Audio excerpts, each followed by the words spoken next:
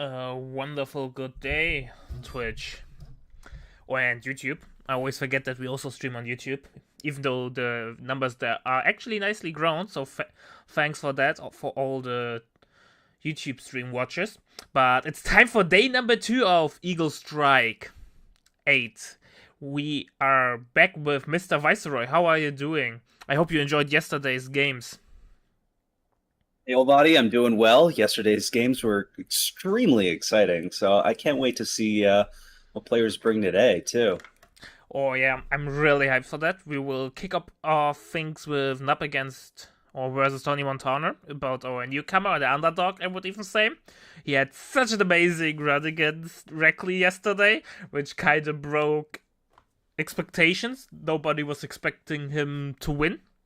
And he made it a really close series, so I really enjoyed it. So let's see if he's able to deliver the same thing today. I have to say the game, like game number 3 with the Coastals on Langres, this was like really good, especially considering that he was on the what people consider to be the bad side on Langres. I was really enjoying this game. Yeah, no, I think people need to accept that Tony's the king of the coastals right now. He understands how that battle group works, and he's able to leverage it to benefit him the most in such a small map. So, I'm shocked that he was able to beat Reekley with that strategy, but he really held his ground, and it paid off. Oh yeah, that's true. But I still think like non-meta strategies are always the kryptonite for Ricky, because he's such a streamlined meta player that he sometimes forgets how to react to certain things. And Tony just abused or exploited this fact so well. Glad to see that this rock scissor paper system that Ko has still works to some degree. That if you're a meta streamlined player, that you might struggle against well thought out off meta strategies.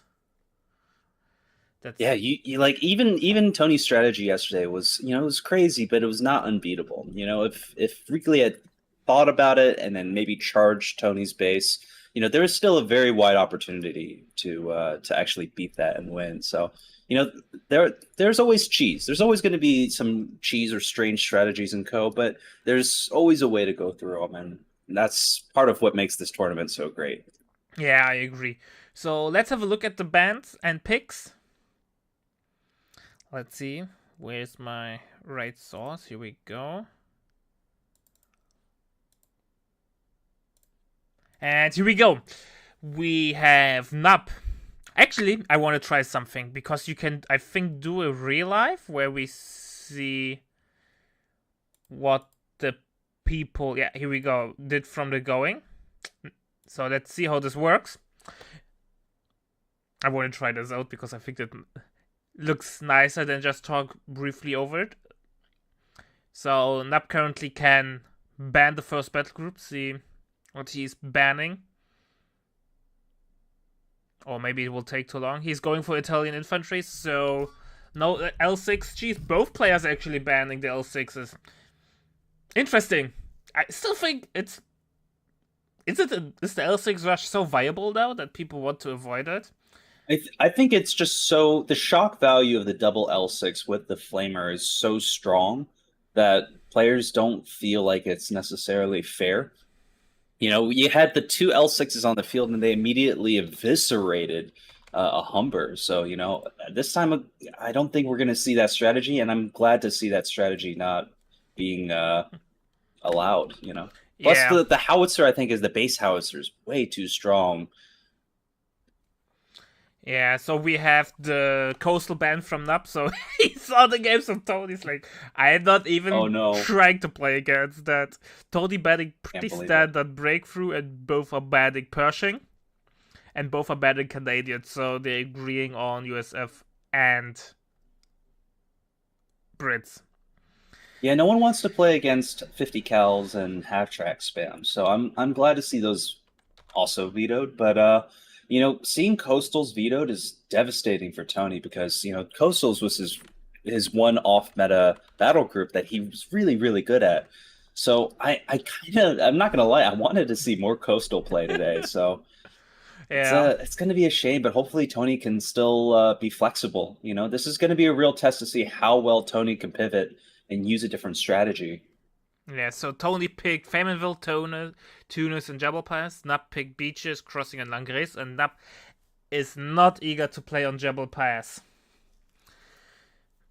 Yeah, Jebel's a big map. If he was allowed to do coastals would never work on Jebel Pass Nah, because of never. how big the map is and how much you have to go up and down. It wouldn't have worked. But now that he can't use coastals, I'm curious to see what battle groups he'll use, and I think that the loss of Jebel Pass doesn't hurt him as much. Yeah, yeah. Crossing, I think people have a love-hate relationship with Crossing. I know that nobody's a huge fan of it, but I don't think people hate it like insanely. Like if they have to play it, they will play on it. But if they have the chance to avoid it, they try to avoid it. Yeah, So crossing it can become camping in the woods very quickly, especially around the central VP. Those cutoffs in the center are brutal in Code 3 compared to Code 2, and it's not necessarily a bad thing, but it does invite more risky play. So we'll have to see how that plays out. yeah, At least without crossing this time. yeah. All right, ladies and gentlemen, we are now loading into game number 1 between Tony and Nap. I'm so incredibly hyped. Be a real And test. we are live. Yes, here we go. We are live in game number 1 between Tony Montana and Nap. We are on Famenville Approach, the OG map, the most played tournament map in co-history, probably. Yeah, I think it's true. We have Tony Montana as the Brits doing a royal, not the second Royal Engineer, but the infantry section start. This is the first semi-finals. On the other side, we have Mr. Nabosaurus, or also known as Nap, feeling his OG nickname. I like that. As the deck, starting by Palm Grenadier with Panzerjäger Command. What are we expecting, Mr. Viceroy? I'm gonna be honest here. I was expecting at least one or two extra Royal Engineers at the start because SMGs on this map very strong. Oh, and we're seeing combat already. Looks like the Krad Schützen is already firing on some Royal Engineers as it's capping the +10 fuel. This is very aggressive play from Nub, who's decided to go Panzer Grenadiers. If he's going Panzer Grenadiers, we may see at least one or two more before he starts to tech up. Oh yeah, Bike took some nice damage from the MP... I nearly said MP40s, but from the stand guns. The super long range engagement apparently favored the close range weapon compared to the bike. That's interesting to see. But that's how accuracy works, right? Accuracy is not that important. Dingo's on the hunt. Ooh. Oh boy. Nope. Nap is on point there with his micro, gets away. See, this is difficult because Nub is so spread apart right now. He's not able to centralize his forces and claim one fuel right now. And Tony's taking advantage. He's basically capped or decapped both high fuels on this map. The good old Famenville Tango playing around those fuels, even though when they look like your safe fuel, they still can easily get harassed. And Tony capitalizing on that fact. And I like how Tony is playing with the Dingo on the side where his Royal Engineer is, so he can repair it faster. Yeah, but I don't think he's going to get an opportunity to repair at this point. Panzer Grenadiers are closing in rapidly, circling them, and it's going to be up to the infantry section from Tony's base to start providing support, but I think he's got to get out of there. This is a losing engagement. Oh, late target switch to the Panzer Grenadiers from the Royal Engineers. I think they should go home. Yeah, here we go. They're retreating. But also some heavy losses on the side from Nap. Lost 3 models in total. No, 5 models compared to the 2 models of Nap. So looking not that bad manpower-wise. Map control, I think it's even-ish. I'm not even sure if Tony got any fuel advantage there. I think Tony definitely got an advantage there. You know, even though Tony was forced off, I think he was the clear winner of that engagement. He's got more kills than Nub right now at this point. He was able to prevent him from capping that point for a good solid minute or two. You know, these are small games, but you know, it changes so much about the timing and everything that happens later on in the mid game. So that was a really great engagement for Tony. Yeah, I agree. And keep in mind, just damage on a dingo is no manpower loss, just a little bit of timing loss, so it's not that bad. Trading manpower for repair time is something I would do every day. However, Oh, Nub looks like was able to yep. get the cutoff. Yeah, that cutoff's going to hurt a little bit, but luckily Tony's quick to the draw and getting that back. Nub's got his fully realized DAC army now. He's got the 3 Panzer Grenadiers. Tony going for a 4th infantry section. Oh, and we don't see that many extended tier 1s anymore with Brits, cause he's kinda giving up LV timing with that, considering how amazing Brit LV timing is. It feels a little bit off, but maybe he is planning something. Maybe a fast infantry training? An infantry section of Tommy's has been trained. I don't know. This is unusual. He's really paying homage to the Code 2 build order here of the 4 main lines. But yeah. you know, like if he had Canadians and he had the upgraded rifle grenades, this would be a really brutal strategy. But with the 4 infantry sections, I'm not quite sure if this will work out in his favor, but it could. We'll It kind of shows the hand also, because if we have a look at Tony's battle groups, Australians, ANC, and heavy armor, it's minute 5, so there won't be any Aussies, especially with 4 mainline infantry squads already being on the field. And ANC, you don't want to get more infantry if you have 4 mainline already on the field, so that's also kind of not an option. So it kind of feels it has to be heavy armor, Black Prince action. Yeah, either Black Prince or, you know, if he's feeling audacious, ANC could work to a degree, but I don't know. None of these battle groups synergize super well with this strategy, so we'll have to see what Tony decides to do. This is just a very, very standard British build order, nothing crazy. Dingo and we get a snare. Bite the dust. Oh boy. Oh boy. He has to run. Oh boy. Can Smallon get the final? Yep, they can. Tragic.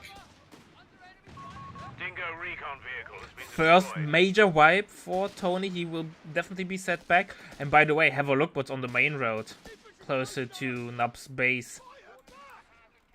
A good old Regal mine. That is disgusting. So Nub already using abilities from his battle group. However, Tony has a sweeper already upgraded, and it's always calculated risk, I would say, going for a Regal mine offensively, and I would say that's an offensive Regal mine. Because if the enemy has a sweeper, you don't, not only it will get swept, which is some ammo loss, but also it reveals what battle group you picked. Yeah, that might be... if he doesn't catch that later on, that may be Tony's first dead Humber in the making, but we'll have to wait and see. If you pay attention to how this game's been going so far, Tony's had excellent control of the fuel. You know, up until now, he even decapped Nub's base adjacent plus 10 fuel. So oh, we see might have wiped their bike versus what might kick in.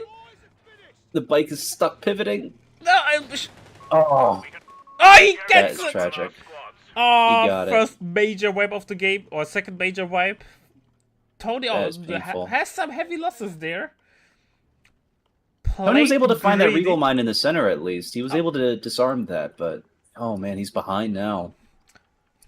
A small victory nonetheless. It's difficult. Tony needs to get ready because that flag fueling is coming very surprisingly quickly, and we're not seeing any Humber or AT gun in the build right now. He's sort of he's got a Stuart in build. King Stuart is on the way. And thank God he swept the Regal mine.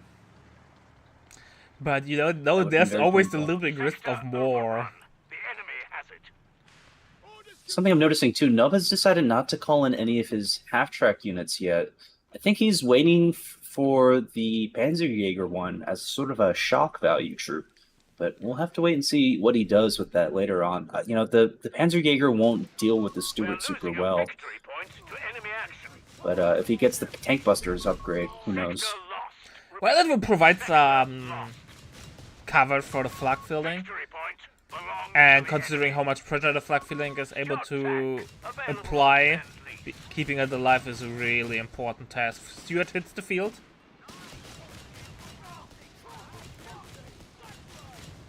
We're losing a fuel point to enemy. And tank hunters are on the field, by the way, right behind the flag filling.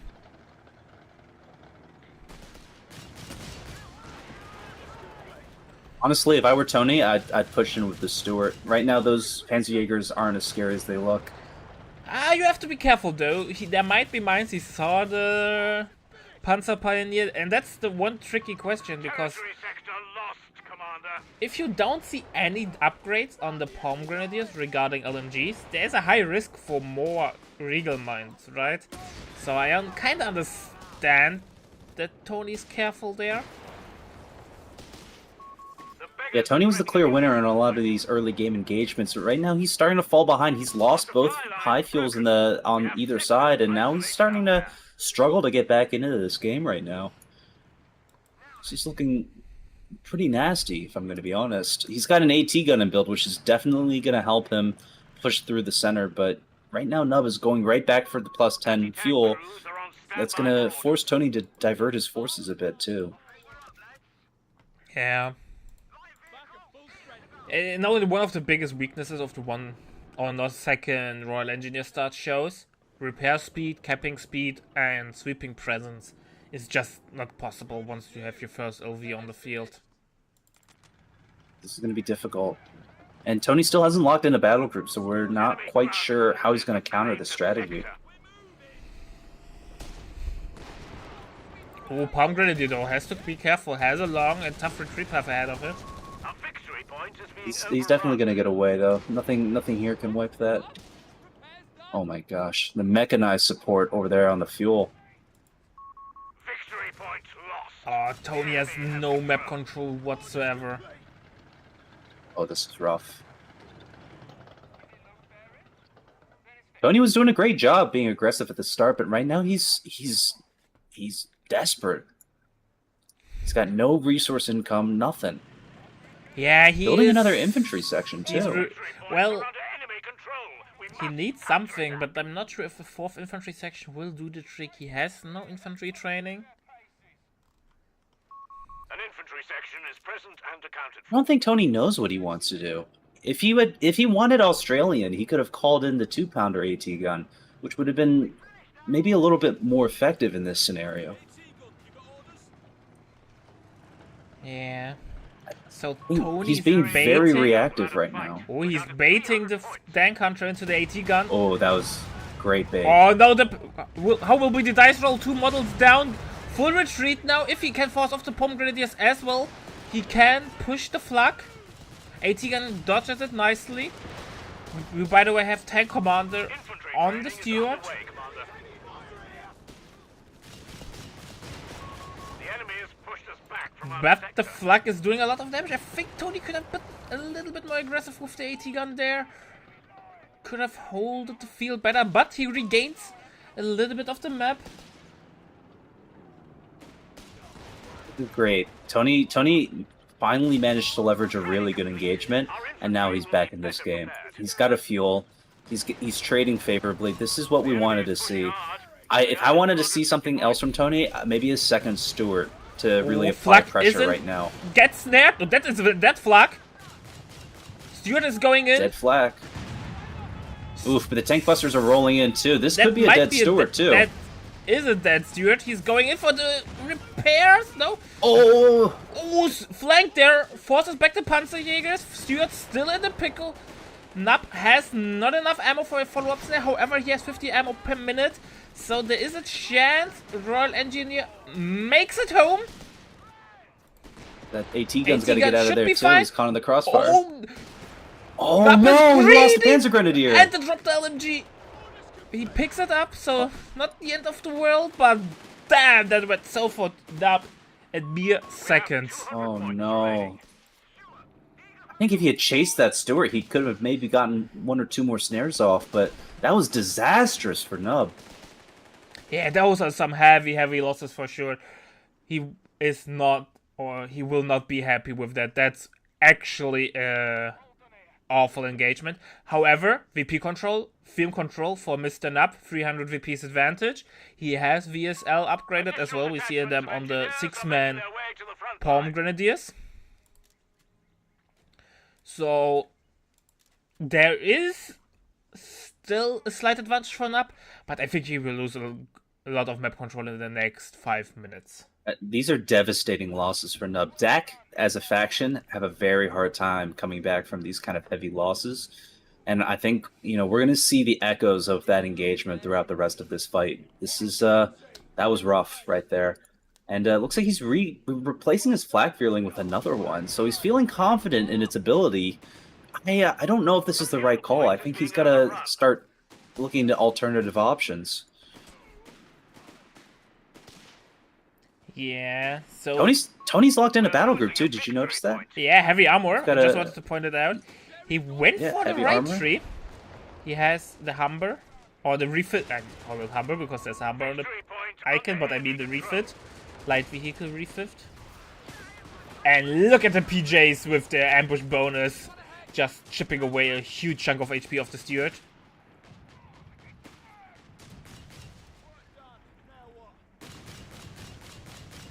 I don't think he should have picked engineer detachments on for the heavy armor battle group. Tony probably needed that vehicle training, just because he's only got 1 engineer on the field, and he's not really getting the most out of that battle group pick at this point. But it also looks like Tony's hitting every mine possible on the. He's mine sweeping the ass. Decides to call it the quits. Damage. Yeah, he ran home. Flak could get an AT gun shot. 80 gun is setting up. One shot should connect. Or no, vision is lost. MG, by the way, from Tony. Tony's preparing for the long game. But does he have the VPs for the long game is the question. But keep in mind, with probably the best faction to make a comeback, having access to really decent support weapons and support weapon training, you can fight the uphill battle relatively well with them, especially against Dak. So definitely there is a chance. You know what? Yeah, it's no debate that Tony's really strong right now, but he has to capitalize on his advantage, or he's going to lose this game. Down to 124 victory point tickets. He's got to shake a leg. He's got to start moving. Yeah, I agree with you. But do you know what I really want to see? Black Prince versus Elephant. That would be a fight for the ages. By the way, I like how Tony uses the Steward vision ability, the commander. Look at this boy with his binoculars. Oh yeah, that's a really smart move. The command steward's also a great pick for Tony too, because it'll supplement his heavy infantry section build right here. And we have a double LMG Panzer Grenadier. He picked up one and now got the second one upgraded.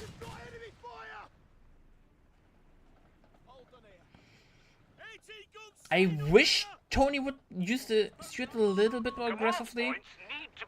I know Vision is really strong, but it's a little bit too inexpensive unit to just sit there and do nothing. I think he's afraid. I think he doesn't want to lose this Steward, because if he keeps it alive or if he refits it, it's going to provide a lot of value. And once he loses that Steward, he's going to lose all the leverage he has against Nub. He will lose a lot of tempo. So army size, yeah, but right. Tony is ahead. 20 pop cap is a lot. However, Nub has tech advantage. He has tier 4 or tier 3 up. He is getting close to a Panzer free. Oh, Flak gets a warm welcome again. But no follow-up shot.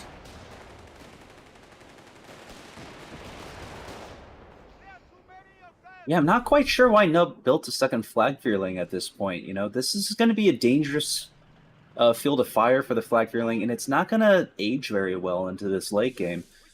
With the tier 4, maybe it can help supplement his army, but I don't know. Right now, Nub is very short on capping power, and it's starting to show.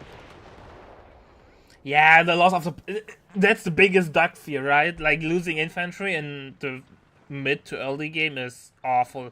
You don't have vehicles that can cap yet, but your infantry is needs its veterancy to get decent. So veterancy reset is awful, and they're so incredibly expensive. So you lose on so many fronts. That's really, really setting you back. Big engagement here in the center. Flak Vierling not even able to take more than 3 seconds of shots before getting forced away by the anti-tank gun. Yeah, but MG helps, and veterancy 1 kicks in for the infantry sections, doing more damage on squads out of cover. And in combination with the Steward command ability, or commander, more accuracy, something like that. Let me check what it actually provides. Accuracy and reload speed. Yeah, coordinate infantry. Yeah, the 10% accuracy, 20% reload speed, and +5 vision range. It looks like Tony's infantry sections are the strongest version of infantry sections he could ever have. Because not only that, he's also opted to go for the infantry training back at base. So these guys are heavy hitters, and Nub is going to start losing every engagement if he's not careful. It's so hilarious, man. Tony's just sitting in the middle with the command steward and gets 2 AT-gun shots out. He's giving up so much map, but is still able to deliver damage, which is so weird. If we would play a little bit more aggressive with it, with this stationary force. No, this is Tony's style, all right? This is the British coastal style right now. He locks down a point, and he stays in that point. Tony's driving in a wooden stake in the ground, and he's deciding that this is his land. He's not going anywhere. And this is a strategy that's working out for him. He doesn't need to change it, it feels like. But he's starting to get flanked on the left side. Flak Vierling going in for a heavy push. Oh. Reconnaissance artillery incoming. No, mark target! It's not recon artillery.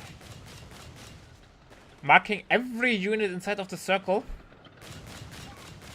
This is the Flak Vierling's time to shine. This is the one time where the Flak Vierling's finally going to pay off here.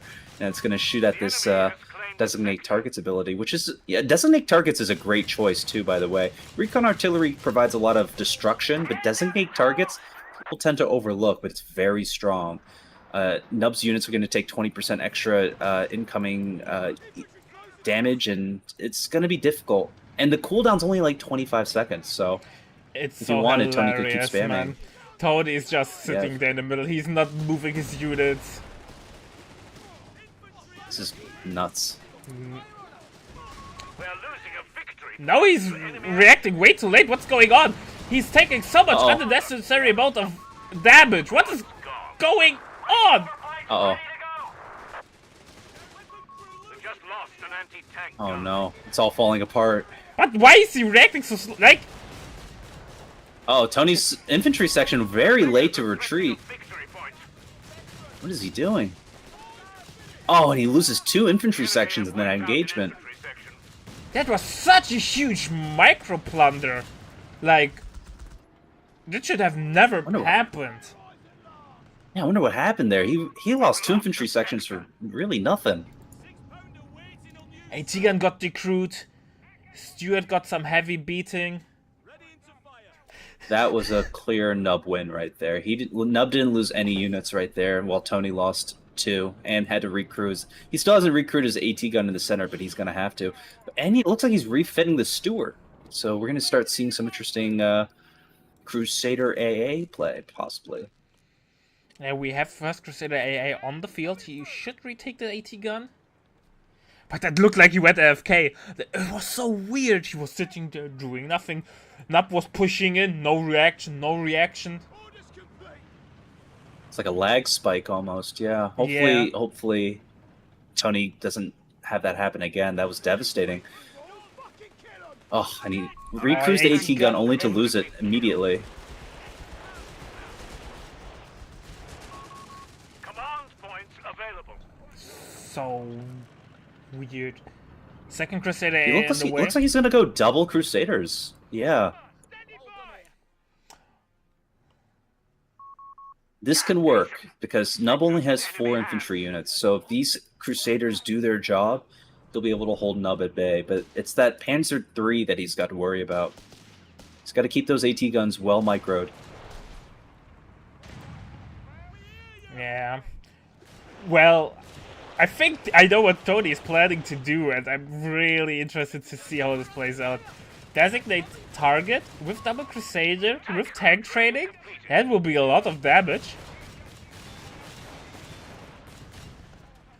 So I'm really eager to see how this plays out. Crusader anti-air is ready. A victory point is being overrun.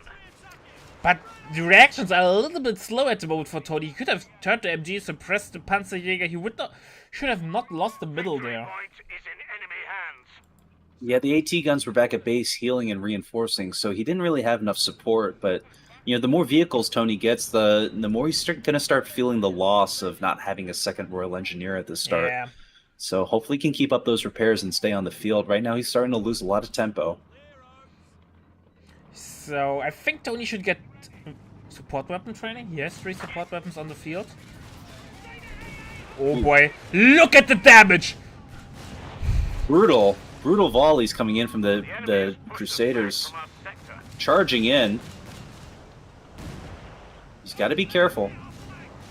The Ooga Booga has started. The beggars are threatening a But victory Nab point. reacted on time, so he retreated. Damage is minimal. You know, there's Except the back designate control targets with the planes is a very psychologically damaging ability too, because you see that giant circle on the minimap, you just feel compelled to retreat out of that battle, and Sector lost. looks like Nub's back to base now. He's got the 2 Panzer IIIs. He's starting to reach critical mass for his DAC medium tank, so this is going to start looking really dangerous for Tony, unless he starts getting maybe more AT. I don't think the 2 AT guns will cut it. I think with tank training it should be The fine. enemy has 300 points remaining. As long as he keeps the infantry section close by as a snare platform. Oh wow, Oh, those push in the double middle now. Crusaders are no joke. RAF Wacky is in your airspace. He's already lost 1 AT gun. Gets recruit immediately though. We're losing ammunition One. points to enemy Oh action. boy, that's a dead P3. Oh No! RNG decrease it saves one more him. time. Gets the decrew there in time. But look at the damage against the flak! Finish their training, Commander. Whoa, that was a lot of damage. And they're That was a hungry, good- the Crusaders good AA. Not sure if that's Uh-oh. a little bit too greedy. Uh-oh. AT guns He's are got a snare moving off up. on the Crusader. Should set up the AT gun. Oh, he's in trouble. He gets the Oh, Crusader an with AT gun couldn't even fire. attack on ground there. Crusader AA. Oh man, the AT gun had no vision, so it couldn't even fire in the Panzer III to prevent it from pushing in there. The Black Prince has It's a hard been loss made for available Tony. to serve. He still got the flag feeling, but I don't think that was worth the trade. I have to admit, like, getting the flag folding and then falling back, I would never, he would never gotten the P3 with the... No, he Flag. definitely should have just reversed out of there. That was rough. Clear it out.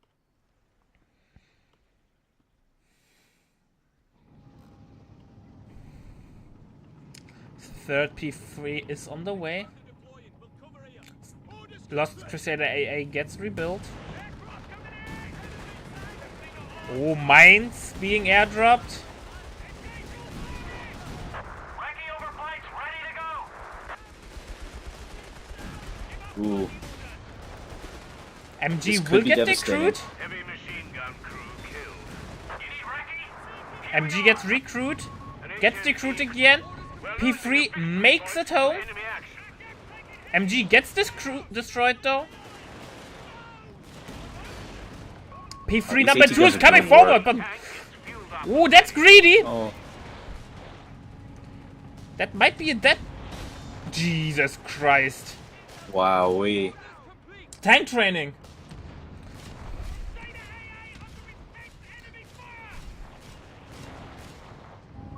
Forward with haste. The enemy has What is Tony doing? Don't get dragged with Tony, greed. don't be greedy. God, Tony needs something to start dealing with these Crusaders. I mean, with these P3s, Panzer yeah. IIIs.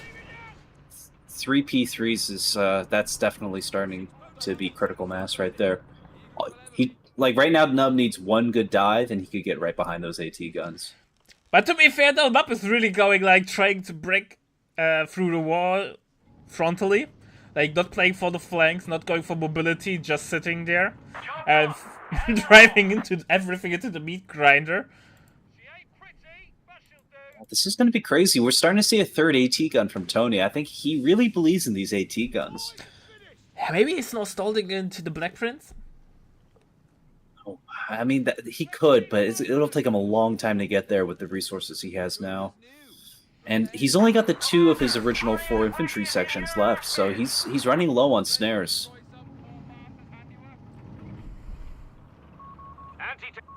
A victory point is being overrun.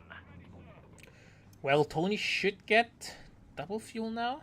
Do we have self-repair from Mr. Nub? Yes, so all important upgrades are in for the P3s.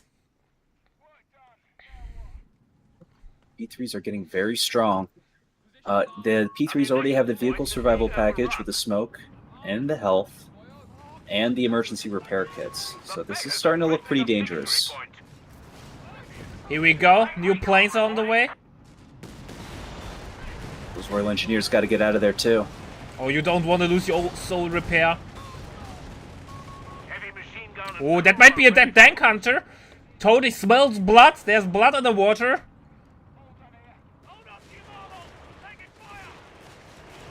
Ooh, that's a pick. huge pickup. Oh, and one palm grenadier did not retreat. This is a goner as well. Yeah.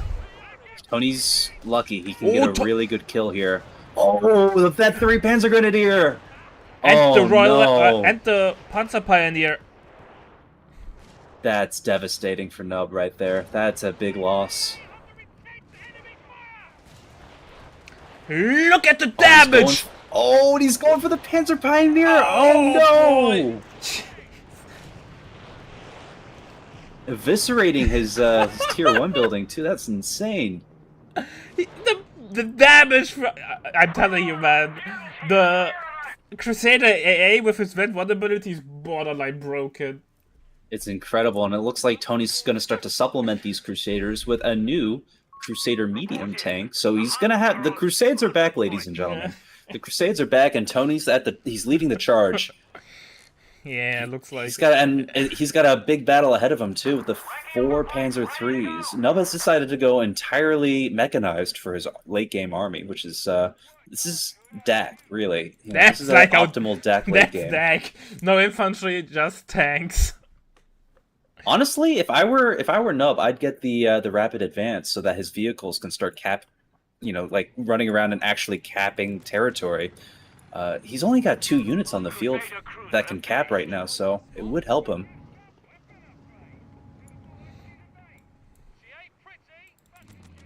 Crusader getting could the actually upgun. be capping. Boy. The 6-pounder gun conversion, so... Here we go! Ooh. Anti-tank Overwatch has been clicked. Not sure if that was the right call. Oh no, he lost the engineer. Royal Engineer goes down. This Well, is there is afraid an of. It just all-in. takes one good push. One Oh, this P3 is an goes down. all-in. It's do or die. And I think it's a die. 2 P3s man. go down.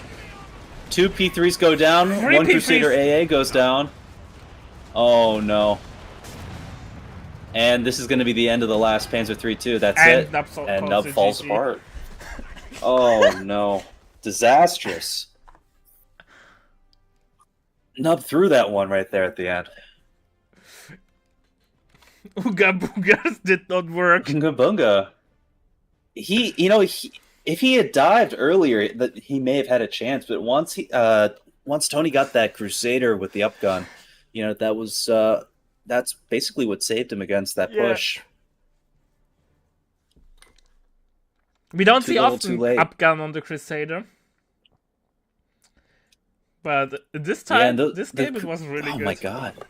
And those Crusader AAs, they just deleted the units too. Just rapid fire. Yeah, they just disappeared into thin smoke.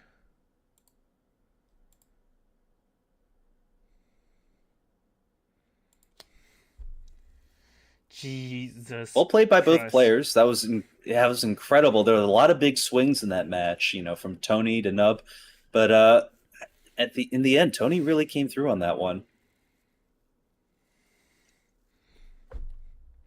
I had a great fun watching this game, even though it looked like sometimes that Tony went AFK for like 5 seconds or so. Tony nearly dropped the ball, but he showed us that he can drop the. He wasn't dropping the ball. Tony was dribbling, and he showed us what he can do. Yeah. All right, ladies and gentlemen, we'll be back with game number 2 in a second.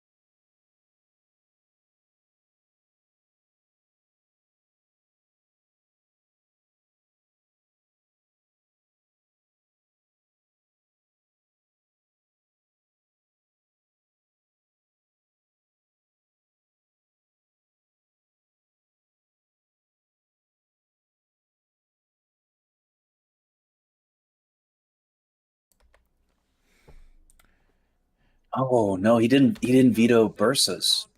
Why is the game on so speedy, even though I didn't set it on speed?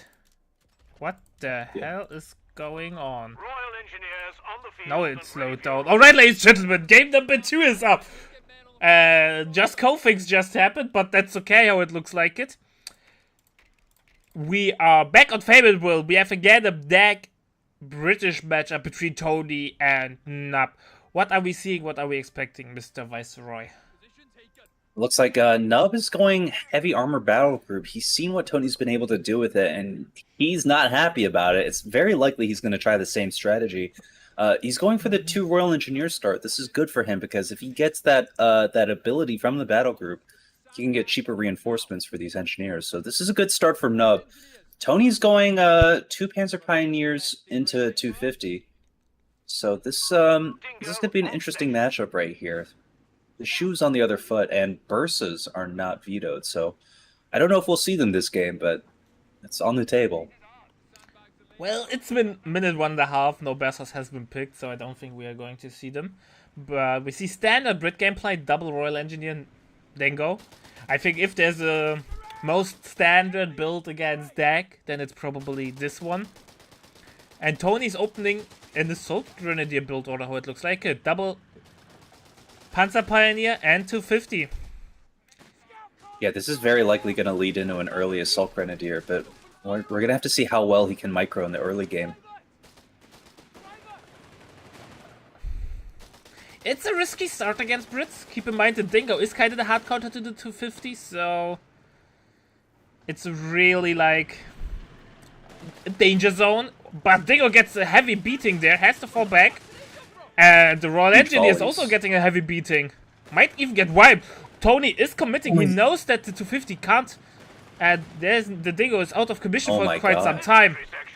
But the 250 gets stuck on the bike. That could have been a brutal pickup, but luckily for Nub, that was a little bit of a pathfinding issue. We're losing a strategic point to enemy action. Well, it looks like the bike was a traitor or an imposter, something like that. Uh-oh. Oh no, stuck on bike. pathing. Uh-oh. And the bike dies. So it paid Rough. for his treacherous behavior with death. We've seen a lot of games from Tony this tournament, and this is his biggest issue. He gets really aggressive for the cutoffs, and often it'll end up coming back to bite him. So he's got to be careful about that from here on out. Third Assault Grenadier is on the field.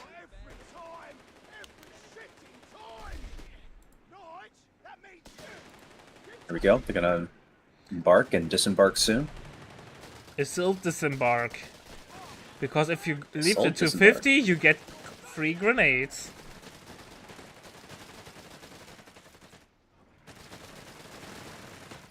The MP40 is doing some nice damage against the Dingo.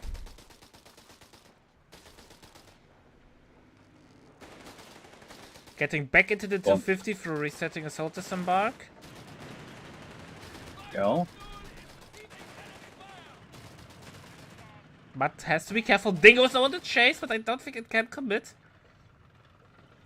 Yeah, he doesn't want to commit to that because Assault Grenadiers can just jump out and finish the job. Yeah, but he has to be careful. 250 is really, really low.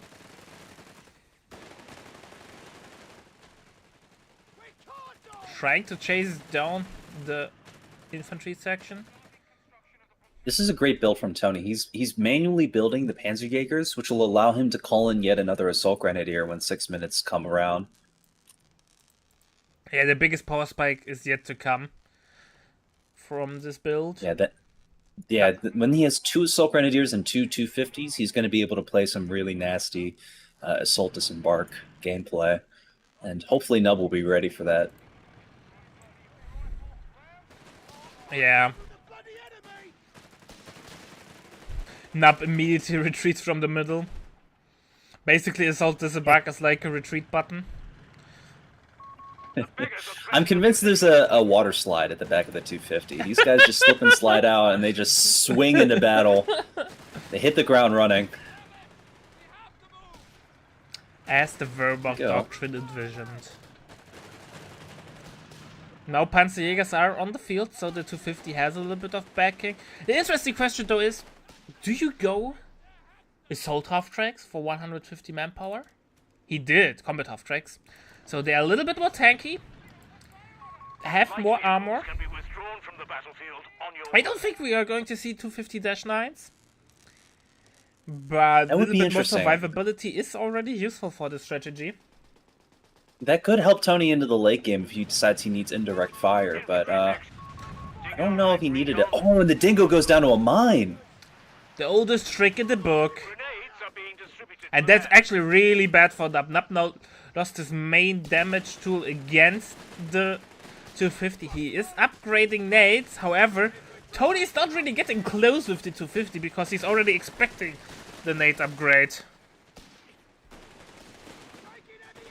So it's looking mighty fine, and Tony is not going for a second Assault Grenadier with a 250, but rather an 8-rad.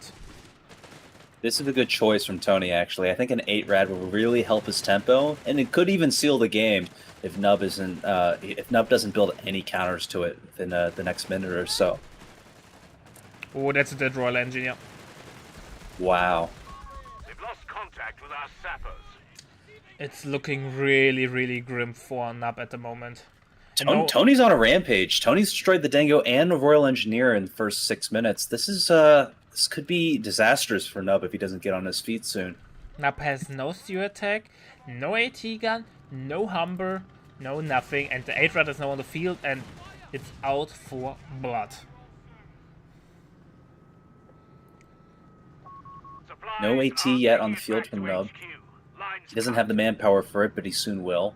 I think that that 8 Rat just needs to drive forward.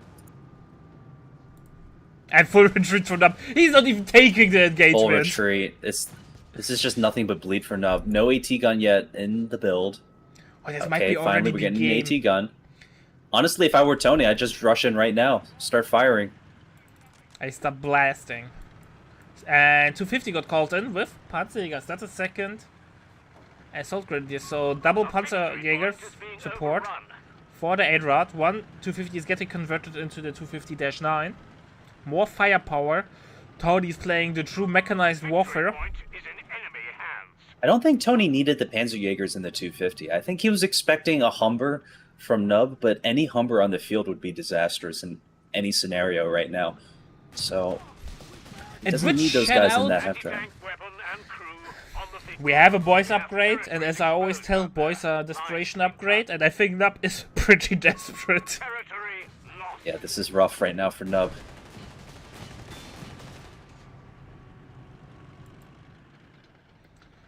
AT gun is on the field, so a little bit of firepower is there, but it's so hard to use an AT gun, especially against assault disembark. Look, he has nothing to cover the AT gun, and he has to run. And also, so low. Nub has no heal. We are minute 8, nearly 9. No heal. Look at the HP of his infantry sections. He is getting a second AT gun. He's under so much pressure that he can't even get an heal out.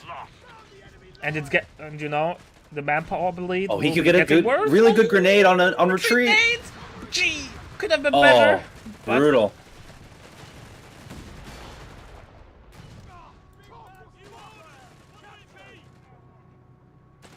I think it was the right call for Tony to go this Assault Grenadier strat. Faymanville is a very close quarters map, and any SMG unit is always going to have a good time on this. Assault Grenadiers with the Assault Disembark, I mean, like right there, you're going to start seeing why he went there. He's like the Assault Grenadiers already have 9 kills. They're providing him a ton of value, and he's winning every engagement. Like most times, Nub is forced back at base. Right now, it looks like we have a Field Infirmary, which is a good choice for Nub. But I don't know. It's death by 1,000 cuts right now. Yeah, double AT gun is out. Nub needs to weather the storm with double AT gun, 3 infantry sections with snares. He has the tools. He needs to make it into the late game. He just needs to have one few 1VP under control just to be able to stall into Black Prince. Once he hits Black Prince, he might make a comeback. But everything else, I don't see happening. 1-250 gets finally picked. But Assault Disembark kicked in. Still no second line of defense for the AT guns. Oh, Assault Grenadier is just ignoring the infantry sections, going right for the AT guns. He's mad. Those AT guns robbed them of their emotional support half-track, so they're coming in for blood. Oh, that's a dead infantry. The 250-9 gets destroyed by the Dank Hunters. AT guns are coming forward again. Brand is trying its best, forcing off a Panzer. Gets the wipe on the Panzerjäger. 8-Rat is hungry for blood. Gets the wipe. Oh. 8-Rat needs to push in right now. He could actually get a wipe or two, but decides to play it safe. He's getting out of there. Oh, don't take that way, Tony. Oh, Tony's dancing there. Stun grenade gets the AT gun. Nice. Tony's light on his feet. He's not getting caught by these AT guns. But no 250 to tow it away. Oh man, Panzer Pioneer is able to pick up the one of the AT rifles that the Panzerjägers dropped. Tony is on retreat now. 8-Rat is getting low but gets away. And oh boy, we have the AT gun counter on the field. We have a Stück D on the field. Our supply line's broken. Rough for Nub right now. Tony's taken all the resources on the map and the cutoffs. This is desperate for Nub. But we have seen this last game as well. And last game, Tony was able to recover from this. Stuk is really low, got double AT gun shot in, got snared, and boys are on the hunt. Will sweep some mines, but AT guns are on the chase. Yeah, this Stug may limp away. And that's a dead Stuk Gotta for be careful. sure. Oh. So no AT gun counter Stuk, but rather dead Stuk. Royal Engineers Sad Imperial Dane noises. It's sad because he had the vehicle survival package too. He could have used smoke at least. But to be fair, some nice RNG rolls for sure from Nub. Getting the long range penetration with the AT guns against the Stuk. Destroys the wreckage. He is not aware which battle group Tony went, so he is destroying them. Just in case Tony went for armored support to deny those resources. Always a good call. And I like how this slowly becomes a standard micro tip or micro move from top players. Destroying wreckages just because there are battle groups or abilities that could recover them or scavenge them. And better be safe than sorry, I guess. You don't want to give your enemy free resources or partial especially refunds. because he knows Tony went for an 8-rad. He knows Tony's capable of building a recovery half-track if he wants to later on.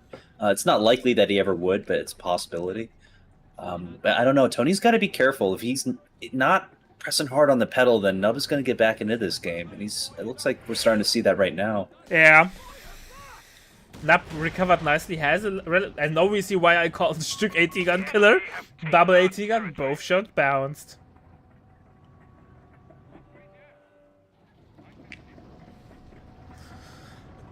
Tony's army isn't that big.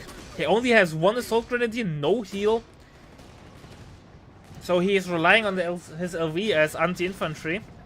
But with double AT gun in the backline, it ain't that easy. Yeah, this is why I was really kind of hoping Tony would be a lot more aggressive earlier on when he had Nub on the ropes. He could have closed out this game. If he had rushed into the base and actually taken some of the low health units, he may have actually closed out really early, but now his early tempo gameplay is starting to stall out a little bit. Yeah, I agree. He's getting a second Stück. He's playing heavy tier 2.5. Victory point lost. The enemy has control. Yeah, front armor of the Stück coming in clutch. But repair is something that Tony will struggle with because the Panzer Pioneers are probably more busy capping. On the other note, though, yeah, thanks to the 8-rad still being alive and Nub not having any mobile AT, flank should be under firm control of Mr. Tony. chases that Royal Engineer all the way back to base with 8-rad. Not sure if 8-rad, keep going. Don't stop, 8-rad. Go right into there. Pulls the smoke, gets the wipe. This is where... Yeah, this is where Tony needed to be earlier. In the base, causing havoc. So, if Tony is smart, he sees now, or if he has deep game knowledge, he sees the antenna blinking on the upgrade center on the next to the HQ building.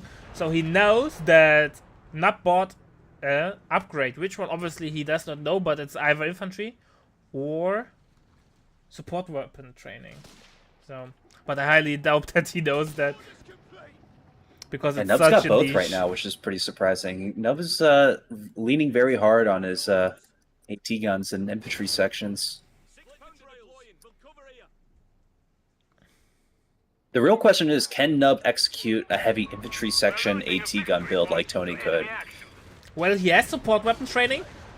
It's harder against the Stürks. Like I said, they have a lot of frontal armor, so AT guns tend to bounce on them. And once they hit veteran C2, they're basically unkillable by AT guns. So it's a tough ask, but it's not impossible. Tony has self-repair and rapid advance, so he has one advantage over Nub. Or compared to Nub to the last game, he has a lot of capping power suddenly.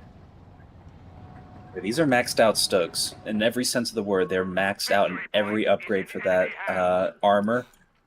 It's going to be very difficult for these AT guns to do their job.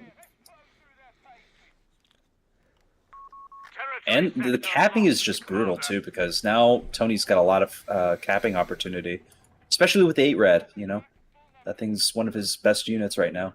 Yeah, 8 red will dominate the flank as long as there is no other fast mover on the field. We have 300 Like, points it's so remaining. fast, it has smoke, it has rapid advance, We've lost a sector. it's a pain in the butt. And you can see Nub can't play a split across the map because he needs to move with a blob, otherwise he's running risk into losing units when they're alone on the flank, like the Royal Engineer earlier. Blob formation, indeed.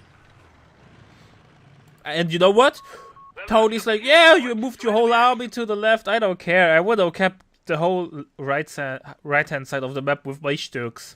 Probably not the best use of such an expensive unit, but you know, a little bit of show off or a little bit resource denying might actually be not that bad.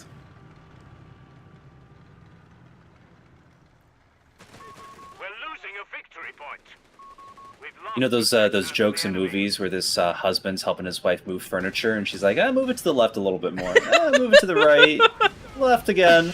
Right now, that's Nub's AT guns. They're moving left and right. They're forced to dance around, and they must be exhausted of towing these things around the map. Yeah, the Stürks just can't get penetrated reliable. Jesus Christ.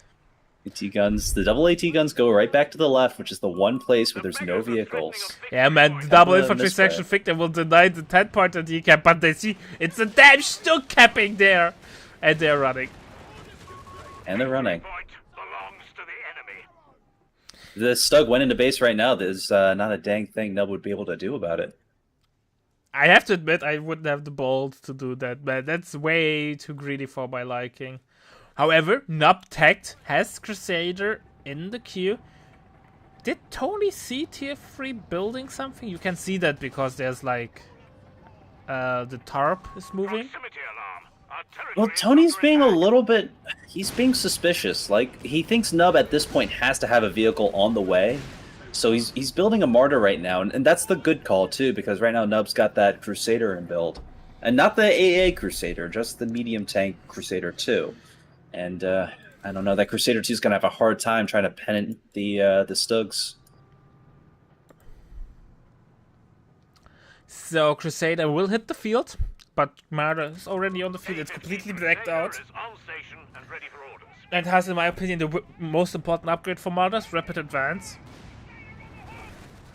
But, yeah, man, Crusader without tank training against Stürks, have fun. They will never penetrate. Yeah. Well, double AT gun at least offers some protection against the Marder. But nobody penetrates the Stürk. Yeah, right now that Crusader's maybe not the best choice. It's like building a fly when you see a fly swatter. Well, that's the problem, right? Nub needs something, but what does he need? Nobody knows. Oh, but side armor shits. Big side hits, big side armor hits. Smoke. Oh man, boy. just gets away. He's still running, but he stopped. He might get snared. No, he's reacting in time. Jesus Christ. This is good. That was close. Yeah, I think this Crusade. The only thing this Crusader can do is try to hunt down that 8 rad, but even then, the Crusader's gonna have a very hard time trying to take out the fully maxed out 8 rad. To enemy action. Second Marder in the queue. And Nub is like, okay, I need a bigger beatstick against the Stürks. 17 pounder Point under enemy control. being unlocked. 17. I was just thinking a 17 pounder is exactly what he needs to penetrate that armor of the Stugs. I think that's actually a great idea. It will be tough though. Like, there's so many vehicles on the field Ready for construction. that you can easily get overrun there. Well, he's gonna have the 17 pounder with the 2 AT guns, so Nub could theoretically set up a very strong defensive wall of anti-armor, and then Tony's gonna have a harder time trying to breach. But we'll have to see how that plays out. Meanwhile, these 2 AT guns, they're honestly doing a lot of work. Yeah, they are definitely a menace. 8 Rad showing some rear armor. Is the vision from the 8 rod directional, or is it a 360 degree? And here we go. Tony reveals its battle group, has used the stun shot, crew shock tactics, but has to fall back. By the way, no Shrek upgrade on the Jaegers yet. This is exactly where you don't want to be if you're Tony, because all of his units are backed up in the same region. But They're very grouped up, and the AT guns are going to have a field day. I don't understand why Tony suddenly get backed up so much. He has so many units, should be able to play around the whole map with ease. Yeah, if his 2 Stugs have some gumption, they can just drive forward and take out the 2 AT guns right now, but he's being very, very careful, and this is not working out for him. He will lose an assault grenadier because he overextended there. Yeah, that's a real shame. By the way, kids, I have a question for you to test your Code 3 knowledge. What happens if you use crew shock tactics to fight the Black Prince? Nothing, because Black Prince is immune to crew shocks, any sort. So you can't use this ability against the Black Prince. Now it's the question if Tony knows that, and if we see the Black Prince, what he will do. If he will waste 50 ammo. Yeah, it's one of those rare instances of resource conversion, actually, in Code 3, where you convert 50 munitions into disappointment. Yes.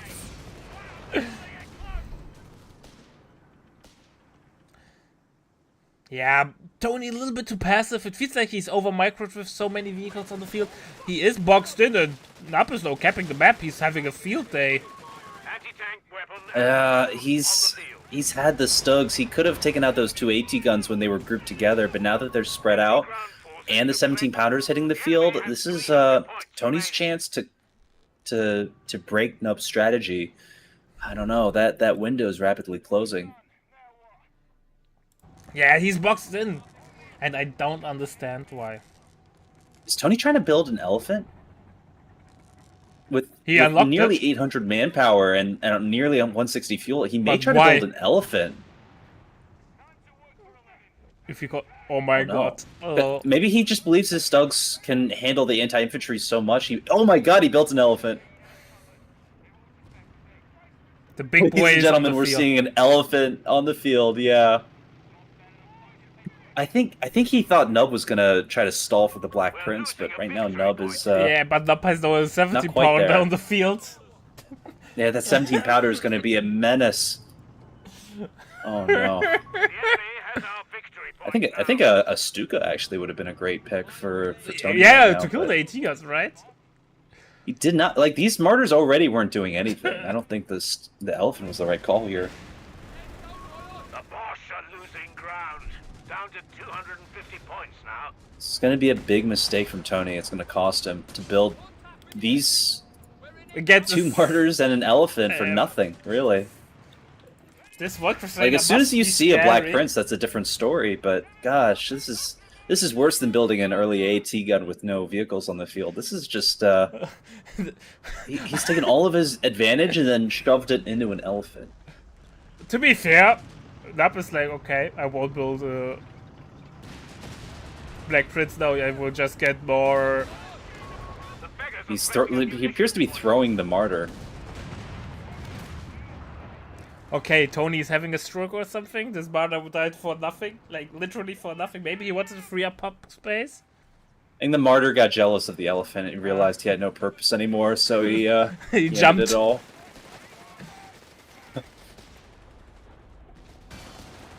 Oh, that's a dead Stück, maybe?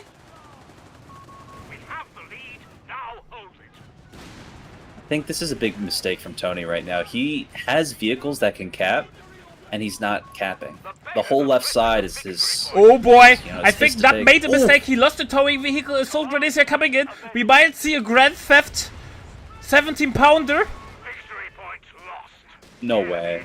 No, because the grenades No did way. nothing. Munitions points to enemy action. The Yes, might assault saved the grenadiers day. got assault- He should Yeah. retreat the assault grenadiers. Nothing to gain there. I think Tony's really got to start using his 8 rad to cap the left side. I don't know why he's using the commander mode when he should be trying to spread out more. Well, rate of fire. Adra will get the decrew or not. Oh, he's playing with fire, bro. Adra should pop smoke. Here we Adrad's go. gotta get out of here. Adra gets picked. Through Nice attack on ground.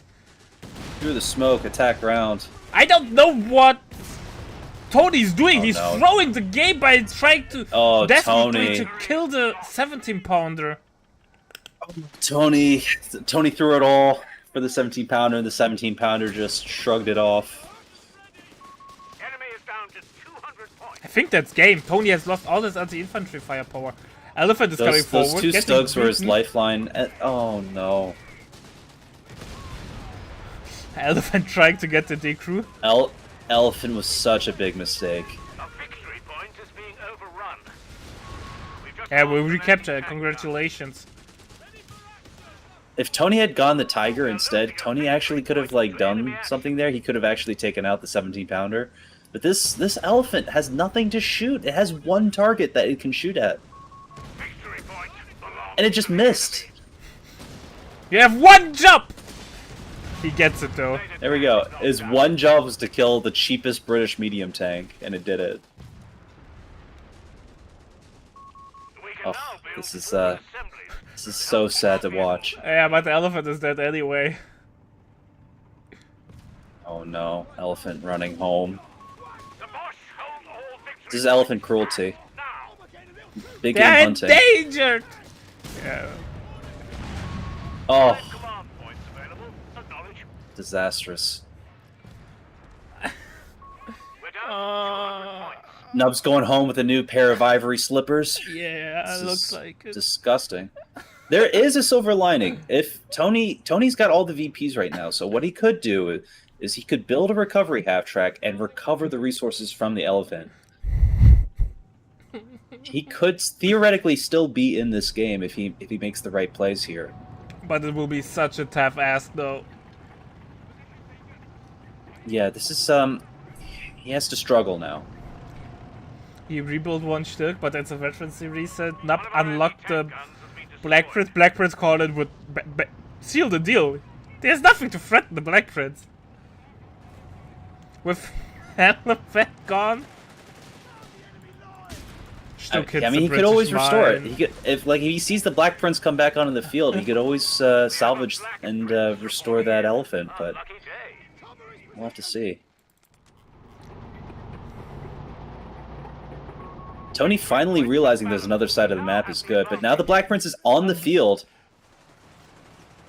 Oh no. It's going to be difficult. Tony has nothing to contest the Black Prince now. He needs an Elephant, ironically.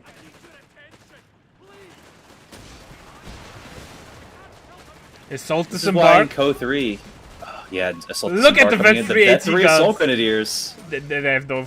Sorry, but they will get no smoked. Oh man. The sector to the enemy. And Tony throws in the towel. That, ladies and gentlemen, is why timing is so important in Company of Heroes. You cannot build an elephant. The elephant has nothing to shoot. You know, that was a huge mistake. And I think that cost Tony the game. This was a throw. It was a bad decision. If you look at the match stats too, Tony has an incredible kill-death ratio of units killed to infantry lost, and he squandered that advantage. That was Tony's game to win, and he lost. man, it's just deeply disappointing. 17-pounder, or getting the 17-pounder out was a great call. Yeah, the 17-pounder was the right call. You know, Nub needed the anti-tank. That 17-pounder just chews up the Stugs. I think Tony should have recognized the 17-pounder was going to be a major threat. And then building the elephant was just, you know, that would have been better if he had more Stug presence. But Yeah. we're all in the corner. All right, ladies and gentlemen, we'll see you in a sec.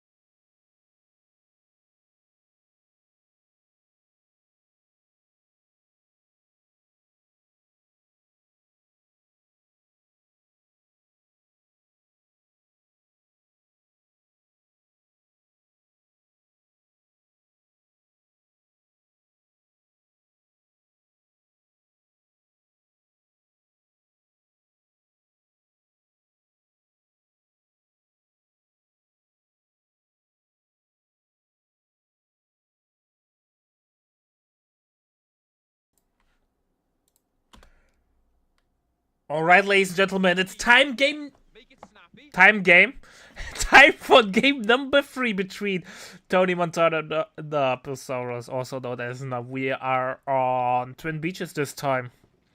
We have Mr. Tony once again as the British forces, starting with a tier 1 build, not a second Royal Engineer. What is Nub doing, my dear friend Viceroy? It looks like Nub's going for a Krautschützen and a Panzer Grenadier build. I think the Panzer Grenadier is a good choice here. You know, Twin Beaches is a ginormous map, and you want units that can deal damage at distance. Like Assault Grenadiers are good for the Assault Disembark, but on this type of map, it'll only get you so far. So we're going to see at least 3 Assault Grenadiers from Nub, and we'll see how Tony responds. We may see him build a Dingo right now. No Dingo. No, double infantry section. Some would say going to play against Dag without Dingo is suicidal.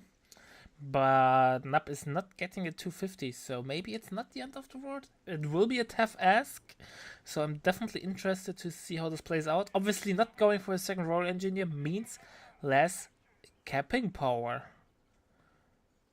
Yeah, I do feel like that is a mistake, but Tony's probably going to go... I think Tony's going to go 3 to 4 infantry sections and try to recreate what he did last time with the infantry support training and the steward. Yeah, feels like it.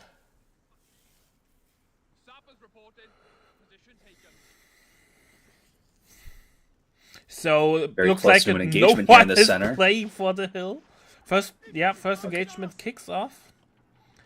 But Tony's not eager to take it. He's soft retreating into behind the building. He is giving up. Oh, late Dingo. Dingo after 2 units. That's an interesting choice. Maybe he wants Dingo to get after more capping all. power. And maybe the infantry sections at the beach can't decide if they want to go up to help or continue capping. And this is where another Royal Engineer would have helped him out. On station. Alright, Dingo is on the field.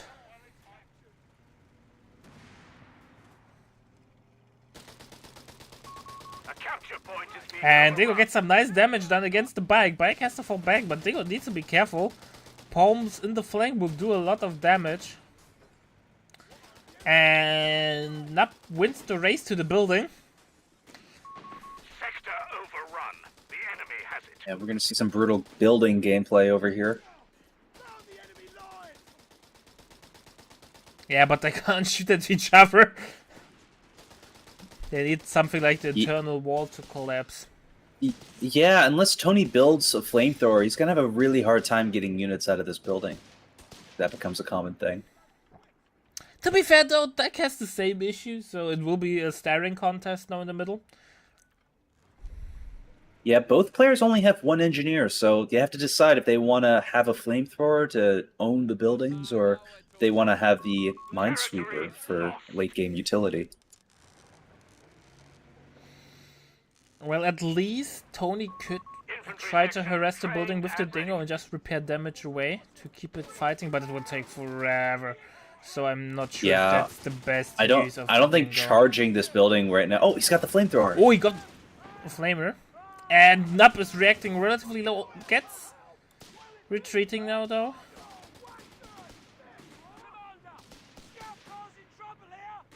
Tony forced to retreat on the beach. He got outnumbered on the Nub's fuel on the beach. Yeah, but Hill is now switching hands. So, in the end, still a decent victory, I think, for Tony, getting control over the hill. Yeah, and I called it. Tony's going his 4 infantry section build. This is going to be really strong for him if he can keep it up. A new infantry section is ready for battle. 4 infantry sections, as you pointed out, so it probably will be a Black Prince stalled again. Or, if he goes Australian, he could get the 2-pounder. That could help supplement his army. 2-pounder does move pretty fast on a map like this, so it could help him. Yeah, but I don't think... I know you want to do a nice sell pitch for the 2-pounder, and it's one of the best AT guns in the game, but... I don't think that's the spot for it if you don't go for Australians. But I might be wrong there. There's always room for it, especially with the archer in the late game. But we'll have to see. A lot of different routes. And then Nub refuses to get big tanks, and then the archer is sitting ducks like the elephant in the last game. Well, he could always get the resource run too. Australian battle group has a lot of utility. Yeah, fair enough. Oh, the resource run is actually amazing on this map. Yeah, you can just call it in on his base adjacent plus 10 fuel and still get a nice chunk of change. People sleep on this ability way too much.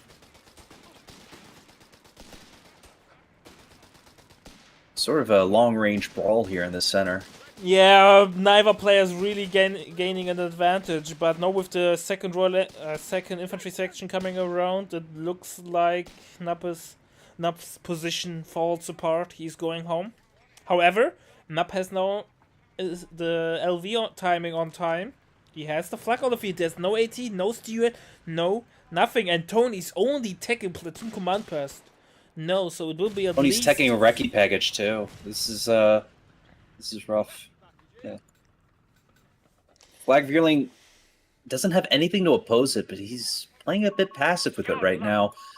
I really wish Tony wouldn't waste his time on the plus 16 munitions. You know, he's got to get the victory points, and he's letting a lot of it tick away for no good gain. Well, as Brents, you kind of need the ammo, right? Weapon upgrades. And he retreats the infantry section before he gets to the victory point. I think he's scared for the flak. I don't know. It was a misplay in my opinion. Yeah, he needs to gain VP control. Yeah, it's not the end of the world. 110 VP's difference isn't that big in the early game. It can change really, really quickly, but still you need to be careful. I think Tony's a player who likes to find a spot to get strong and then hunker down, right? But Twin Beaches is a map where you can't hunker down unless you have like bunkers to support you.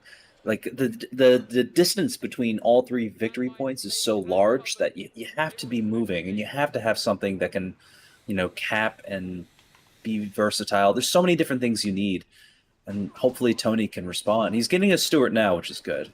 This is going to help him against the flag relay. Being hyper aggressive with the flag gave Tony time to build up a counter, so the loss of map isn't as bad as it could have been. Not playing really carefully, and which gave Tony a little bit of time to breathe. But someone will hit a mine. Oh my gosh, what's he doing? Oh my god, only incredibly lucky. It could have been worse, but some artillery got caught. Yeah, but it will do nothing. That Panzer Grenadier dove on that mine. To be fair though, I think this was a few situations where I would say flag taking the mine would have been better, because we wouldn't have lost any manpower and there were no immediate threat of us. Oh, no doubt. I'm saying like that would have been incredible if the flag reeling hit the mine. It's just tragic that the Panzer Grenadier walked one step in front of it and took all the damage. There was no splash damage from that mine. We shall reinforce in your absence. Very, very lucky.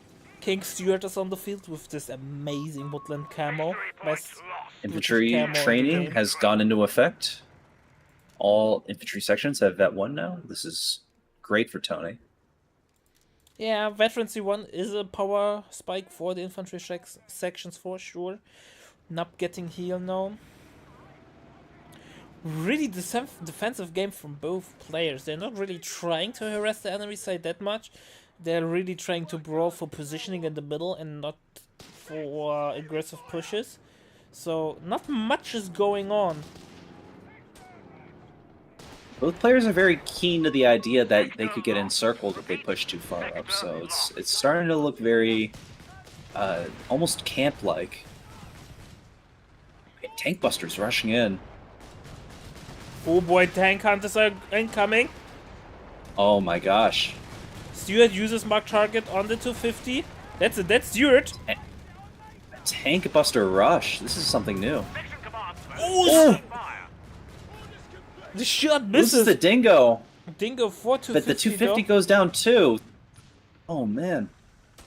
And nearly loses him. And gets the palm grenadier. Fucking hell, man. This infantry section guy went for sniper school.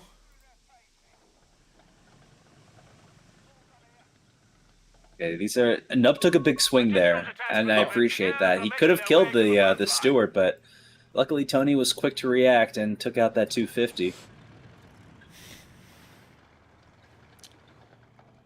That's really unlucky for Mr. Nub. And it's starting to look like a repeat of the first game, too. You know, we're going to start to see very few infantry units from Nub now that he's lost the Panzer Grenadier, and he's very light on units right now. Tony went for cheaper Royal Engineers and built a second one, so he's kind of like, I need more repair and capping power compared to the first game. And I like that. Snares also incoming. Rifle grenades and anti-tank grenades are now available. Yeah, I think it's a good strategy to have these 4 infantry sections running around the map like they are. It's really helping Tony get a good map presence without having to rely on too many Royal Engineers. Even though he did build a second Royal Engineer, this is gonna help him.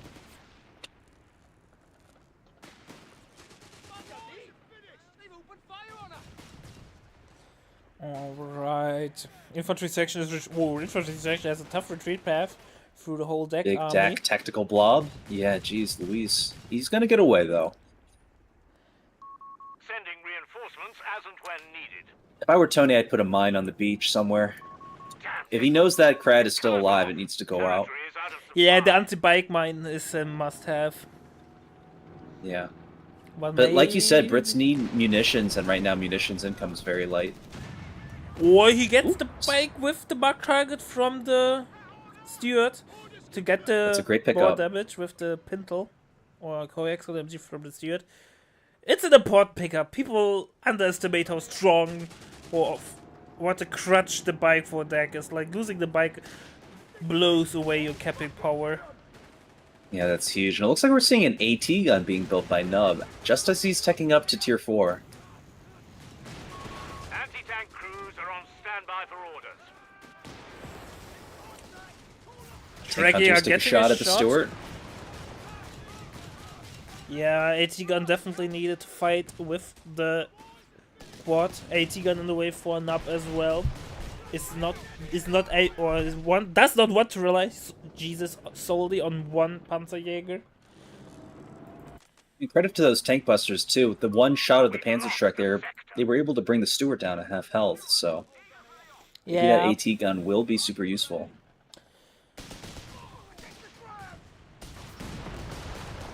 Flag gets pushed back.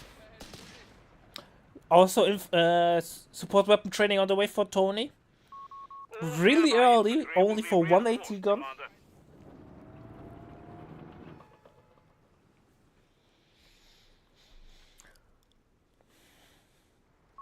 Team weapon training completed. P3 indic for Nub, so he had... Jesus, that's a really good P3 timing. So some good fuel control for Mr. Nub. Very early. Losing a victory point. Tony's gonna have a hard time to deal with that, but hopefully his Stewart and AT gun are up to the challenge. Victory point belongs to the So I don't know about the Flag Fearling anymore. The Flag Fearling used to be a real menace as deck, but now it's sort of just taking hits and scurrying away. yeah, AT gun is a decent counter against it. Regal Mine in the middle gets swept. So far, no offensive Regal Mine came into action this game, or this set even.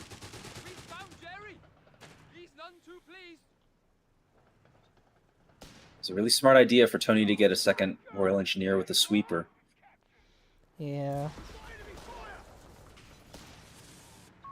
We have 300 points remaining. Tony should start thinking about VP control though. It's so difficult for Tony to pivot like this, and he's really going to have to grab that victory point if he wants to stay in this game. Either here or on the beach.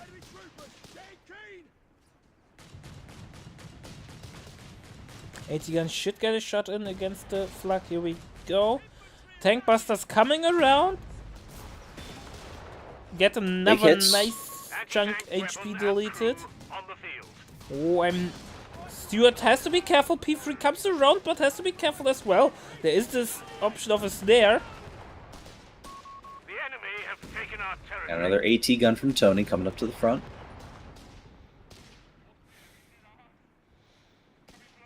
Really Man, these defensive infantry play from sections. Tony. Yeah.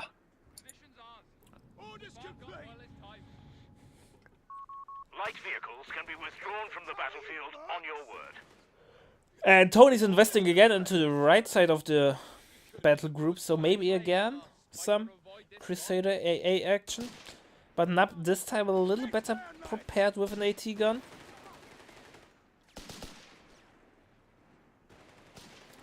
And we have again a stalemate in this middle, like nobody is even trying to harass the beach.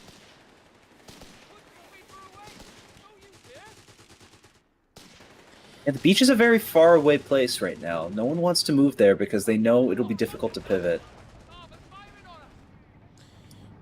The ruins of the castle, though, provide a nice little side blocker and shot blocker for the for the P3 against the AT guns.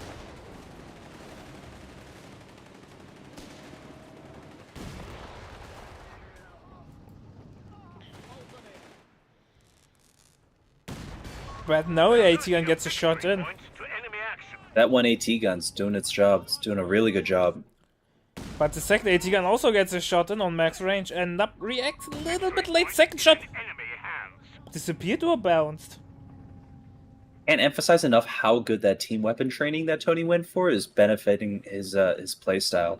You know, upgrading his infantry, upgrading his AT guns. This is a perfect example of how he's got perfect synergy with all those units across the map right now.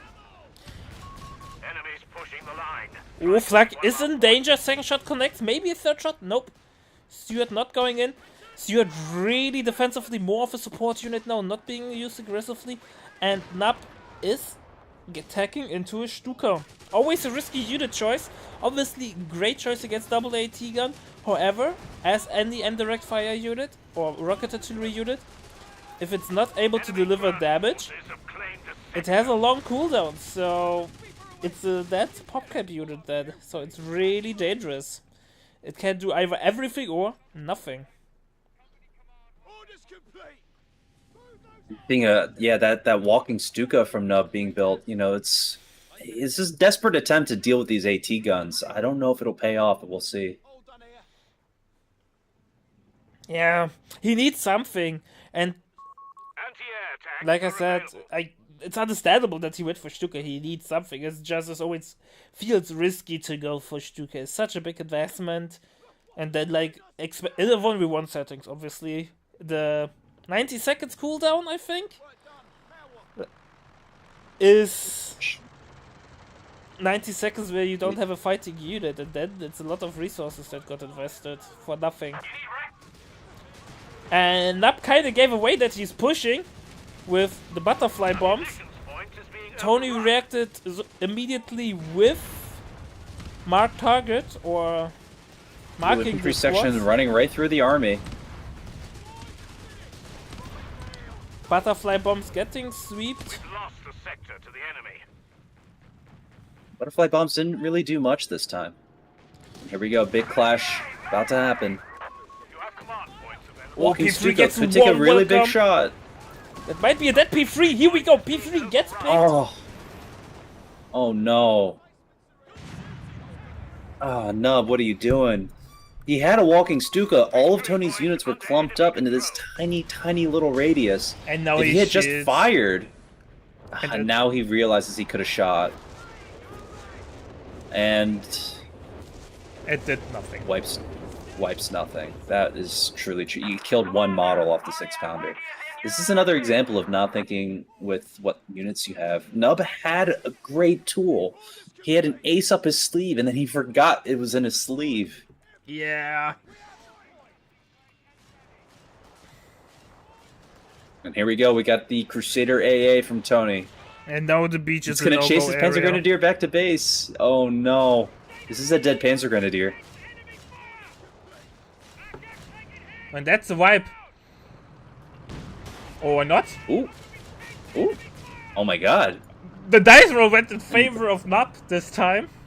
You can't Nub always be really- unlucky. He made some really risky plays there, but he was able to save his Panzer Grenadier, so that was great to see.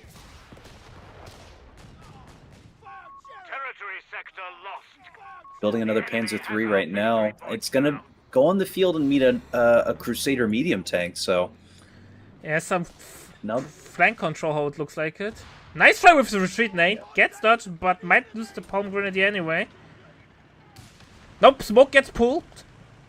oh, good micro. Command points should be allotted, Commander. This Flag Reeling's Superman over here. It's saving citizens left and right. Doing its job, doing his citizenry duty. Yeah, man, these Panzer Grenadiers are constant danger.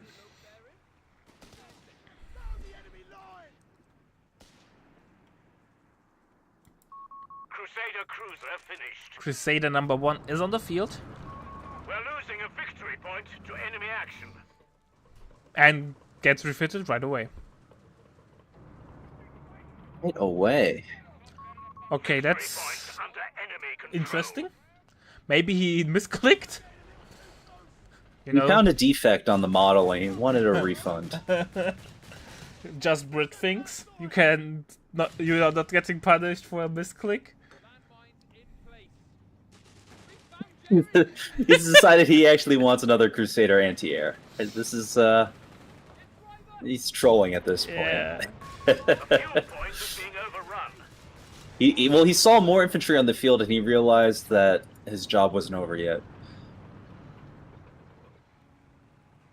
AT guns I think coming. Nub really forward. needs to start firing the walking Stuka. He can't keep waiting for perfect shots. It needs to be firing something because Yeah, but he that's spent the- resources on it. Yeah, but that, like I said, that pop cap. Armored It's vehicles just without being vision, it's even harder to use it. Yeah, it's true. If he can bait the AT guns to reveal themselves, then he's got a perfect shot. But Nap needs to get a second You know, it's AT just- gun though. With double Crusader on the field, AA Crusader on the field, yeah, you can't rely on the Panzerjäger as AT, and the AT guns will just slowly push your P3 back into base. it's only a matter of time before Tony realizes he has a window to push all the way to base, and basically the road's clear for him to do that too. There is a real scenario in this game where he finds the walking Stuka and he kills it with the Crusader AAs, which would be fantastic. Walking Stuka taking a shot. And doing nothing. Oh no, absolutely nothing. What was that shot? Oh no, he whiffed it.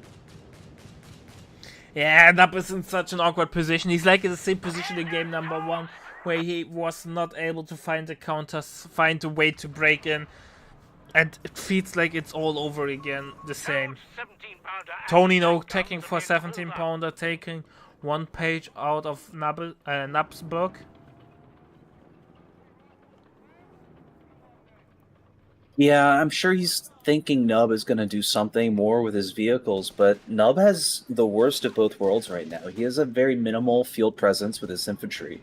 He doesn't have a lot of tanks, but he does have the walking Stuka. It just needs to prove its worth. It needs to provide value, and it needs to connect a shot, and it's doing none of that. 88, what do you think about that? Nap has access to it? I think an 88 that would be an incredible option. Tony doesn't have any indirect, so an 88 would, it would force the Crusaders to rethink their strategy. But on a map like Twin Beaches, there's always room for flanking, so he has to be careful. 88 would also help with the potential Black Prince in the late game. Yeah, exactly. 88. Actually, the 88 would be a perfect option, but instead, Nub has decided more Panzer IIIs. He's playing right into Tony's hand. A sector And this in is standard enemy Tony control. gameplay, too. We're seeing him get really comfortable here in the center and building up his turtle. Yeah. If he had coastals, I'm telling you right now, Tony would have built bunkers by now. But this is a strong strategy, and it works every time. Stuka is opening Here we fire. go. Anti-tank Sees a crews shot. stand by for orders. And it gets one model, two models. No. Gets the Ah, D-through. good. Finally, it Gets the paid off. decrew. They're losing a munitions point. And he gets the vet one on the walking Stuka, so the next shot could be better. 17 pounder is out. Though, so destroys the AT gun. It's something. Oh no, the 17 pounder. See the low Panzer Grenadier. It's going for blood. AT gun is setting up. And the Crusader just eats the AT gun for breakfast. Crusader needs to reverse. That's it. That's the anti-tank gun. Jesus Christ! Oh my god! Oh no! Excuse me. We just watched Nub lose a Panzer III and an AT gun, and Tony losing nothing. At least he will know. Shit, lose. Tony forgot his Crusader was on vehicle prioritization and quickly backing out of that engagement. I'm still stunned how much damage the Crusader A did against the P3 with thanks to the ability. Here we go! The button has been clicked. Button has been clicked. I don't think anti-tank Overwatch is as strong as it used to be. But he loses the Stuart. So, less vision. Oh my god, the Vet 3 Flak has anti-tank to gun. Can it fire? No. It gets away. The other P3 died as well, though. Big gains for Tony. Oh man.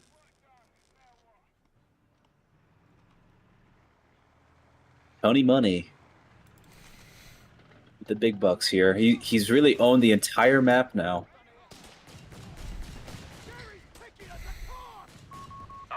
Nup is so incredibly behind. I don't even know what he can do now. Crusader on the way. Tony's basically pop capped. He needed he needed the 88 and he needed it yesterday, but you know when players play these games, they never think about that. Yeah. Oh my god, and the 17 pounder really bullying Nub right now. Yes, Tishkan is will be shown later the games against Rain, so there will be a long evening of entertainment. A-15 Crusader is on station and ready for orders. I think Nub is off balance right now. Nub has completely forgotten about his walking Stuka too. As soon as that 17 pounder fired its first shot, he should have been quick to the draw and started firing, but it's just sitting in base and it's not providing any value. I don't know what Nub can do though. He feels yeah, so Nub is in a bad. really bad spot, and he would need a miracle to get back in this game. We're losing a capture point. I think Nub has to start rethinking how he's using the walking Stuka too. He's firing where infantry units are, but not where they're going to be. He needs to anticipate that Tony's going to be quick to withdraw and retreat. So you fire it offset a bit, and you can actually start hitting stuff. Sectors in enemy hands.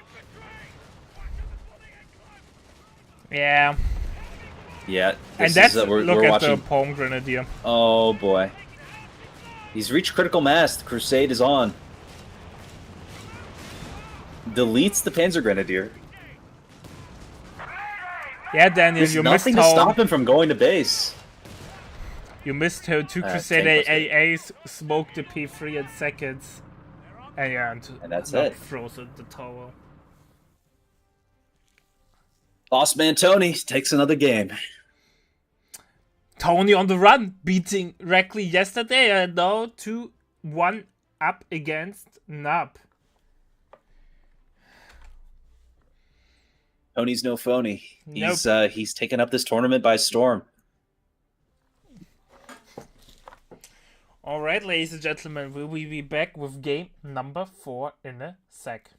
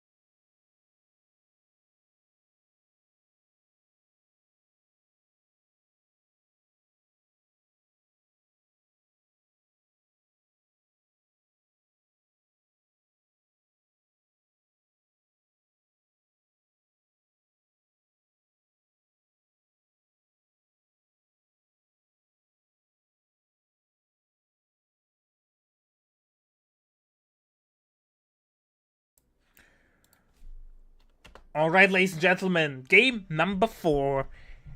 Decider game for Mr. Tony. Will he be able to win this game and join us in the finals later today? Or will Noob be able to make it? And we are going to see an ace game. We are back on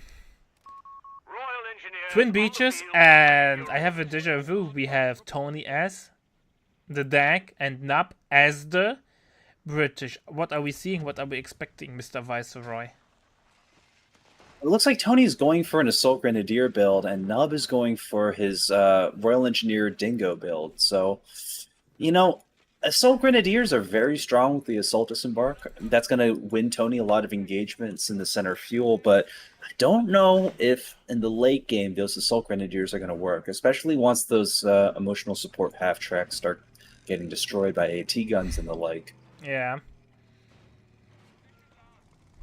This is incredible to see, though, too, because, you know, Tony's getting pretty far in this tournament, and this is his first tournament ever. Yeah, first tournament showing. He never signed up for any Meta Plays tournament prior, even though I always told him he should. I thought always he's good enough, and it looks like he is showing. He's been the real underdog of this tournament, and him beating Reekley the other day really showed that he's got some teeth to his strategies. So we'll have to see how he holds up on this second round of Twin Beaches. Yeah. And big thank you, Daniel, for the resub. Much appreciated. Tune in one day on my stream to see Ozzy eat a sock after Tony beats Ray Kappa. Yes, Tony is here in the center. 2-1 so far. Ding on the way. He's put all his money here in the center. Yep. It's basically the same game over again.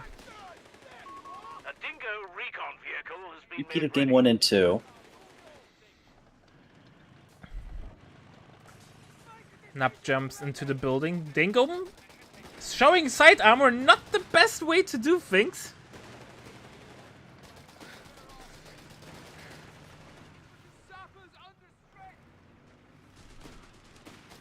So we have a bet. Ozzy bets, or Daniel bets Ozzy, that if...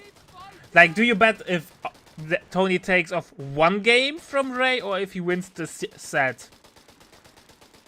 If Ray makes it into the finals, but I think we can be quite confident that this is highly likely to happen. So when will Ozzy eat a sock?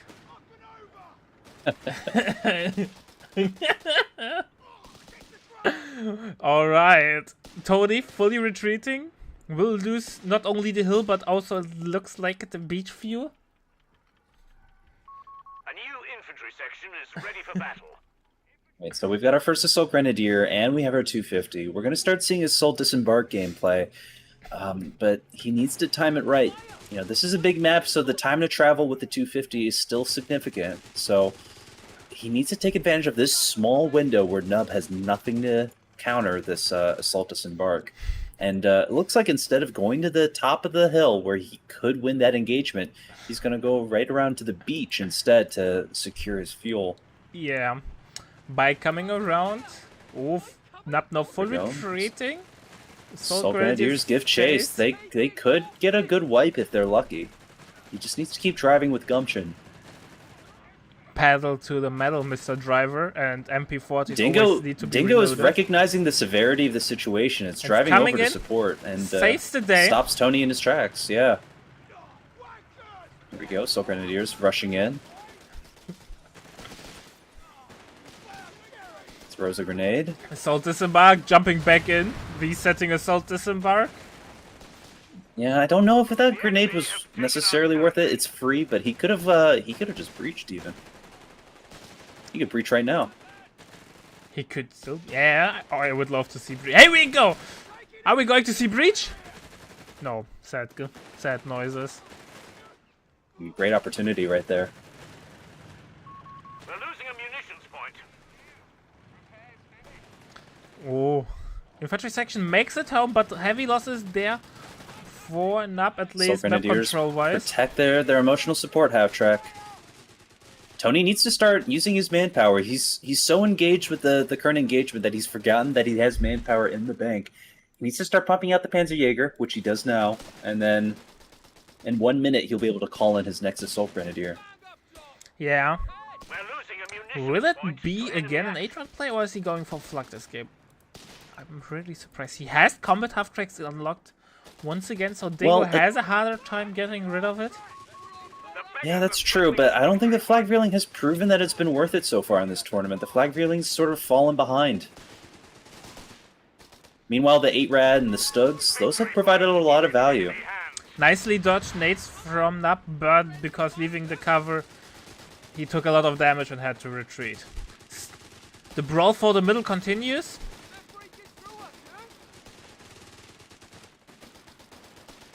Oh, didn't I control D last? Humber armored car ready for reconnaissance. But it's right? Toady is red. Nup is blue. What's wrong? Or is it because of the bases, Daniel? Yeah, it looks fine to me. Light vehicles can be Fine withdrawn to from the me as battlefield well. on your word. Tony's left on the left, but right on the map. Ah, yeah, but if I do it the other way around, then it will not synchronize with the overlay. But let me try something. I think we had a Humber on the field. The Humber is doing some work. We have two... It looks like instead of getting another Assault Grenadier, Tony went for a call-in Panzerjäger. Why is it... I'm clicking the wrong buttons again. Shift D. No, Shift Control D. Is it not... Is it not... It's not changing! No, no. Shift Control D even Point is being I didn't overrun. know, it doesn't do anything for me if I do that. Control? Alt D? No. Jesus Christ. Yeah, people, we are not stuck. There's a with lot that. going on right now. So I think we got to get back to the game. Might be F, yeah. It was F. So Sorry about that. Alright, Panzer, you're getting gunned down by the Humber, though. Enemy ground forces have claimed a sector. So, 8-Rad in the queue.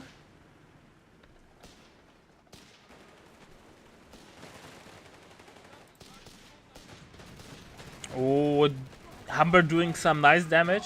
It's the first time we see a Humber, and Humber has a risky life against the Panzerjäger inside of the 250. yeah, players have been going for the Stewart or the double Stewart a lot in this tournament. But you know, to see this Humber, it's surprising, but not necessarily in a good way. You know, this Humber's got a lot of work to do, and once that 8-Rad hits the field, you know, it's might as well be mincemeat. Yeah, Humber already really squishy, and deck has camo AT units, so it's really easy to get caught off guard. Yeah, there. there's never been a time where Nub needed a Stewart more, you know, with the double Panzerjägers and the 8-Rad, but this Humber, Back from our sector. it's not even doing damage to these Jaegers in green cover. The Humber's half of its shots are hitting the green cover in front of it. Bike decapping the bottom fuel, or bottom VP rather. Yeah, it's getting stuck pivoting. He needs to get out of there. He's still winning! Because Nup is not microing it correctly. Now Nup has to retreat, but Bike runs as well. So everyone is running. Runs a well. Yeah, he sensed the Humber was driving over.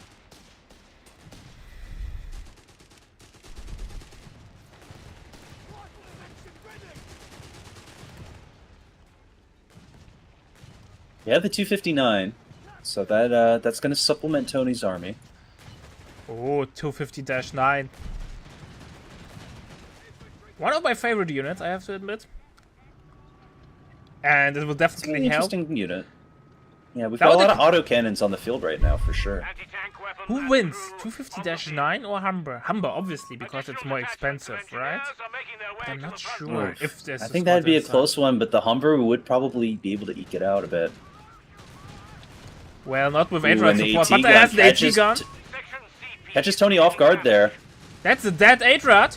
Nope, target switch, and Tony makes it Gets home away. safe.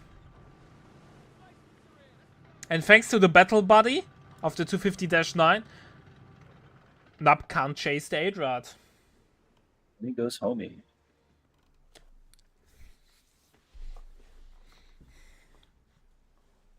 Panzerjägers are trying to set up an ambush for the Humber, but failed to get into cover before the infantry sections revealed them. Assault disembark coming in clutch again. And Nap has such an infantry problem. He's not... Look at the kills. 10 to 29. And Humber needs to be careful. Double panzer unit. Oh, that 250's got to get out of there. He doesn't realize the AT gun can see him. Okay, He gets out.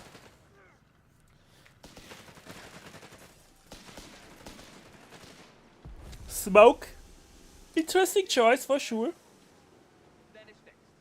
Not sure why though. Maybe he's waiting till the flare wears off, but even then I'm not sure if he can stay. He wants Nub to think that he's left. Maybe he wants to get a surprise ambush on him. Oh, rifle grenade on Panzerjägers, they dodge, and the Grenadiers forced to retreat. Yeah, so basically that time. So Stuck in the queue for Mr. Tony Montana. A victory point is being overrun. Tony's building up his forces. We've seen this build before, so we know he's going to get the double Stug and then maybe a Martyr later on. He just needs to, you know, keep up the pressure. You know, if he can push Nub all the way back to base and own the rest of the map, he's got a good chance of winning this game and winning against Nub, the best of 5. Yeah, Nap has as long as he doesn't build... Though Humber is great or was great, but no, it has hard time maneuvering. The A-Rack can still win on the flanks, so Nap can't control the flanks, will lose them. Lost the sector to the enemy. And the AT gun can't be everywhere. As long as he uses that Humber as a beach defender, it may have some legs. He might even get this Panzer Pioneer right now. He's chasing it back to base. Oh, this is an important wipe. Reducing Go, cap Nub. power and Go. the sweeper. Nub, you can do it. Okay. Oh, he gives up. he's falling 259 back. chases. No, 250. You're about to find out who wins this duel. The AT gun. And the AT gun wins the duel. Tony knows no limits. He's going all in. Loses the 250, but AT gun is no on its own. Stuck is coming over. 8 is coming over. No mines. Flare has been popped. Smoke has been thrown, but it does not matter. There's nothing to save the AT gun. This is truly a quote for the tournament. Tony knows no limits. He's going all in here. Nothing can stop Tony. Recruit. I think Nap has to run. He will never regain control over this AT gun. Tony's getting a little bit dangerous here. He may get the double stare on his Stug. Second AT gun comes in clutch, so at least it will only be a D-crew. But still, a lot of manpower down the drain, and Tony lost no manpower. He will just repair the damage away. He has self-repair, emergency repair kits, so in a couple of seconds it will be like nothing ever happened. Yeah, it's really generous of Tony to sacrifice his munitions like that. I think the butterfly bomb drop is a big mistake. Once you see the Royal Engineer section with the Minesweeper, it's not a good idea to build the butterflies. Yeah. Like, your munitions is way better spent putting mines on the map now. The off chance that, you know, there's a dive. Yeah. Second Stück on the way. Yes, fair enough. Chat points out that Tony lost to 250, but I think it's not as important.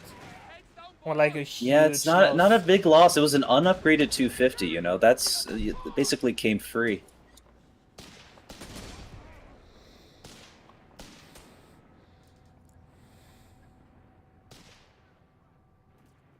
As long as Tony doesn't build an elephant prematurely, I think he's got a really good hold of this game. Oh, I hope he learned his lesson. He has to learn that lesson. It's a hard lesson to learn, but, you know, that really cost him the other game. Is on the field.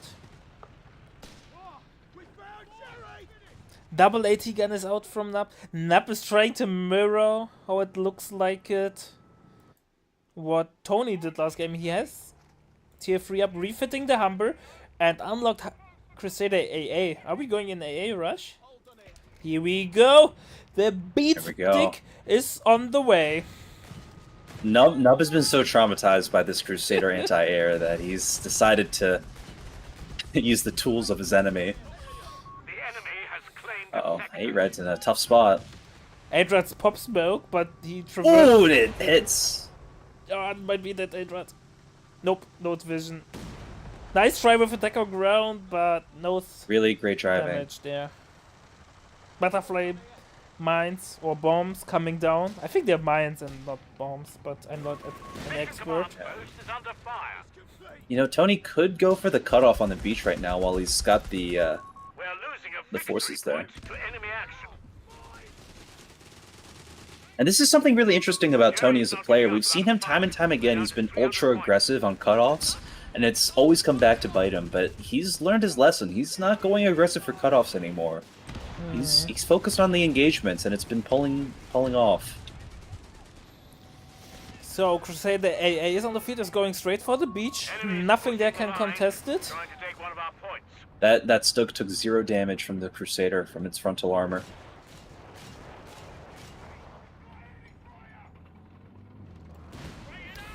Crusader going forward. Double AT gun, getting some nice penetrations against the Stug. Assault Grenadier has to go home. Go home, go home, go home. Go home. Go home. Here we go. Go home, GI.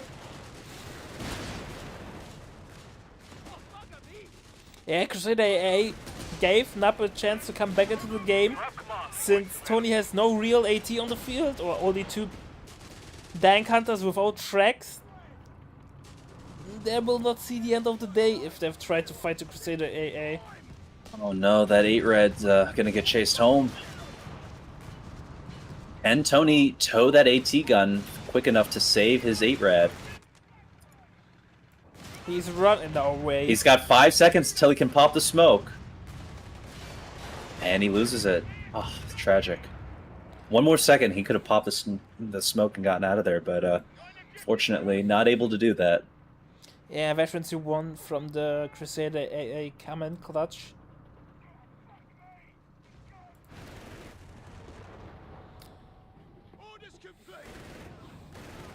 Stug D vacuum the beach.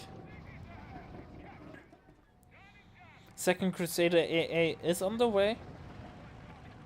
I think Tony's desperately trying to save manpower so he can get rapid advance and capture points on the beach with his vehicles.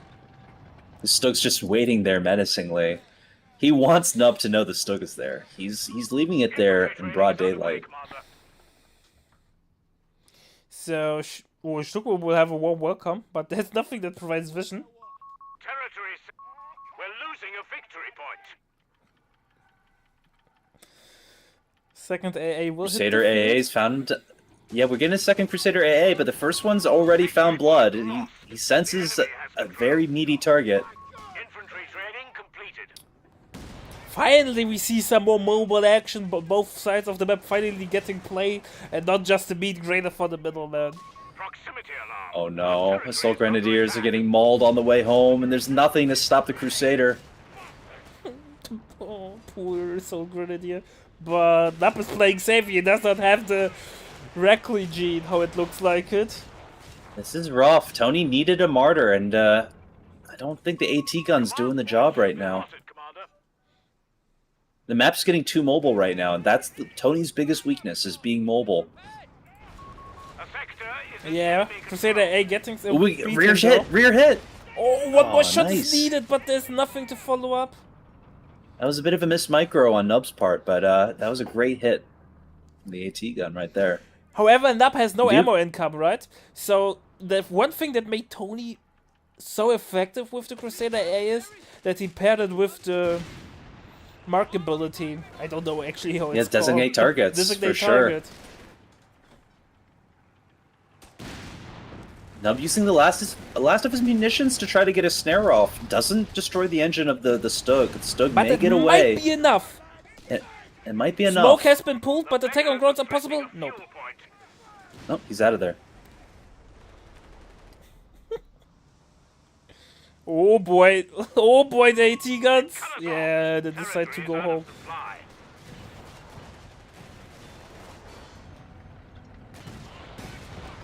Ooh, AT hits a gun. big mine! Oh, he hits the Regal! Loses the Crusader! Oh no. Disastrous chain of events for Nub right there. As soon as he hit that mine in range of the double Jaegers, that was the worst possible luck for Nub. I'm sure he's feeling that.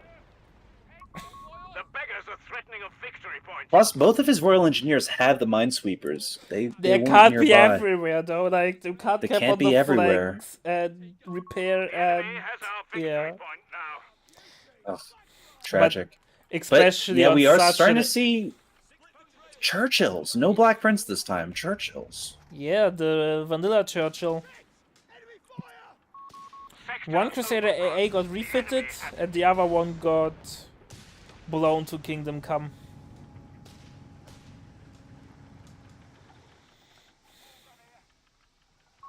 Churchill infantry support tank. Here we go. ready to ready. Churchill is such an interesting choice. Churchill is an interesting I choice. don't like it has a lot of armor, so it will perform decently against what the deck player has to. What is feel. his engineer doing? Nub's just charging his Royal Engineer into the fight and immediately losing it. Oh no. Luckily, that is his cheapest unit to replace. So, I mean, right now he can just build another new engineer for pretty cheap. Only 165 manpower, but these Churchills need all the help they can get. It's got their work cut out for him. And the Churchill survive against the 2 tank busters and the AT gun. We will see. Takes 2 shots, no models killed, and half health Churchill. It appears that Nub has created a very delicious punching bag for Tony. So I think I would have. To say the AAs, I still think would have been useful against the Shreks because the Churchill is not able to dish out enough damage. So The beggars are threatening. Yeah, I don't know if the Churchills were the right call, because right now, Nub needs something to penetrate those the Stugs. The 17-pounder, obviously last time was a really great choice. But, he's starting to make the wrong calls here. This Churchill is not going to be able to penetrate anything. And Tony doesn't even have that much infantry that the Churchills can shoot at, to be honest. yeah. So What's even worse now is that Tony's gotten the upgrade where his vehicles can capture points, so it's going to be all mechanized from here on out. P3 gets pushback though. Do we have weapon support training? We do not have it. So a little bit less rate of fire on the AT guns, and I think Nap needs to get it. Ooh, good kill on the 250. Not the most important wipe, but definitely helpful. Yeah, he's got to get gains where he can. But the thing is, Churchill was once in the combat, lost a lot of HP, and because it's such a high HP pool, it took forever to repair. So it was out of combat for like how long? A minute? 1.5? Yeah, this Churchill feels like a big misplay on a map like Twin Beaches, because this map forces you to move constantly, and if you're not in the fight, you're not providing value. And that Churchill's just driving around left to right, like being told to move furniture, and yeah, it's not being effective even when it does get to the fight. Look at that, it just bounced right off the Stug. Side armor hit, and it still bounced. Misses against the Panzer Pioneers, couldn't even do that. And he has tank training. We're losing a munitions point to enemy. I mean, like, what Nub has created is a shield for his army, but he's got no sword to back it up. If he builds a 17-pounder, he's back in this game, but, even his base adjacent plus 10 fuel is getting disrespectfully capped by Tony. Oh, Tony's going in. Tony's going in. Oh, He could that's- get the grenades, too, from the tank hunters. Or nothing. Why are they on hold fire? Oh, no. Oh, wrong reaction. He could have Oh, got the no. wipe. Here we go. Anti-tank overwatch has been used. But he has no... He loses a tank buster. Oh, this is a tank buster. Stuck is coming in for vision, but I think smoke is enough to break it. The smoke is breaking the anti-tank overwatch? Oh, my goodness. Tony could have easily secured the wipe, but instead choose not to. Okay, because the Panzer III is running around Nub's base. Tony's Threading going the all in needle. though. He's closing in. Nub is in Tony's jaws right now, and he's chomping down. But nobody's penetrating the Stuck, so self-repair kicked in. Oh Huge no! chunk of health come back. Tank guns is gone. He's gonna lose these AT guns. Not sure though if it The will be Churchill something is- permanent. Is completely. He picks up My the gosh, Shrek. the Churchill can do nothing but watch as the chaos unfolds. It's doing Oh, nothing. I'm not sure if Powerless that's to do true anything. though. Gets the P3. Churchill tries his best. The Churchill's a spectator in its own demise. No, not really. He gets the AT gun. I think we're Gets the AT gun underselling out. the Can he tow it value. home? Can he get it home? What is going on? Oh, he wipes the Panzer Pioneer! That's a pioneer. Jesus Alright, the Churchill's gone to Vet Christ. 1. The Churchill's on kill mode now.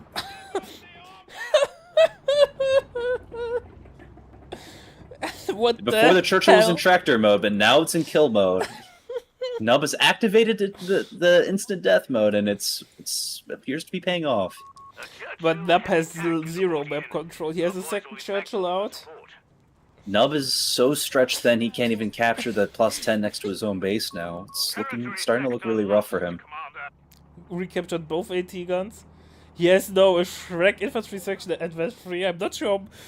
I think it's actually a really powerful unit though.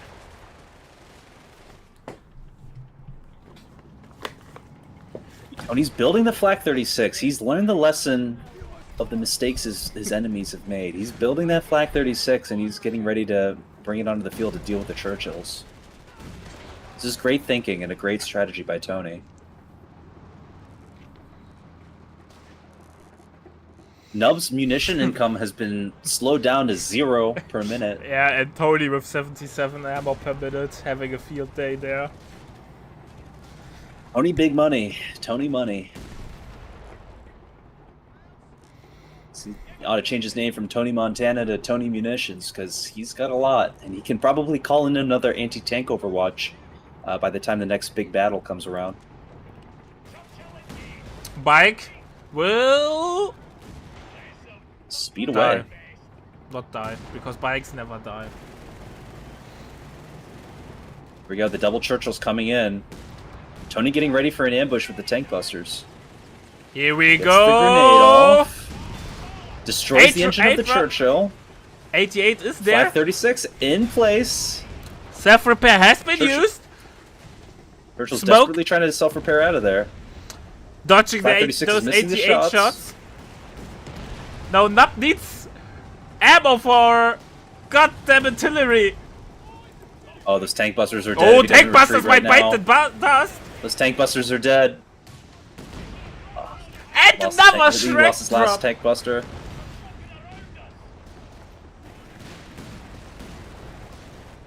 What? And these double AT guns from Nub are gonna secure himself against the Stugs. Double AT guns are not hitting though because of attack on grounding. Panzer Pioneers can pick up the Shrek, and they do. What is going on? The AT guns are all missing all the shots. Yeah, this is where Nub not going team weapon training back at base is really starting to cost him these engagements. But right now the Churchills hold strong. You know, they have 1200 HP. They can take a real beating. Crusader AA on the way probably for the flanks. Buckle up, gents. We're down to 100. 88 being aggressively used with bike as recon Very unit. aggressive. Using the bike with the vision. Oh my god. Bike, what Bike is the is bike dead. doing? Bike survives. Bike, what are you doing? What is going on? Stun nade out. My goodness. The Churchill's down. Oh, he loses the Shrek with the Panzer Pioneer. The Flak 36 needs 88. one more shot. Can't get through the shot blocker. He's got to get out of there.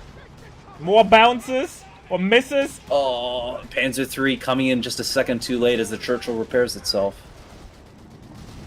Mines got combat no. dropped. Anti-air is ready. Tony's getting aggressive. This could be feast or famine right here. Jesus Christ, I have no idea who came on top on this engagement. What is going on? Oh my goodness. The butterfly mines are dropped, and they're finally hitting everything because there's no minesweepers. The infantry sections are going to retreat right through there. Crusader oh Panzer my III god, goes Churchill down. died to the butterfly mines! Oh, it's falling Oh apart. man, he loses all the Panzer IIIs, but the Flak 36 holds strong. We've got 75 points remaining. Churchill Flak tanks 36 on the destroys a front. Churchill. We'll help Stug has to get out of there. And he does. Tony going to the beach to make sure he can triple cap. beggars are threatening a victory. Right point. reaction for sure. Not by the way, blows the surprised. fuel cache earlier. Hey, I was just about to call that out. I'm surprised he was able to get away with that, but, you know, now he's about to lose it anyway. Maybe he will lose the Stück in return though. Rear armor shots incoming. Or misses. That's a lot of misses though by the AT gun. You can't deny that. Oh no, and now the Stug is rear armor facing. He's got to get out of there. Lucky break, he's able to get out of there. One of the infantry sections picked up the Panzerschreck, believe it or Cutting it a not. bit So, fine here. Nub's We're down to only 50 points. still using the tools of his enemy. 88 being towed into base to get healed. Truly a mechanized graveyard here in the center. There's a lot of green cover for the next fight, so we'll have to see who comes out on top. But right now, Nub Tony refuses still has a lot to of give up. momentum. He refuses, but he's really on. his Nub last knows leg. everything's on the line here. He loses this game, he's out. Yeah, he's trying his best, but it's really close. Assault disembarked from the P3 because I think the P3 fired a shot, therefore got forced off. These AT guns are a little aggressive. They're a little bit too forward, in my opinion. Dodging grenades. Crusader A is on the way. Nub should not cap the ammo point. Should go for the VP. Resources do not matter if you have 34 VPs. Yeah, he's in not the bag. capping. He's going straight for the victory point. He's going right Ah, there. never mind. Then he heard what I said. But he will lose a vet to infantry section for nothing. He will get the Stück probably though, unless he has No, bad Stück gets RNG. away. Jerry got one Jesus of our Christ. squads. Oh man, that Stug. A Crusader 28 out of tank 840 is HP. fueled up and ready. Crusader Stug gets AA away. The Vet 3 is on Stug the is no field. joke. At Vet 3, the Stug gets another 120 health. That's what saved it. Tony has no infantry, so the double AT Tony doesn't guns need are the best. infantry. Tony's infantry free. He's He's playing the true put deck all his gameplay. stocks into gears and wheels, and it's paying off. All eggs in one basket. Hey, the basket's a fast-moving wheeled tank, you know? It's Yeah. a very safe basket. Point is being overrun.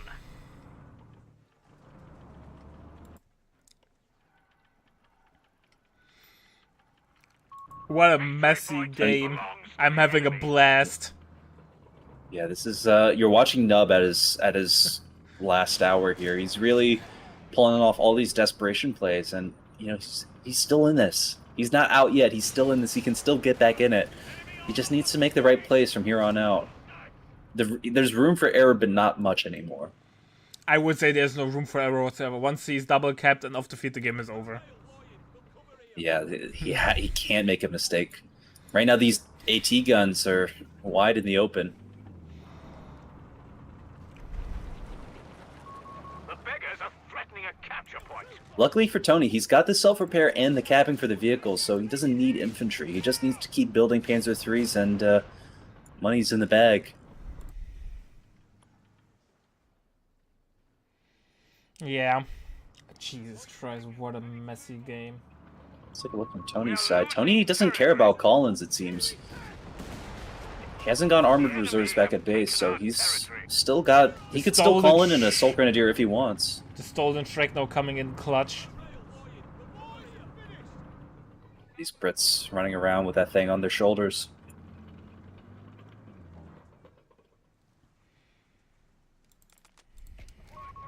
Crusader on the field. We do have tank training, so the Crusader is not utterly useless. I would get the upgun, make the Crusader free out of it. Yeah, against all these vehicles, it probably could help Nub. Here we go. Crusaders rushing in against the Vet 3 Stug. But bounces every shot from the front armor. Bounces every frontal shot. Yeah, there's nothing he can do there. Oh no! And the 250 that was towing the Flak 36 was destroyed. The Flak 36 is a sitting duck. Sector overrun. The enemy has it. Nade out, but sadly nades are not good against the Flak 88. Oh, Tony's 80 Flak guns crew is out of just position. too angry to die. And that's game. 80 guns go down. Tank gun. Both AT guns go down through sheer force of will. Tony's AT crew refuses to die, and yeah, this is looking disastrous for Nub. Crusader AA has been destroyed. Loses another Crusader AA. A 17 powder would have saved Nub We here. have a foot guard on the field. Actually, not the bad unit against P3s. We're losing a victory Yeah, that point. it's not the worst choice that Nub could have made, but Nub needed anti-tank. He needed a 17 pounder. And time again, Nub has shown us he can't remember that those weapons exist when they're basically his lifeline. He loses his tier 1. He refuses to give up, but he's getting the beat. Yeah, he refuses to give up, but he refuses to learn from his mistakes, Last game, if he had built a Flak 36, it would have saved him. If he had built a 17 pounder this game, it would have saved him. It goes to show if you ignore certain tools of this game, you suffer for it.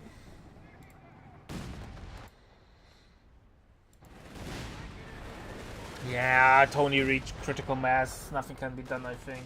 Yeah, you're watching Tony critical mass right now, and Lines cut. I don't see a lot of easy ways that Nub can get back in this game using his current strategy. We're losing a victory point to enemy It's just a shooting gallery from here on out. Beach is getting captured, so yeah, Royal Engineer gets wiped. Royal Engineers. The enemy has Yeah, our this is victory over for point Nub. now.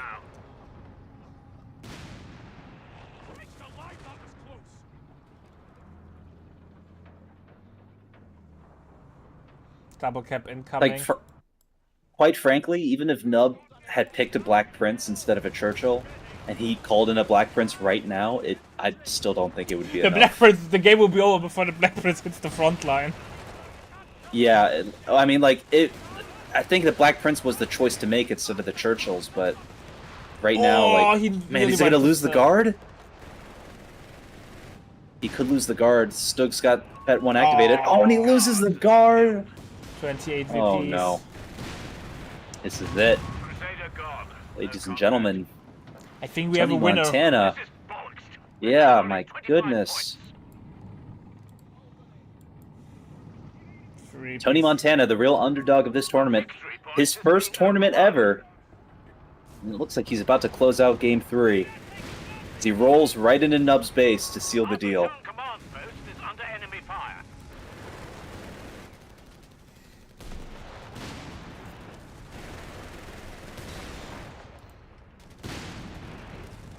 And GG. And that's GG. Incredible. Incredible showing by Tony.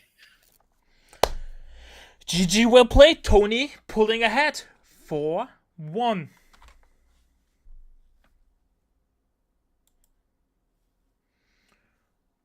Alright, ladies and gentlemen.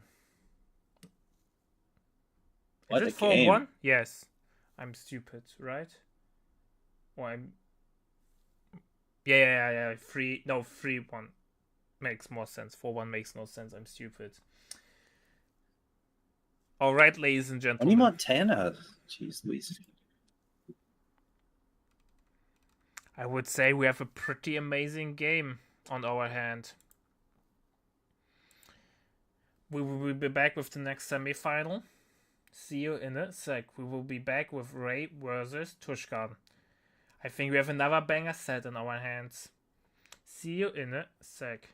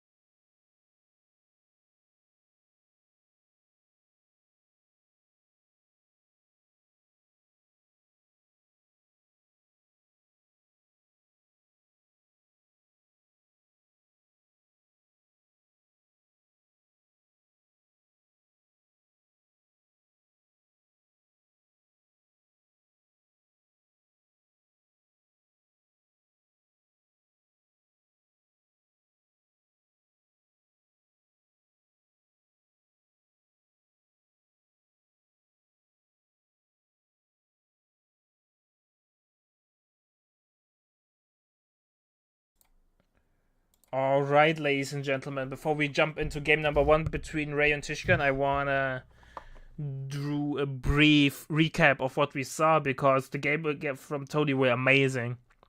Like, Tony, first tournament showing, going straight into the finals and beating Rickley, who always gets a top 3, top 4 performance, kicking him out directly in the first round.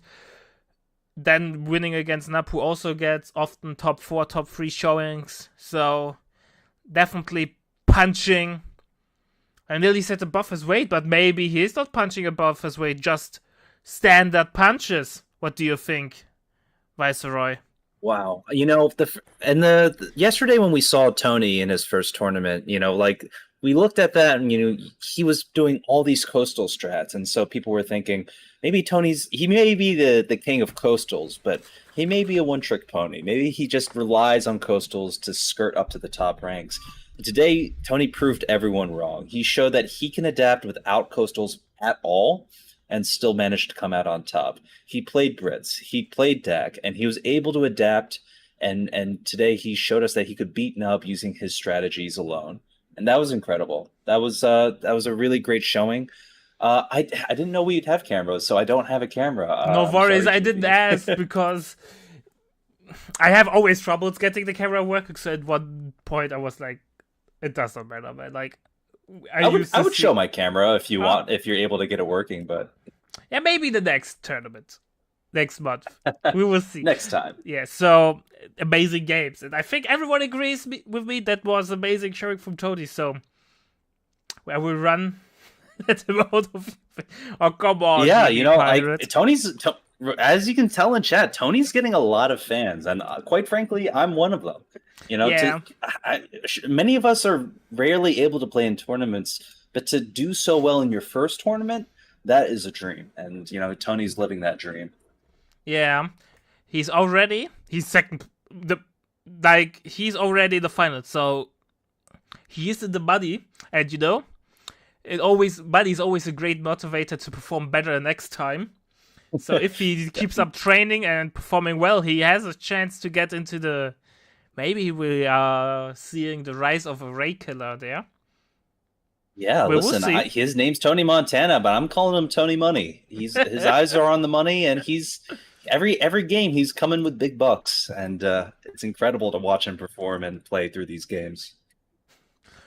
All right, folks, before we jump into the game number 1 between Ray and Tishkan, I want to show you, or I want to talk about the benefits or the way you can support us. You can not only...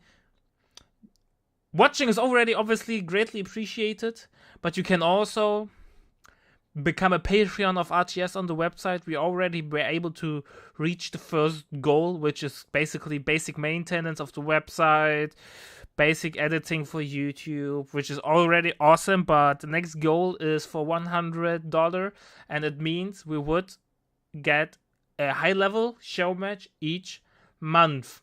And as we've known, show matches are also great fun. We see more off-meta strategies because people feel less pressured. We can get matchups we usually don't see that often.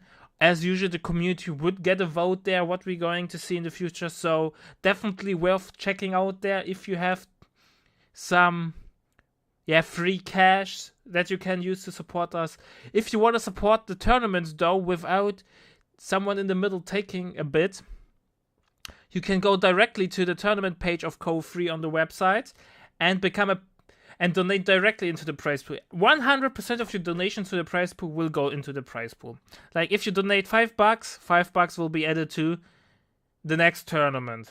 For this, not anymore, because, we are in the last stages, but you get the idea. You can also subscribe on Twitch or become a YouTube member. Those funds are used for the pizza funds, which we like to call it, which pays the organizer of all MetaPlays tournaments. It's not much. It's not like we're getting a huge payout. That's why it's a pizza fund. It's basically funding each of us. We are 4 people who doing the main work in the background. A pizza per month. If you like that, you can support us. It gets fairly divided. You can also support us if you don't want to donate cash but have some free time on your hand by looking on the Discord. We have always some I don't want to call them shitty games, but you know, those mobile games and so on. If you play there a little bit for some time, oftentimes it's not more than the half an hour, 45 minutes. It's also a great way to support us. All your contribution increase not only production quality, but also increase prize pools and help us to build a more solid and more proof safe tournament concept for things like in the future, like 2v2 events, Rising Star 1v1 events, maybe even 4v4 events, if the community is willing to support us greatly. I hope you enjoy it, what you are seeing, and consider it support. But like I said, watching and following on Twitch is already a lot. So, see you in like 2 minutes with the first game between Ray and Tishkan.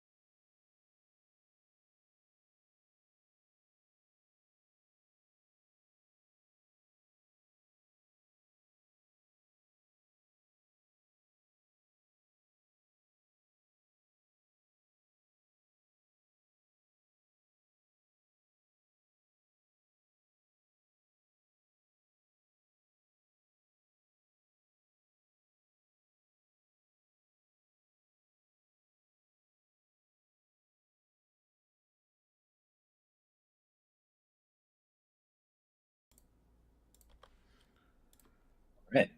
All right, ladies and gentlemen, it's time for the second semi-final.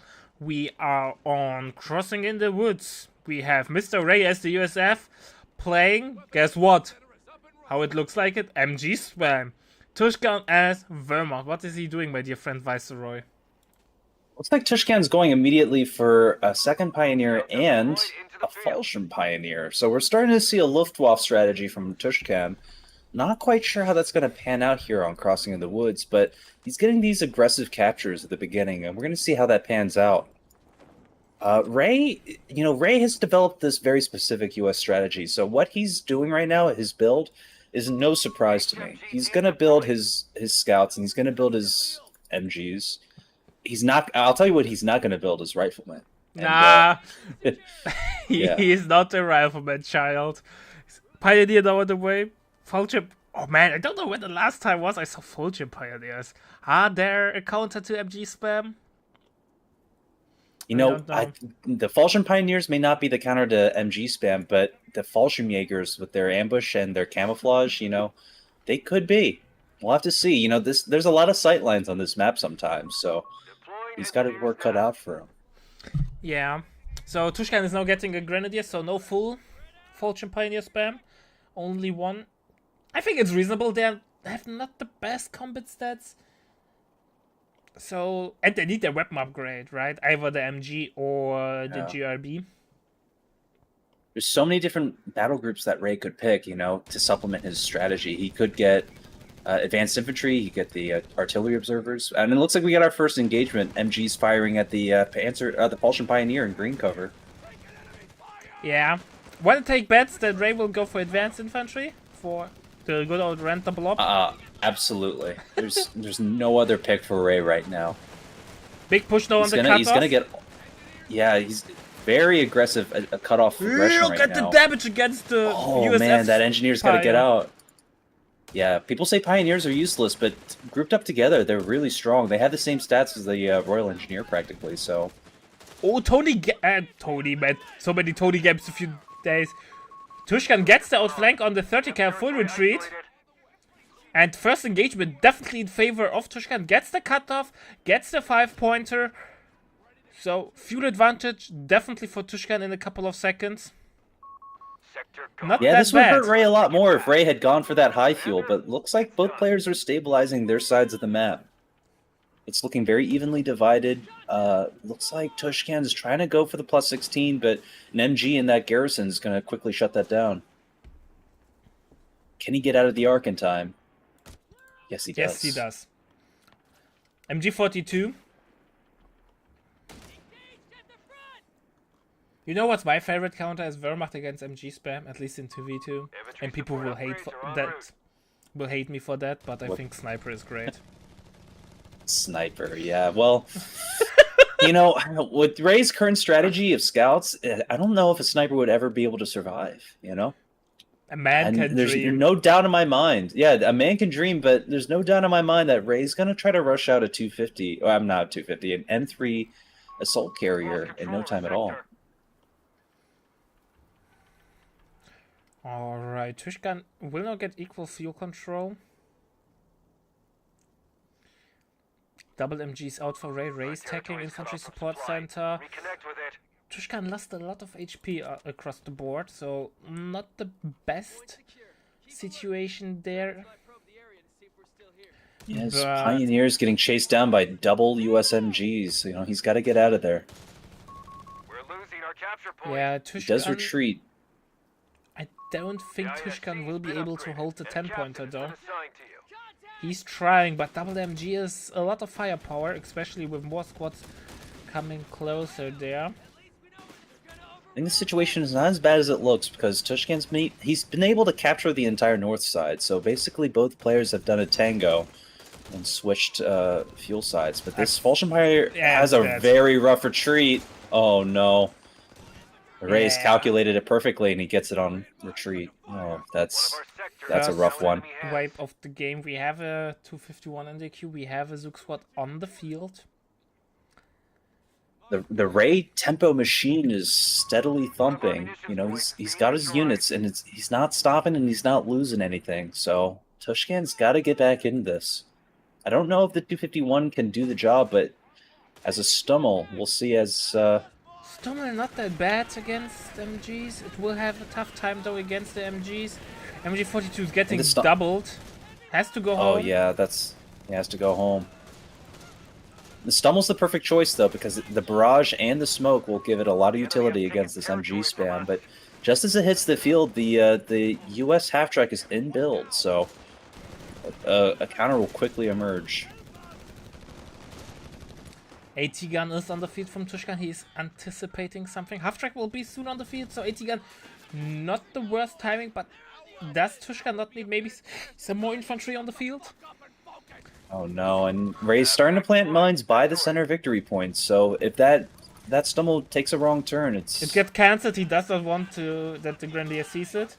Oh boy! When he throws a satchel, oh no! But a different retreat path saves the day. Just a last-minute AI error, and I think the tank traps forced the Grenadiers to not take that route, which is incredible. Stummel is now on the field. Stummel will greatly help. Half-track is on the field. Ooh, Stummel takes a shot at the half-track. That AT gun is going to cost Tishkan a lot of tempo, not going to lie. But he needs it, right? He needs it. He needs it. Yes, and that's the worst thing. You need a unit, but you sacrifice map for that. Otherwise you will lose even more map. Yeah, he's suffering from the choices that are necessary, but, now Ray's already got the bazooka squad, so there's no gaps in Ray's arsenal right now. He's got the infantry to cap, he's got the vehicles, he's got the anti-tank, and he's got the MGs, so... this is a perfect US build that has not a lot of gaps, and Ray's really perfected this build. Yeah, I still think the best way to counter this build is to make the game as tall as possible in the first 10 to 15 minutes. Because the MGs can't be everywhere. Try to exploit this, try to capture maps, always try to move around so Ray has to react. Don't run face front into the wall of the MGs. But the half-track from USF makes it really hard, so maybe you need some mobile AT to that, but that's easier said than done. Yeah, it's really incredible how this is such a reversal of how US and Wehrmacht interactions have been in past Co games, where for the first time in Co history, it looks like US is the one that has the dominant MG spam. Yeah. I'm It's like telling you, engineers are man. trying to capture the cutoff. Will be forced off though before he gets the decap. Yeah.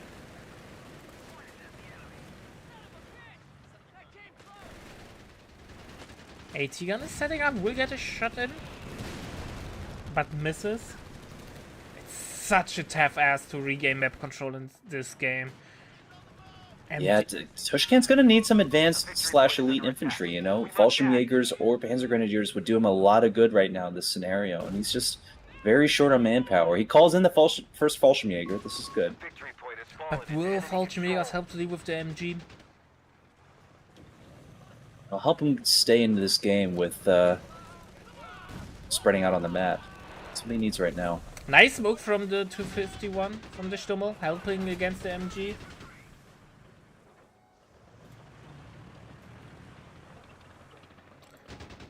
It's such a tough ass what to do.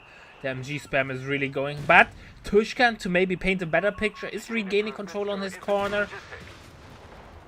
Maybe he can make something happen there. He just That's needs not to bleed dry before he's able to make meaningful stuff happen. Oh. This is why no one wants to build an AT gun as Ware right now. It's because right now, you know, it's going to take forever for that AT gun to get to battle, and it's not nearly as effective as 221 with an AT gun on top. Yeah, but against Zooks, Panzerbüchse is not an option, right? So Yeah, these bazooka squads are running around and they're providing a lot of value for Ray, so any light vehicle play is going to get shut down very quickly.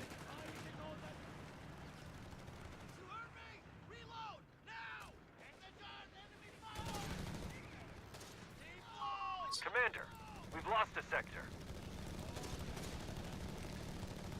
Stummel has pathing issues. Oh, I don't like that he backed up into the sandbag wall because he will have a tough time retreating.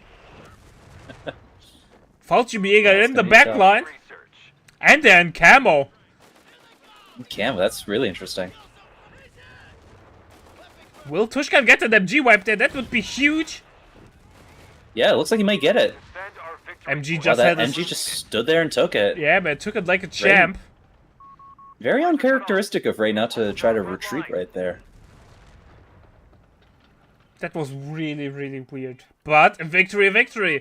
Rangers are available to take to the Tishkan will be happy with that.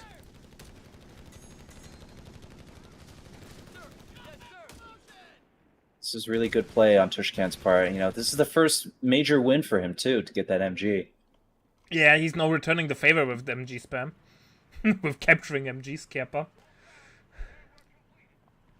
To use the tools of your enemy. This is Tushkan's style right here. victory point. And he owns both high fuels right now, which is really good for him. Yeah, Tishkan getting now veterans you want for Panzer Grenadier officers, so that one Fallschirmjägers and AT guns definitely will be helpful.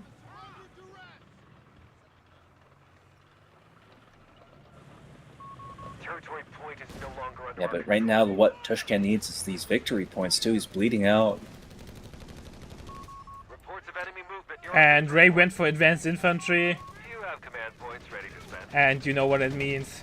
You can rent the blob. Ammunition. But with double MG, maybe you can aim to press it to die before it does a lot of damage. Ray picked that battle group and went straight for that ability. There was no hesitation.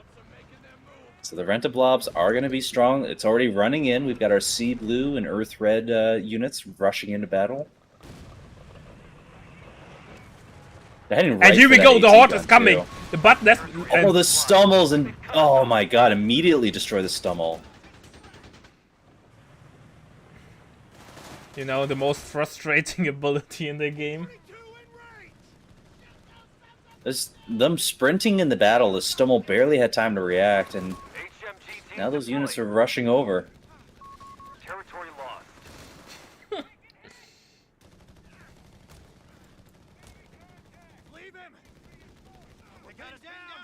At least the stolen 30 kill helps there a little bit. Yeah.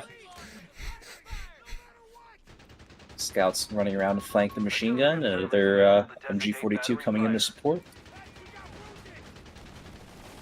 Fallschirmjäger's holding off the bazooka squad down in the east side, but it's forced to retreat when the M3 starts getting a little bit too personal. Yeah. Grenadiers also forced to retreat from the east side as artillery observers hold from the buildings. The Horde is finally going home.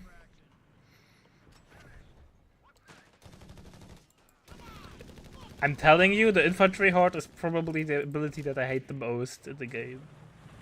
Yeah, well, if there's any player who knows how to use that ability to its maximum potential, it's Ray.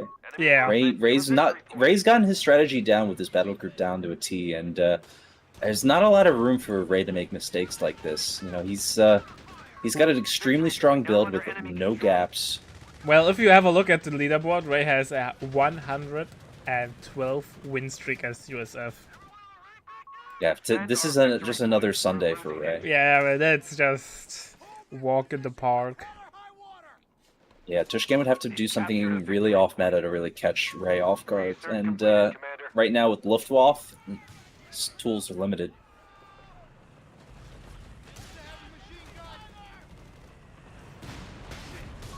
A victory point is under attack. We must act.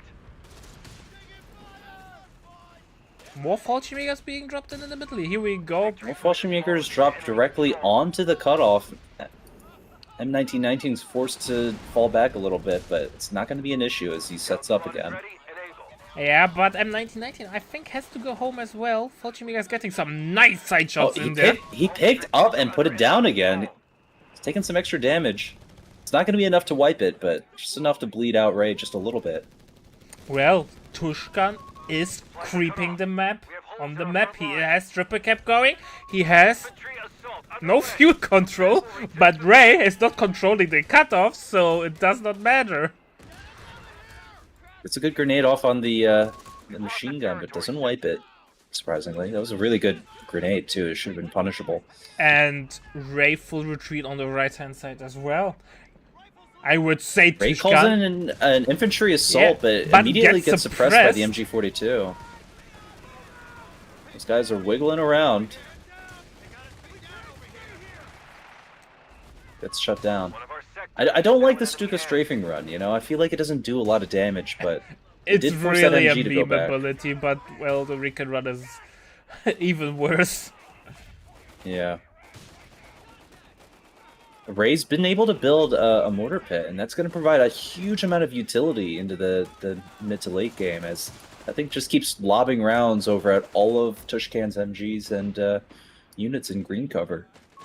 Territory out of supply. They've cut us off. So Tishkan Mortar pits is are brutal in on a this decent- map. Back. Well, it's not looking too bad though. Tishkan has 3 Fallschirmjägers, with 2 on the 2. He has a med bunker in the base, so 3 reinforcements will kick in. He has a decent chunk of map control. He is able to make the game tall. Ray is really resource starved, so We have any standard tech points. Confirmed. is unlikely currently. Territory sector claimed by the And enemy. he has no ammo income, so spamming the Horde is also not an option. So it's actually looking really, really good for Tishkan. We are trashing him a lot there, but I think he's in a way better position than we might want to admit. Yeah, this is a good showing so far. It's not a one-sided battle. You know, Tishkan's putting up a good fight against Ray's strategy, and you know, despite Ray already having advanced logistics and very cheap manpower reinforcements, you know, he's having a fight.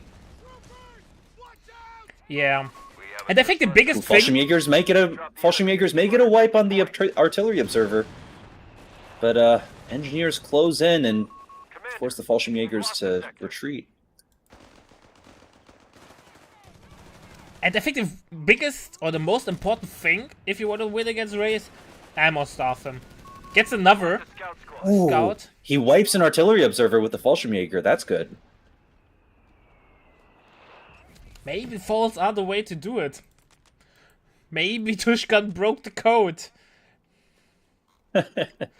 Well, I mean, if you take a look at the score at the top of the screen, you can see that right now Tishkan has a slight advantage in infantry kills, you know. But although that may be affected by the infantry assault ability, so I may be wrong. But right now Tishkan is he's holding the line more or less. But right now, again, he's triple capped, so he's got to get back in there. Ready at the rear. Give the word. Triple Yeah. Fallschirmjäger, you know, has to start paying off. 200 points. I mean, the worst part is that Tishkan has no mortar to deal with these MGs. Well, he's using the strafe to some effect there, so it's okay, I Yeah, think. but this strafe is expensive and ineffectual. You know, he needs smoke, he needs Is it that barrages, he needs a lot of expensive, things. Is it that expensive? 50 though? munitions over and over again. Yeah, 50 is not 50 or 90. 50. 50 is not that And, much, you know, though, that's- right? It's like 1 minute and 10 seconds roughly income, and Yeah, but that you have to remember that he needs grenades, he needs Fausts, and 50 just eats away heavily at that. Like 50 is like the cost of a bar upgrade nearly. yeah, but it gives you a chance to win the push back the MG, so you can get back on the map. Because the biggest problem against MG spam is you might win in infantry engagements, no problem there. But every time you have to retreat, he creeps a little bit more forward, and you lose more and more That's map. true. And then you get starved, and once he has ammo advantage, Ray, he will spam the horde, and you will never come back on the map. It's a fair analysis right there too. Right now that 50 munitions is right now it's buying him time, and that's basically the only currency that Tishkan needs right now. And he's got his first Panzer IV too.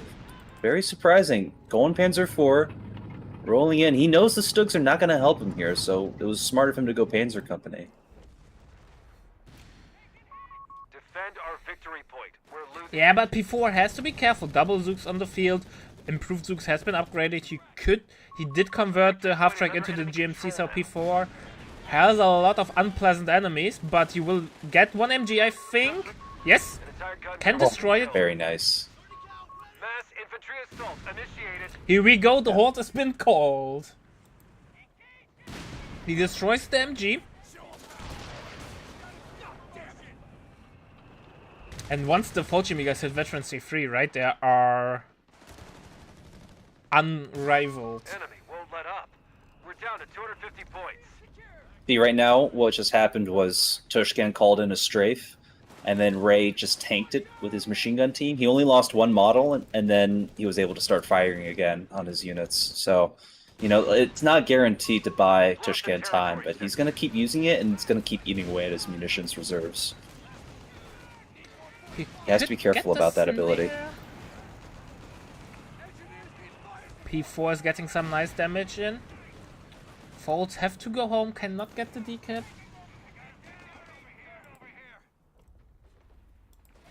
Horde is getting red pin. Tushka has did an amazing job so far managing the infantry horde. It's not You know, as I do wish awful. Yeah, I wish killing the Horde gave you more experience, so that way when you kill these units, you know, it actually rewards you. But, you know, as it is right now, they're just delaying Tushkan from getting to the east side of the map. He gets the outflank on the MG though, and hits Veteran C3 with a Fallschirmjäger. We have a Sherman on the way for Ray, so we entered now the late game. A victory point is Yeah, under we're starting attack. to finally We must see act. tier 4 units. You know, teching is the thing in Co. Yeah, sometimes people tag. They have taken our Sometimes, yeah, sometimes people do tech in this game, so we are starting to see that. Sherman tank. Oh, and brutal airburst barrage on the machine gun in the center. Tushkan nearly losing it, but he manages to retreat just in time. Gets even the nade out against the MG, even though he was yellow pinned, but has to retreat.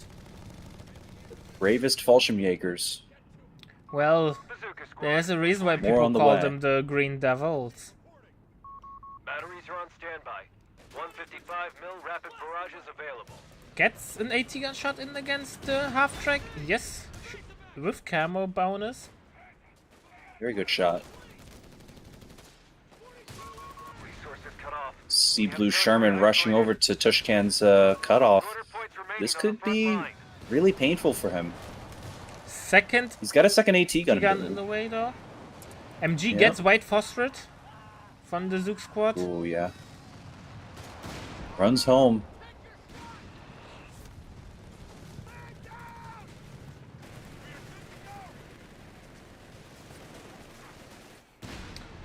Fallschirmjäger Vet 3, man. They're such a beast.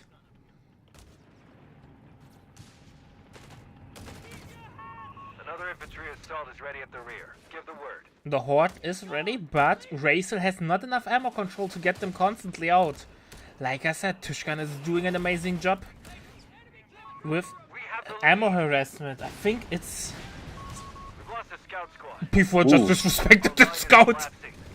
Deleted the artillery observer, which is good for Tishkan. He's doing death by 1,000 cuts right now. And he gets the Flamer Pioneer.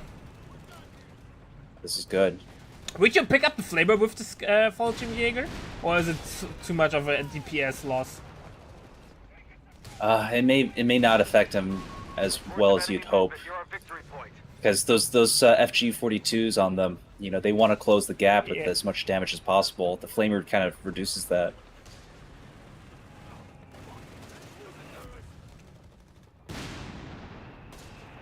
Ooh, MG42 has to run, but should be fine. Zook squads are not known as infantry killers.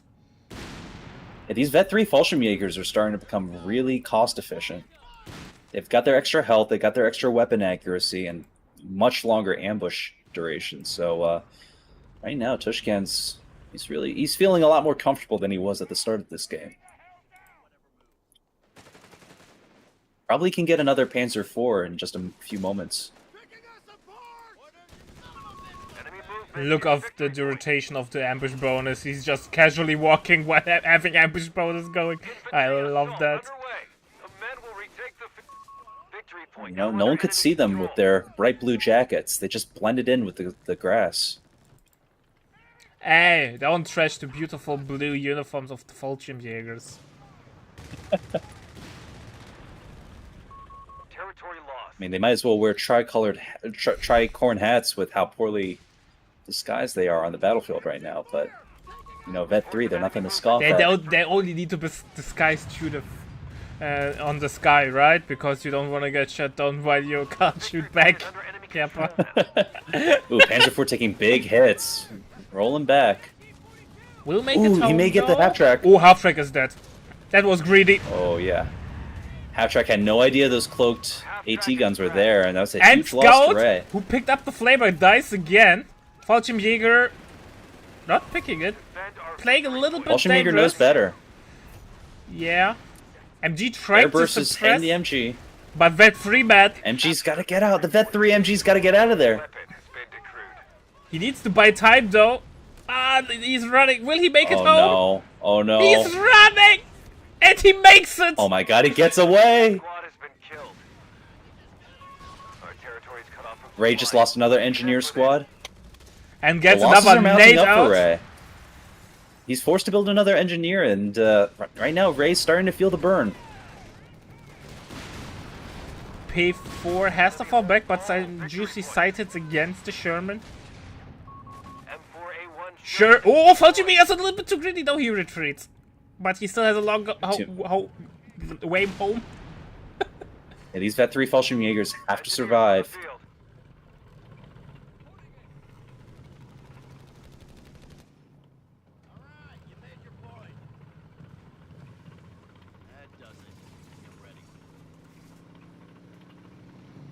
Yeah. Look at the VP count, man. The game is so dead. Even we're mid at 26, and both players have basically the same amount of VPs. It's insane. This is a competitive game right here. These players are not one-sided battling each other. This is a fierce fight. And right now, it looks like Tishkan's all in on his infantry, all in on his tanks. His AT guns are performing. He is at 100 pop cap, so he has no to both work players with are fighting that, to their fullest. with that what he has. Not one more unit is possible. We've reached a point now where both players are on like both sides of the map right now. They're fully stretched out. Yeah, I think you can really see the difference between the earlier games that we casted. The whole map is being played. Not it's not a mean grind at the middle. Both players are trying to gain control over each flank. Middle is being harassed. Like, it's not a meat grinder whatsoever. Yeah, my god. You look at the amount of infantry kills already. Like, this is a fight to the death right now. We've got two Shermans rushing in to fight the two Panzer IVs. Ooh, AT gun gets some nice juicy side hits in. Both Shermans Yeah, have these to pack fall guns are back. providing a lot of value.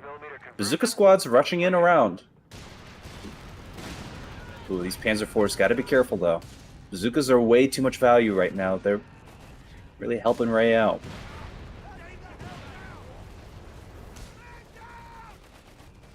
Ooh, Bazooka Squad has a long retreat path. But that free, Ooh, yeah, these Fallschirmjägers could pick it up. Jesus Christ. Miss micro from Tishkan. Fallschirmjägers... No, I think the Fallschirmjägers decided that they didn't care for it, you know? Had bigger prey to hunt. We have the upgun for the Shermans finally. Oh yeah, that's No gonna armored help skirts for Ray. the P4s though. AT Tishkan's gun gotta get those really armored low, skirts. might go down. Ooh, Panzer IV driving face first into some bazookas. Oh, it might Ooh, go. that Yep, might be no, a Panzer little IV's bit too okay. greedy. Oh man, these Panzer IVs are in big trouble. P4 Sherman bounces though, so makes it home safe. But AT gun is so they lost both- in enemy territory. Yeah, Tishkan needs to get these upgrades. He needs to get the Panzer officer quarters. He needs to get the side skirts. These Panzer IVs have to stay alive if Tishkan wants to win the game. Oh, that AT gun is a huge thing for Ray now. He second line AT or reliable AT will be clutch. Yeah, that's one thing with Ray's build is he never goes motor pool, so he'll never get those AT guns unless he steals them. And luckily for him, with Tishkan's AT gun, he's gonna have a lot more of a leg in this race. Suppression on the horde. To be fair, even if you don't get the full suppression, just get the first shot in is really good because then it starts the countdown that they will go home. That's true. That's true. But you know, they wiggle around like ants on the farm. Victory points are getting really low right now. Yeah, Man, Panzer Ray IV is encountering the bleeding. blob.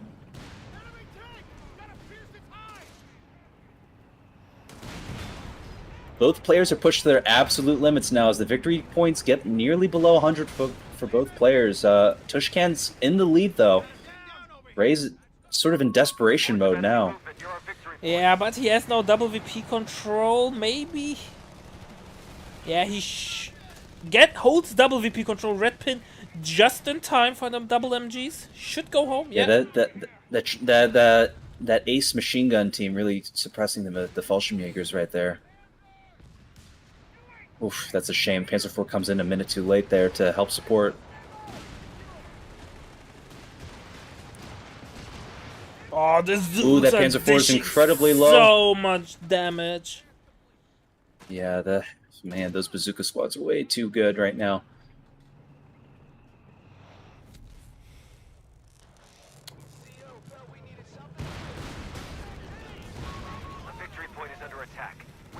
Zooks are going home. So going home. These Shermans are taking a beating from the pack guns, but it looks like the airburst barrage is going to try to get these. Oh man, the pack's taking a real beating.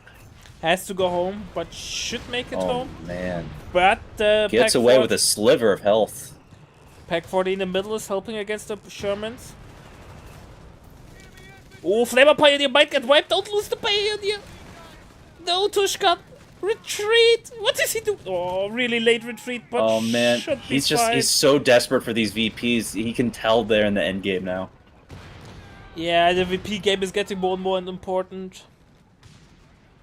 He loses a Fallschirmjäger. That's a big loss to Tishkan, but he's still got enough units on the field to make sure that he doesn't quite lose this game yet. But right now, man, for ladies and gentlemen, the amount of micro that's happening right now for both players is off the charts. It Like must they be can't take their eyes off the ball for a second. It must be like taxing game. You're minute 32, super late game. Yeah, You're the actions per microing. minute are off the chart. Yeah, We've but- got a new Fallschirmjäger dropping down on the victory point. Double Shermans rushing in to stop the cap. AT gun not that far off though. No players control any victory points right now. It's a fierce battle on each point. Oh, one Sherman might get Tishkan- picked off though. One Fallschirmjäger bites the dust Sherman. One more shot. Is he taking the One gamble? more shot. Can he He gamble gets it? it, but Yes, now he has to he run. gets it. Not sure if the Sherman That's can gonna be a commit. dead. Oh, he might that's lose gonna the be a Sherman dead as well. One more shot, AT gun. yeah. Oh, not enough, but Fallschirmjäger's coming Oh, from gets the away. flank. Gets away. Fallschirmjäger. Gets the wipe. 2 for Yes. 1. 2-for-1 special. What an amazing trade there by both players gambling. And And now another battle fiercely going on the east side. Tishkan got the east victory point, but now that next Sherman is taking a battering from the surviving Panzer IV. Mark target on the P4, but P4 still full HP, has used its veteran vulnerability. Sherman will bite the dust. Zooks are coming, but I don't think it will be enough. Here we go, Sherman goes down, but I think the P4 will be dead as Yeah, the well. Panzer IV is going to go down as well. A lot of tank trading going on. Tishkan's got the triple cap. This is looking rough for Ray. I think Ray's completely collapsed. We're down to 25 points. 25 VPs just sitting there trying to keep the triple cap going is enough to win the game. 19 on the clock. Middle will be, right hand side will be lost, but left and middle under film control of Tishkan. I don't think Ray can win this game. Ray's desperately using his bazooka squads to try to cap the point, but the Pioneer has double flamethrowers, and it's holding strong. And that's it. GG! Game number 1 Incredible. goes into favor of Mr. Tishkan. Eric Kaiser really held against Ray, and it was quite an upset, too. Ray really had the start of this game, but towards the late game, once he started taking those losses, he couldn't keep up. What an amazing game number 1. Holy shit.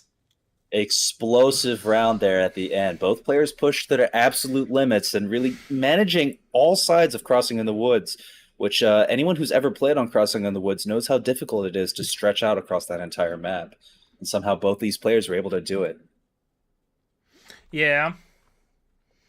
That was a really high-level game, man. That's what we want to see in tournaments. That is extremely high-level gameplay. Jesus Props to Christ. Tishkan for beating Ray right there. But can he keep up? We have a best of 5 on our hands, so let's see what will happen in the next game. Game number 2. We will be back in a couple of seconds. I think you should grab something, a cold beverage. I think it's cold beverage time, so see you in a sec.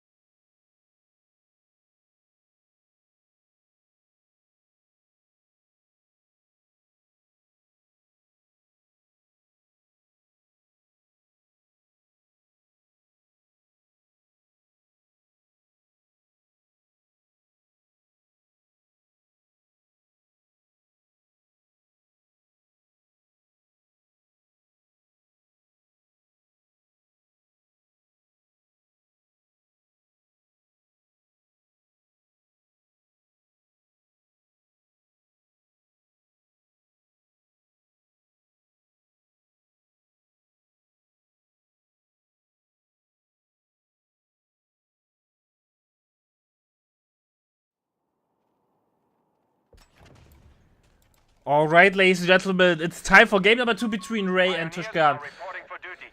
Semi-final number 2 is going pretty well after an amazing game number 1, which was really down to a nail-biter and showed that Ray can be beaten. Is Tishkan able to repeat that, or will Ray win this as well? This time Ray as the Wehrmacht starting, double Pioneer, Grenadier.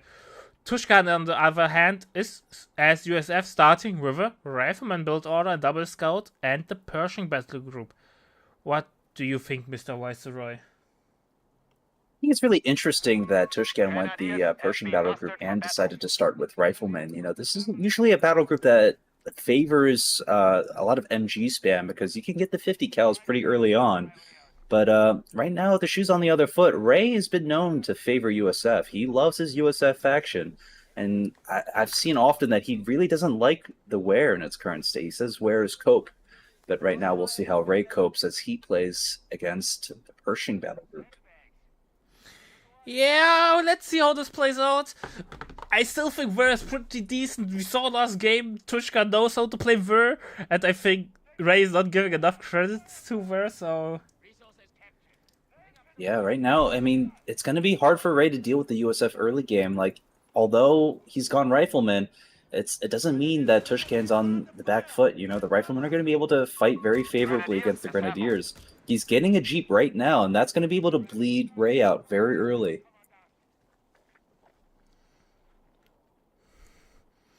Finals will be played once this set is over. So, I think we have a long evening ahead of us. I hope you brought plenty of snacks for that. Because if we... I've got my chips. Yeah. Because if Tishkan and Got Ray my keep chips, up... I got my energy drink. Yeah, man. If Tishkan and Ray keep up the style and the game, or the level of game, then we have a long day ahead of us. Yeah, we've got two master players at their best right now, and they're really duking it out on one of the hardest maps in Co 3 1v1s. Right now, we're getting a lot of retreats for Ray. Tushkan's winning a lot of these engagements. Yeah. Jeep obviously a great tool to harass. And it helps to with against the Rifleman. But map control is not that bad for Ray. He has... It's actually that even, so... Even though Tishkan won most of the infantry engagements, map control... It's not really translating into map control. Yeah, it looks like Ray's got some pioneers that are kind of loitering around over on the east side of the map. Not quite sure what his strategy is. I think he's anticipating that Tushkan's going to be there any second, but Tishkan's taking his sweet time, capturing the strategic point, soon to capture the victory point. And right now that pioneer is not doing a lot as he's sitting there.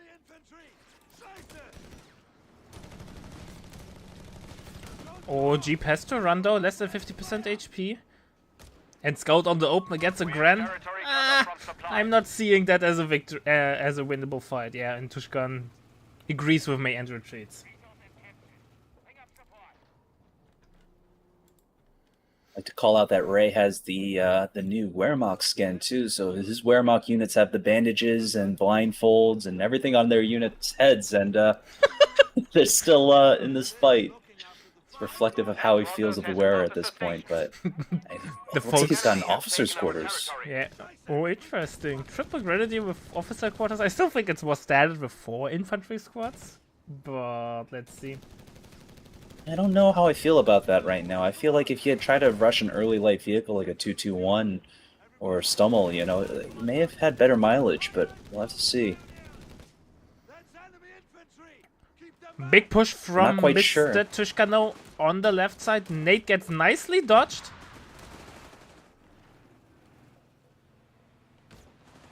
Yeah, he was able to get one model with it at least.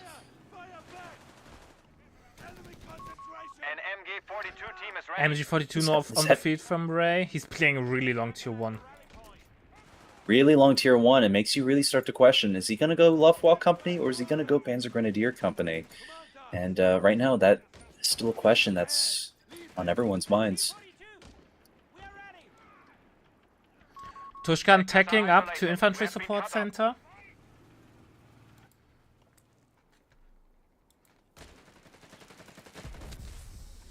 Yeah, going infantry support center is pretty standard right now as USF. You know, you're going to get the most utility out of 1v1s with this pick. Yeah, to be fair though, people often get it and then get any upgrades afterwards. So if you don't get any upgrades, obviously free captain is useful, but I still think you need to use it more. Yeah, I mean, even if you don't pick any upgrades, the free unit is providing a lot of value. But in this case, I'm going to give some credit to Tishkan and believe that he'll go advanced logistics sooner or later. Yeah, he definitely needs it in the late game. We have the half-track in the build.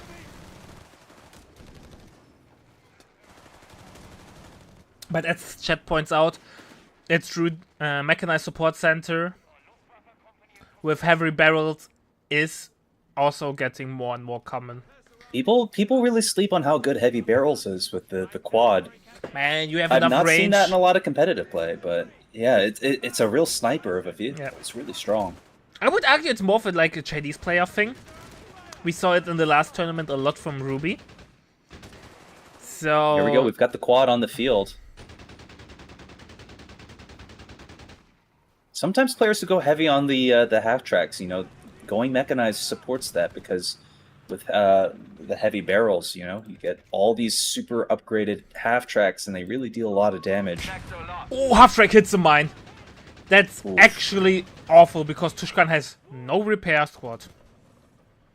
So the half track will be out for at least 1.5 minutes. So the advantage of the tech or of the fast LV timing will evaporate into thin air. Yeah, another instance where mechanized would have helped him too. He could have plopped down a repair center anywhere nearby, and that would have helped him out. But he's gonna have to wait till he gets enough manpower to build an engineer, and that's his first pick right now. Our territory is exposed. We must re-establish a connection.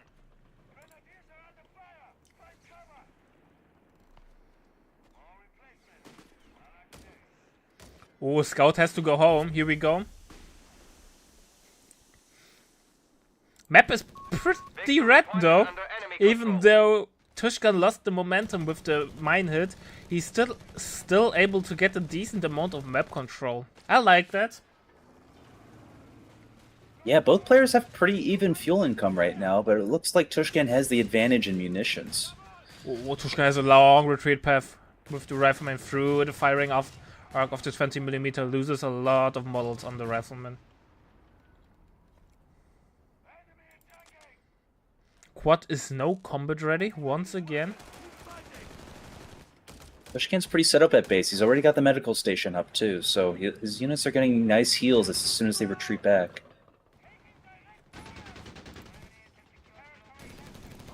It's very likely his next upgrade's probably going to either be bars or advanced logistics, but we'll have to wait and see.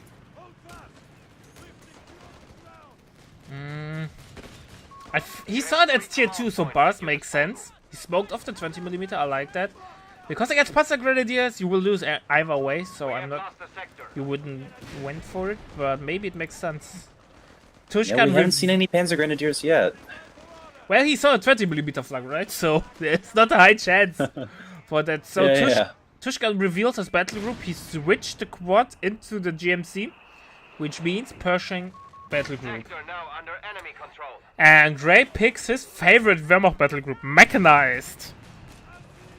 Yeah, he sees that and he knows he needs the Panthers. He needs the Panthers to deal with the Pershing, or he knows there's not a lot he'll be able to get that can match that firepower.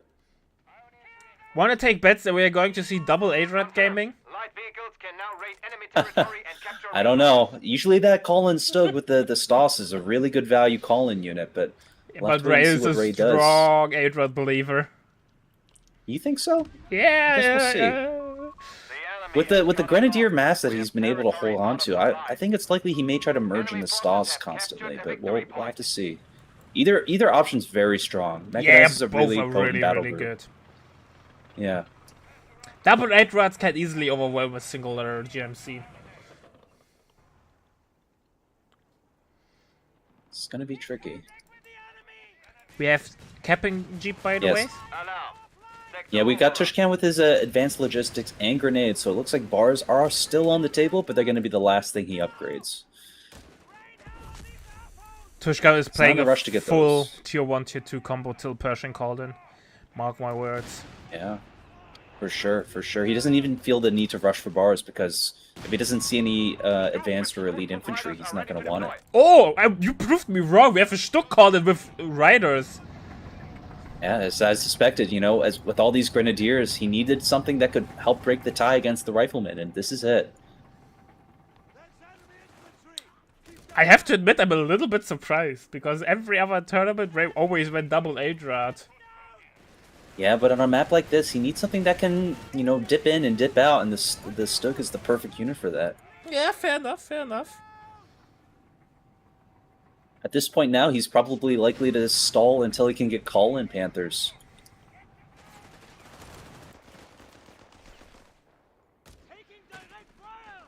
Battle of the Pioneers on the right-hand side, but that's just a small skirmish. Main engagement now on the cutoff. GMC tries to get some attack on grounds going, but they're just bouncing. Yeah, really, the Stug is immediately proving why Ray picked it. The armor on the Stug is just bouncing every shot. Tishkan now in the tough spot. More half-tracks. Taking up to AT guns not really an option. It's just too expensive of an tag for AT guns. But if you need them, you have no choice, right?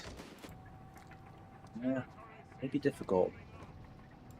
But right now, the Stormtrooper are Ray's ace in the hole. He's got plenty of Grenadiers nearby to help support it, but yeah, right now the Riflemen are pushing very heavily on the left side. Stug on the opposite side trying to deal with a lone scout.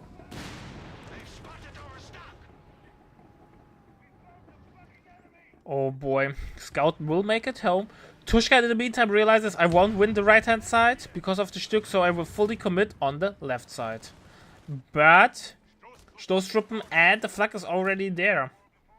We have the map hack Jeep, by the way, so Tishkan. Yeah, I was about to just call that out. Tishkan's got really good vision of what's going on and where Ray's units are, so this may help give him an advantage on Ray's positioning. Decides to go home after getting a few shots from the flag 30. We have lost control of a victory point. GMC comes over to deal with the Stück. Lightly tickles the frontal armor, I presume. Nope, Second. gets the side shot in. Okay. That's a good side shot, yep. Jeep gets picked by the 20mm. So, Oof. first major wipe there. Well, not major, but an important wipe. Denying this map hack. That was a big mistake. I think Tishkan needed that vision, and to start using the Jeep in an attack role once again was a bit of a misplay. Burst off from Tishkan. Pops in the worst situation, or the worst second. But it is what it is. Rifleman forced back on the right hand side. Left hand side also. After getting eviscerated on retreat on the west side. Oh, Make it the white. It's looking Chapman gets really, really tough at the moment for Tishkan. He is, yeah, not base lock, not that. It's not that bad. Not necessarily, but Ray's gotten a really good tempo right now. He's got every tool he needs to hold off against the USF, and the Riflemen are not cutting it. White phosphorus grenade, but Riflemen don't care. You know, they're immune to Millipede. Yeah, I'm not too fond of the strategy of Riflemen into half tracks because he doesn't have any AT options right now aside from the gun carriage, and it's not super flexible or effective against the Stug. It's the tough ask, right?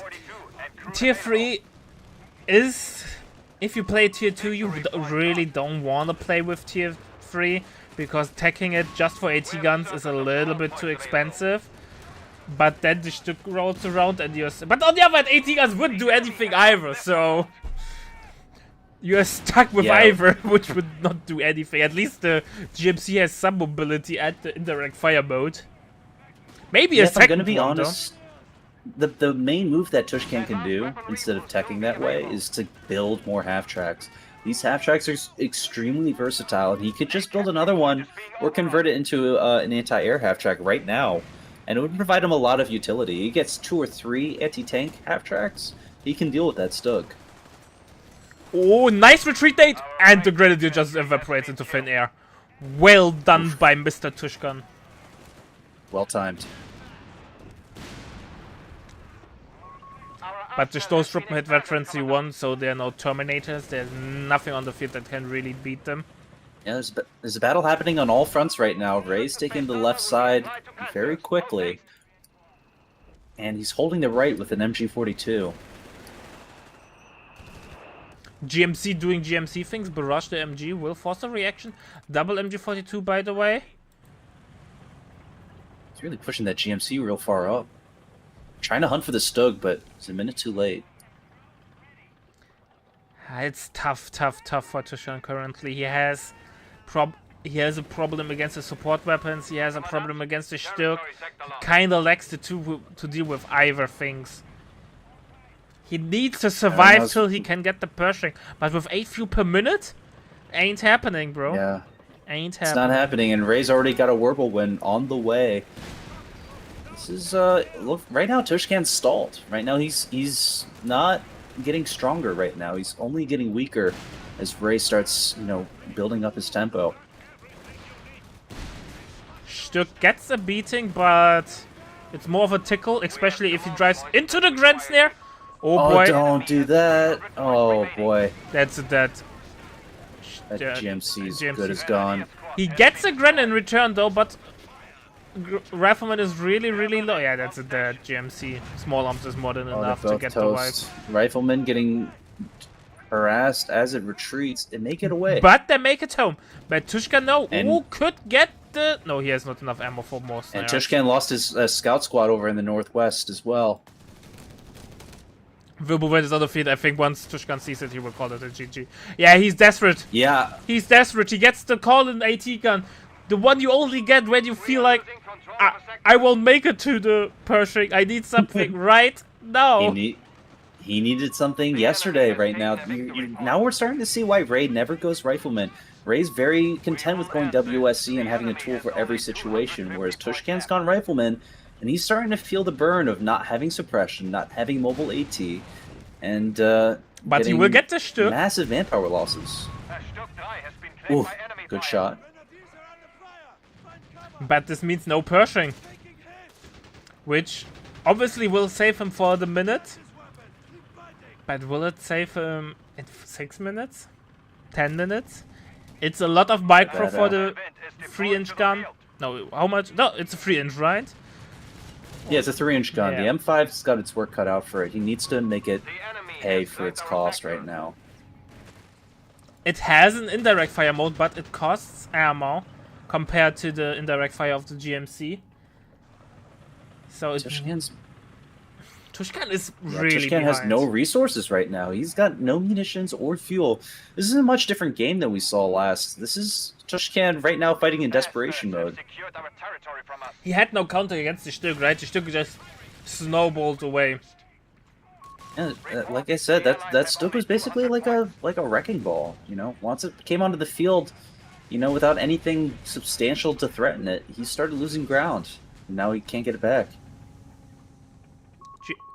3-inch being used, max range, safe mode. I think a little bit more mid-range fire would result into more damage. Third MG on the way from Ray. He's really choking Tishkan. Maybe a mortar pit. Yeah, it's not looking good for Tishkan at all right now. He's got nothing good in his back pocket, and right now he's just getting bled over and over again, constantly trying to capture territory and constantly getting barraged by the Stoffs and the Warbles. Yeah, the big AT gun has a... Can't be everywhere, right? It's more mobile than the standard AT gun, but it has a way higher micro attacks.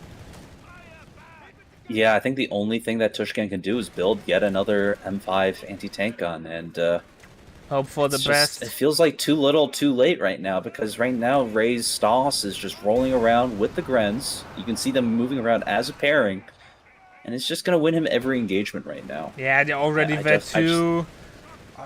They're already vet 2, they're already firing.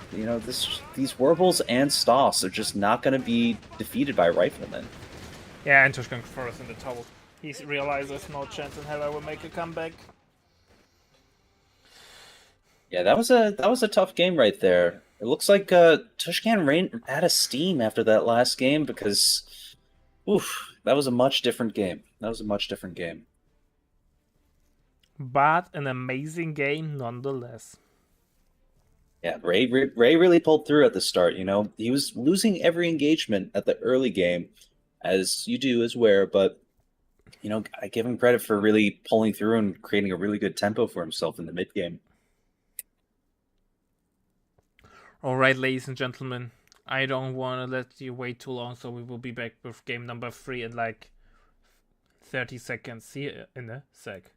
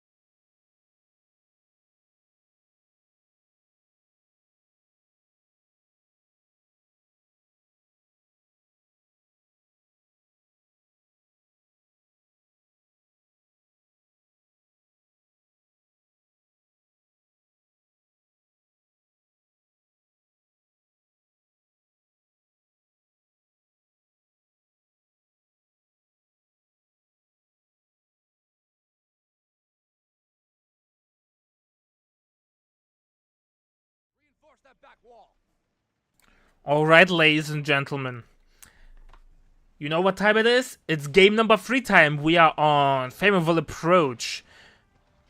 I think in Code 3 it's only Famenville.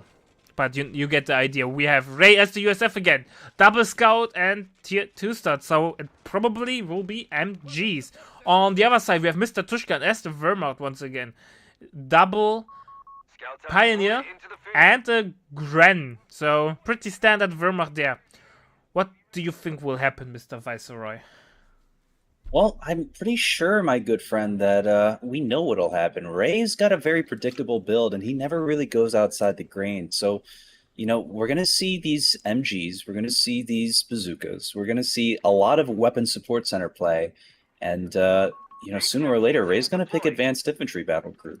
But it's all up to Tishkan to see how he's going to counter it on a small map like Famenville, These MGs can lock down a large amount of space, but we'll have to see what Tishkan does to counter this.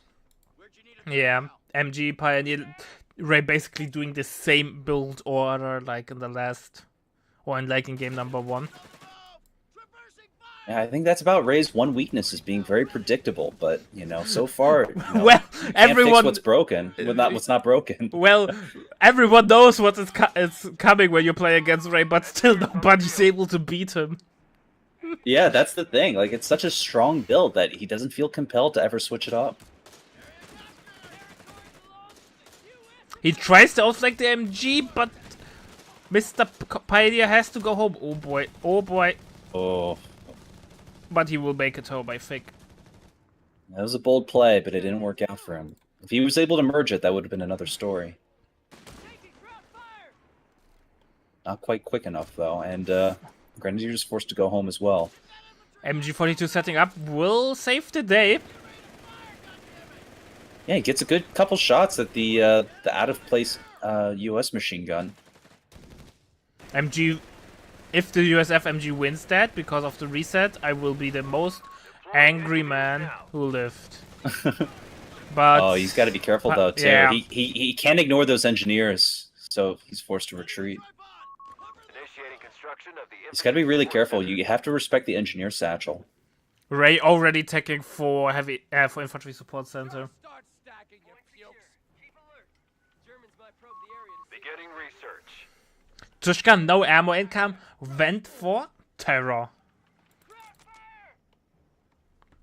Terror always having a one of the it's a battle group that we see every game, but I would say it's in the top 3 ballpark on the most picked battle group, so no surprise there. Camo MGs will be useful against the 30 cals, will help to deal with the threat. However, double scout having access to double recon flare really helps on this front.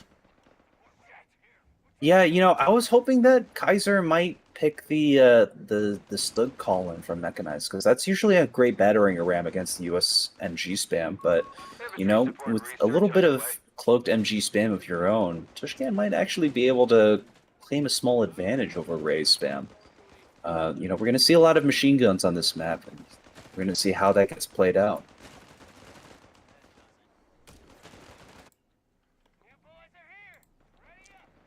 Right now, looks like Tishkan's capturing the fuel on the south side while Ray's preoccupied with trying to get his pioneers to leave the building.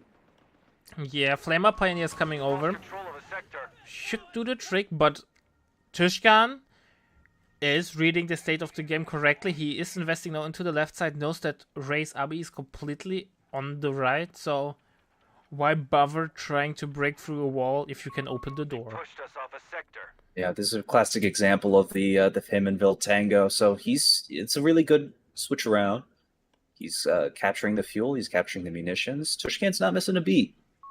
Infantry support center stocked and ready. And a Infantry support center is already completed, and Ray's immediately going for the M3 carrier, hoping to get some early gains with his half track. Tishkan, how it looks like it's a strong Panzer Grenadier company believer.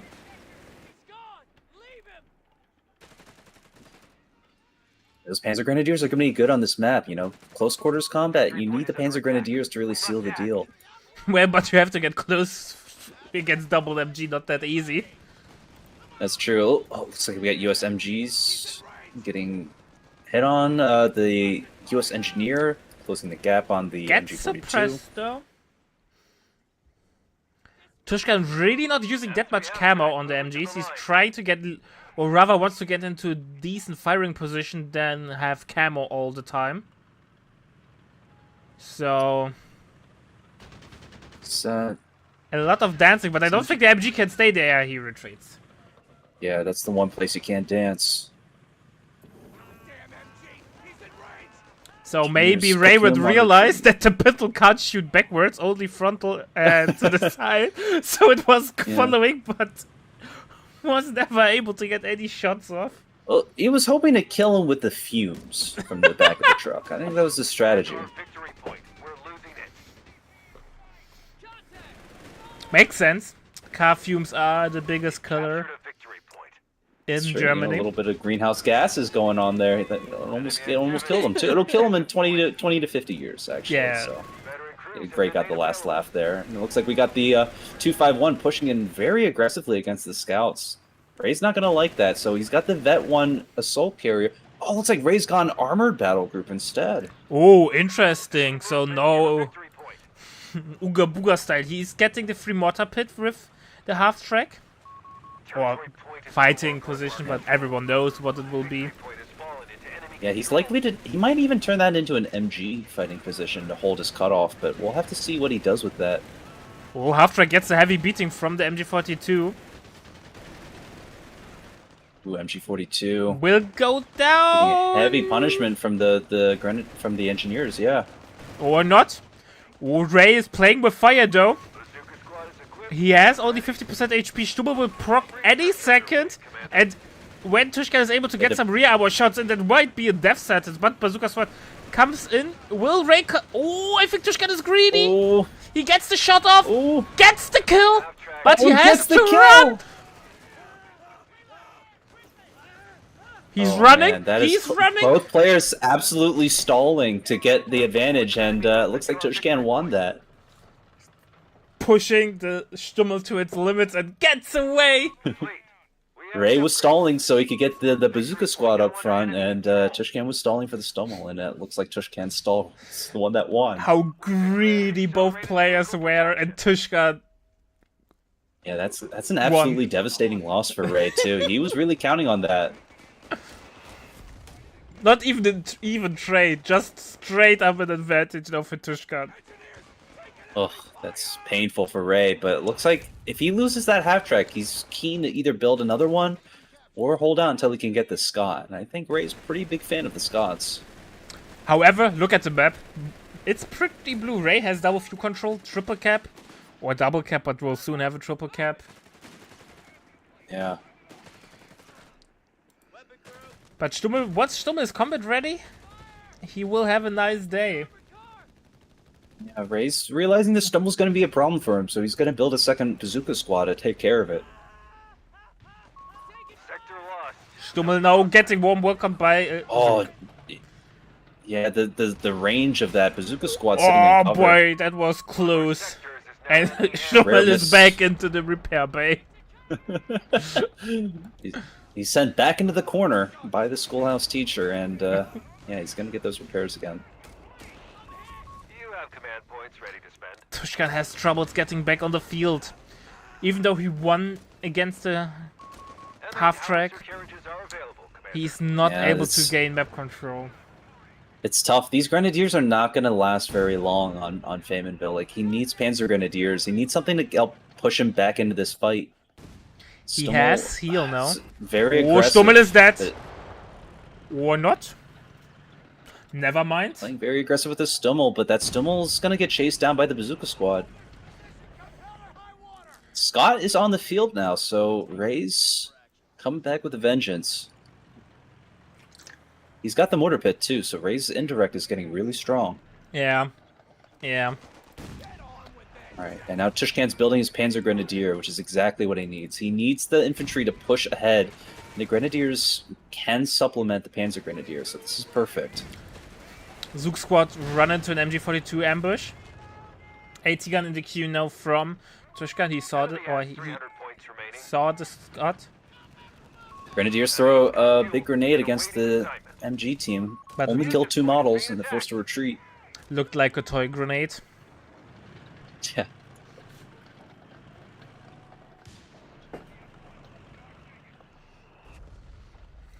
Tishkan is and really we're behind getting- double Scots to the field. Ray's really throwing everything on the field. Yeah, these cloaked MGs are not going to be worth their cost right now as these Scots roll around. So luckily Tishkan's building an Tishkan throws Says GG. oh 2 wow. 1 for Tishkan. One more game and Ray will be in the finals.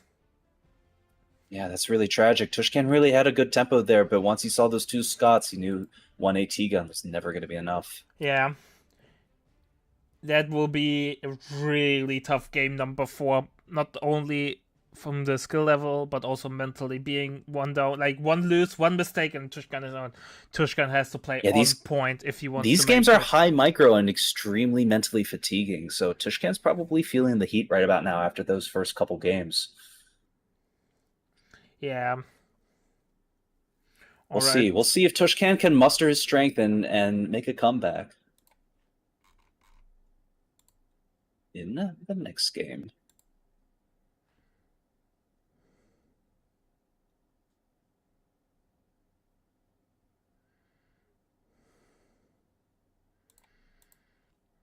Alright, ladies and gentlemen, we will be back with the finals. Not finals, with the, what I'm talking about. With game number 4 in, let's say, 20 seconds. Actually, do you mind if I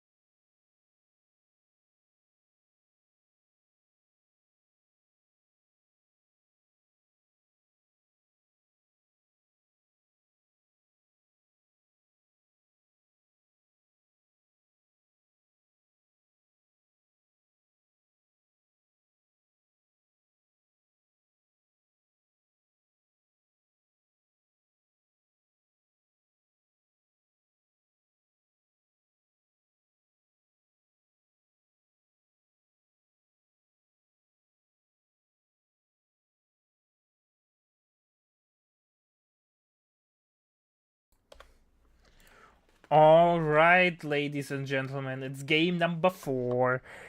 Tishkan needs to win the game if he wants to get a shot to make it into the finals, to get an ace game against Ray. But this is a tough ask. We have Ray as the Wehrmacht starting with 2 Pioneers, Gran, nothing unusual there. And Tishkan as the Brits is playing Kangaroos. Australians have joined the fray. Aussie and double Royal Engineer. What do you think about them, Mr. Viceroy? Okay. Grenadiers assembled. I'm around a lot at the moment. Apparently, Viceroy had to leave for a couple of seconds, but that's fine. So, Kangaroos Oh, interesting. sorry, no, I'm still here. I'm still here. I was accidentally muted. I think that Kaiser Tishkan going Australians was a great pick because him going the Australians means he can win some a lot of early engagement with the Australians. They're a really net positive value unit. Him going Brits instead of US is really interesting, but this is something that Ray's gonna hate. He's gonna hate to see his units get sniped by these Australians. He's gonna hate to see the 2-pounder on the field. This is a lot of things that Ray hates, and that's gonna work out in Tishkan's favor. So we're gonna have to see how that plays out. Also, Australians or Aussies have increased cap speed, so it will help with map control.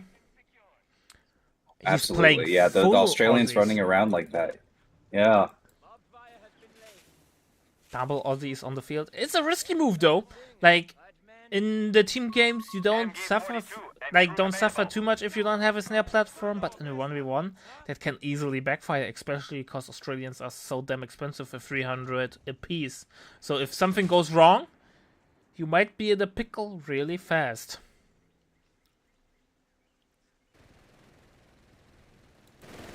Aussie gets the press in the middle. A full retreat, and Ray is harassing the fuel on the right hand side. But yeah, I think honestly, the Aussies will win this. Yeah, the Aussies are going to win this. They're right now with those rifles, even though you may think that they're long range units, Australians have a damage profile that's similar to riflemen. So as soon as they close the gap, they will win the fight. And that's perfect for a map like Faymanville. And the sniper shot obviously comes in handy as well. Exactly. So they're winning these long-range engagements. They're winning these short-range engagements. And for a map where you desperately need your mainline infantry to be winning engagements, that's going to be a really painful loss for Ray. So Ray is capping the fuel off Tishkan, but Tishkan is applying pressure on Ray's fuel. But I'm not sure if he's able to win this. Ray is able to buy time, so he could move some squads over. But MG42 might get outflanked there.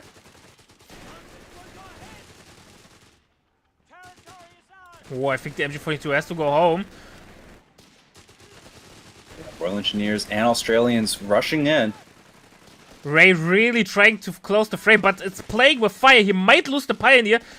Focus fire is coming in. MG42 is repositioning. If Tishkan jumps into the building, he will be fine. No, MG42 is forced back. Might even lose it. Don't underestimate the raw damage potential from Australians. They have an amazing damage profile. But Tishkan decides to switch target to the Gren. That's a rough engagement right there. The Australians already proving that the British units can have some bite, especially on a map like this. And with 3 Australians on the field, Tishkan's feeling like he's winning every engagement right now. Yeah, he gets the control of Ray's fuel as well. Ray under a lot of pressure now. MG42 has to come back right away. No tech yet from Ray, but Ray needs desperately heal. Not desperately. Maybe I oversold it, but he needs something. Needs something. Right now, that platoon command post is being built very quickly, so we're likely to see either a Stuart or a Humber within the next couple minutes. I think an early Humber would not be the worst thing in the world right now. Nah, I like that. And it kind of tells the story. If you play triple Australians and are still able to get a decent timing on your tier 2, that you traded incredibly well. Yeah, exactly. But if he does go Humber, he's opening himself up for a possible 2-2-1 Humber deleter. Because Ray's gone Luftwaffe company, and it's being built right now. Aussies were not able to get the flank. So they're crawling, they're trying their best. But MG42 will probably... Yeah, no need there to overstay your welcome. Will Ray go for a retreat, Nate? Nope.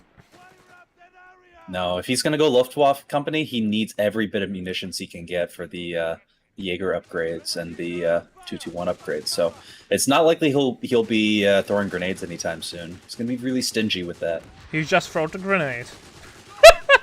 Sorry. Oh. It's caster's curse. It's always hilarious when things like this happen. So it did not work out whatsoever for Ray. He lost control, I think, again on the right-hand side. 221 will be hitting later than the Humber. Humber is on the field, however, no heal. And it kind of tells. Tishkan lost a lot of HP on his squad, so he is not really combat efficient. Oh, Gren might get wiped if Tishkan decides to commit. And he is that committing. Humber rolling in. One model left. Oh, he can get this wipe. That 2-2. The 2-2-1 can't upgrade that quickly. Get in there, Tishkan. And he gets the he wipe. gets it. And MG42 is now retreating sniper shot. Nope. Ray's not going to be happy about that. Nah. Not really, he's really behind. 2-1 is on the field but has no ammo for upgrade. Ray's really armor starved, and Tishkan is like 50 ammo per minute. I'm having a field day. However, looks Oh like man, but the 2-2-1 might get the pickup on the Royal Engineers. one model left, and it's gone. And which makes it even worse, it's a sweeper. So he needs to rebuild it. Heal on the way from Tishkan now.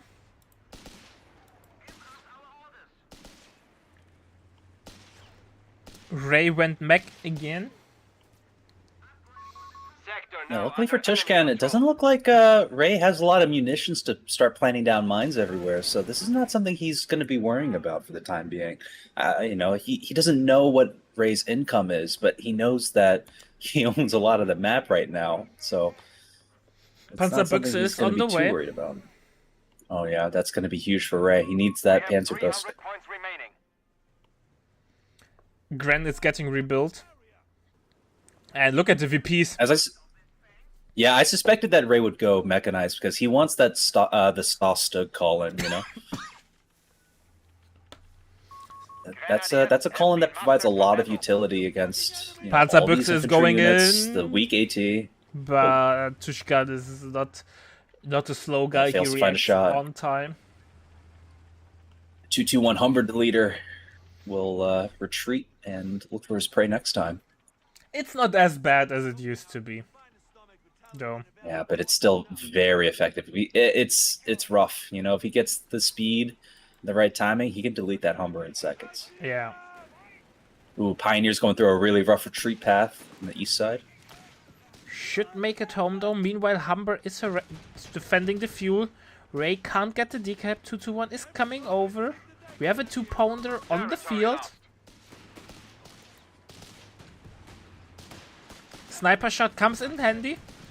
Grenade out. But Tishkan reacts nicely. Smokes off the MG with the Humber. Nicely done. They don't think Ray can hold his position. He has to fall back. So no Stück called in this time, but Mr. 8-Rad. Mr. 8-Rad indeed. You know, not quite the pick that I thought he was going to go, but I think he's a little caught off guard by how powerful these Australians are, and he's going to want something that can bleed them across the map. Plus, the 8-Rad can deal with the Humber at the same time. I just don't know if he's aware of the 2-pounder. Ray was greedy, but 2-pounder is not able to get a follow-up shot. 8-Rad will outflank the AT gun, though. It's running. 2-1 is coming in. You realize that? Yeah.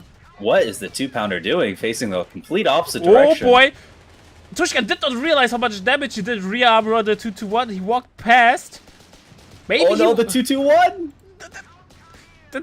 He will get away because Tishkan reacted wrong and moved past the rear armor for a sec. Otherwise, he would have gotten the wipe. Oh, that's truly tragic. The 2-2-1 getting away with such little HP. Oh, will Loss it of be the AT gun is huge too. AT gun is still contested though, but I don't think he will get it. I mean, AT gun got smoked. Second 2-pounder is on the way. Humber is low. Flamer Pioneer is on the front line, so Humber will be out of commission till quite some time. 2-pounder comes in clutch now.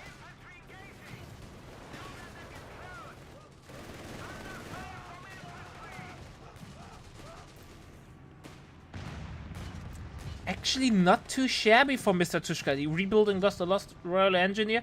Double 2-pounder now are on the field. Double cap still running into the favor of Mr. Tishkan. He was able to weather the storm and he still has fuel advantage.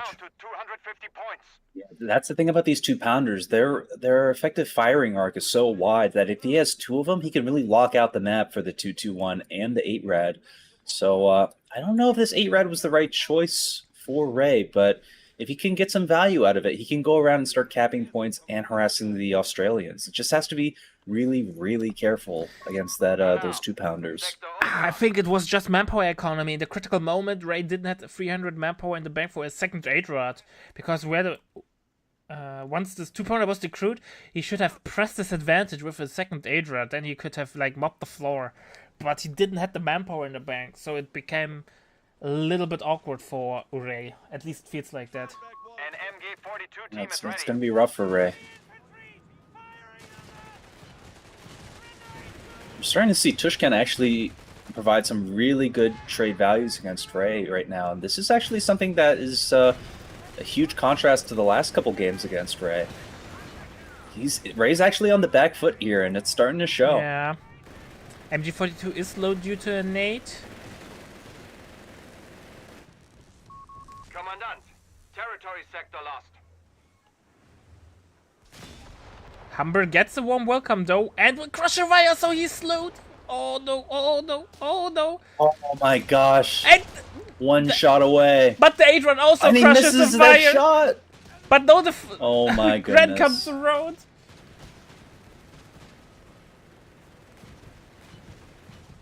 The Humber escapes with 4 HP. Nah, he's still running. Ray is furious. He's Nope. chasing, and he gets it. He gets it with the grenadier fire. Oh, he gets the side armor penetration with the rifles. The Car 98K. Hopes and dreams were enough. Yeah, that's a devastating loss to Tishkan. But Tishkan said, whatever. He starts unlocking the Stuarts right away. Just want to call attention to how much Ray is bleeding too. With every engagement the Australians win, you know, there's no healing at base for Ray. He's relying on the Vet 1 heals, and with only 2 of his 3 Grenadiers with Vet 1, it's starting to show how badly he's starting to bleed. Yeah, and I think Ray will have a rude awakening. He thinks he's really had double 8-runners on the field. I think he's thinking about an all-in against the 2-pounders, because they are not their options. However, we have Stuarts on the field, we have over-repair unlocked. Oh man, with the over repair, those Stuarts are gonna be devastating. They become little medium tanks. Yeah. You know, I think right now what Ray's doing is a mistake. I think he's trying to stall for Panthers, but I think he needs to pick in his battle group the ability for his 221 to actually repair nearby units. Oh yeah, that would be really useful, would be really helpful. That would be really useful. He's got 3 vehicles that needs bad repairs, and he only has 1 Pioneer to do it. So, you know, he's losing time, he's losing tempo, and the Panthers are not going to do anything because... And here we go, Ray smells blood, but Tishkan has more. Oh boy, that would be really ugly for Ray. He will lose at least one Ray 8 going in rat. hard against this AT gun. He will get the decrew, but who cares? Oh boy, this 221 desperately trying to swing around and prevent the Stuart from getting the kill. But 221 gets picked. Oh, and he loses the 221. That's devastating too. Stuart is in a pickle though. Yet he loses both 2-pounders. So maybe it's actually far worse. Oh, AT gun gets decrewed and Stuart dies. Oh my gosh. Okay, It's his own 2-pounder against him. AT gun is Okay, contested. it's not over yet though. Tishkan still has a lot of momentum right now. So even though he lost 2 AT guns and his Stuart, he's got another Stuart on the way, and he still has vehicle over repair on the table. So this is far from over. Tishkan's coming back into the fight. He's got his units. His Australians are running in. I don't know if Ray anticipates a second Stuart hitting the field, but that second Stuart's going to come and hit hard if it can get a target on one of those 8-reds. Stuart is on the field. AT gun is in the base. Grenadiers are off take the one field big shot. as well. 2-pounder gets requeued. He can get the kill. Captured. His smoke gets popped. Misses. He can't commit. Oh, he tries, but attack on ground misses. Oh, devastating. It's far from over though, as Tishkan still has his 3 Australians. He still has a decent amount of victory points and map control, so This is not a one-sided fight, ladies and gentlemen. Tishkan can get back into this. Tishkan has also plenty manpower in the bank, so he can recoup those losses relatively easily. Second Stuart is in the queue, and less than 100 VPs in the bank for Mr. Ray. So if he's able to keep up the pressure, it will be a really, really tight game for Ray, because you can't do that many mistakes when you have only 80 VPs in the bank and your enemy still has 480 VPs in the bank. Yeah, this is intense right now. You're going to see light vehicle play from both players, and those 8-Rads, they're not going to win against over-repaired Stewarts. Those over-repaired Stewarts are going to take that extra shot, and they're going to take it like a champ. And, I don't know. Ray's stalling for the Panthers. We'll have to see if that's a worthwhile stall. Honestly, if he kept that 2-2-1 alive, he would have been able to get much faster repairs. Yeah, Ray uses the snare, but the over-repaired Stewart is like, I don't give a frick about that. Waste of Hunter tries to ammo, get a shot, kinda. can't get it. Second Stewart is on the field. 2-pounder can't really do anything, and I feel like the all-in strategy from Ray with double 8-Rad didn't work out as planned, and no, double Stewart will contest the 8-Rads pretty well.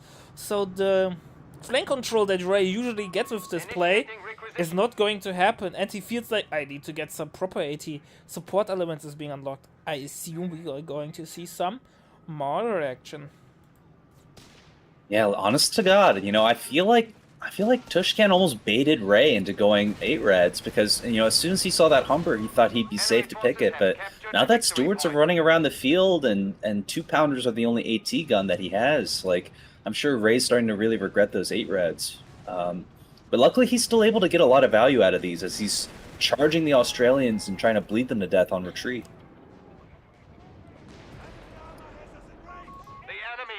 Oh boy. MG really low. Will get no beaten by the Stewart. That's a dead MG. Or not? Yeah. Not. Never mind. He gets away. To be fair, Stewart though, takes a big shot. Oh boy, Stewart has to fall back. But the stolen 2-pounder really comes in clutch for Ray. Yeah, that's exactly what Ray needed, and he's going to use it as much as he can. He better merge into it soon, though, because he's getting outflanked by that Stewart. Oh, Stewart is going in. Not sure if that was the call. Ooh. He might, if he's lucky, gets a night round, but I don't think this will happen. Ooh. Never mind, he gets one, but Oh, I he don't... gets it! He gets it from a far shot from the 2-pounder. So he trades a Stewart for an 8-Rad, and quite frankly, that's a really good trade in Tishkan's favor.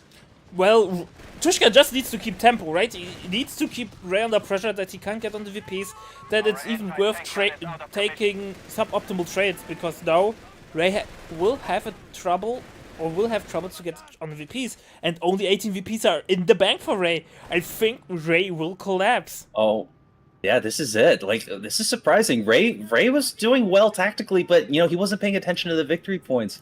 And now with only 15, 14 left, he's, I don't know. I don't think he can hold on that long. People thought Tishkan was wrecked, but quietly he was winning those victory points, and that's the name of the game.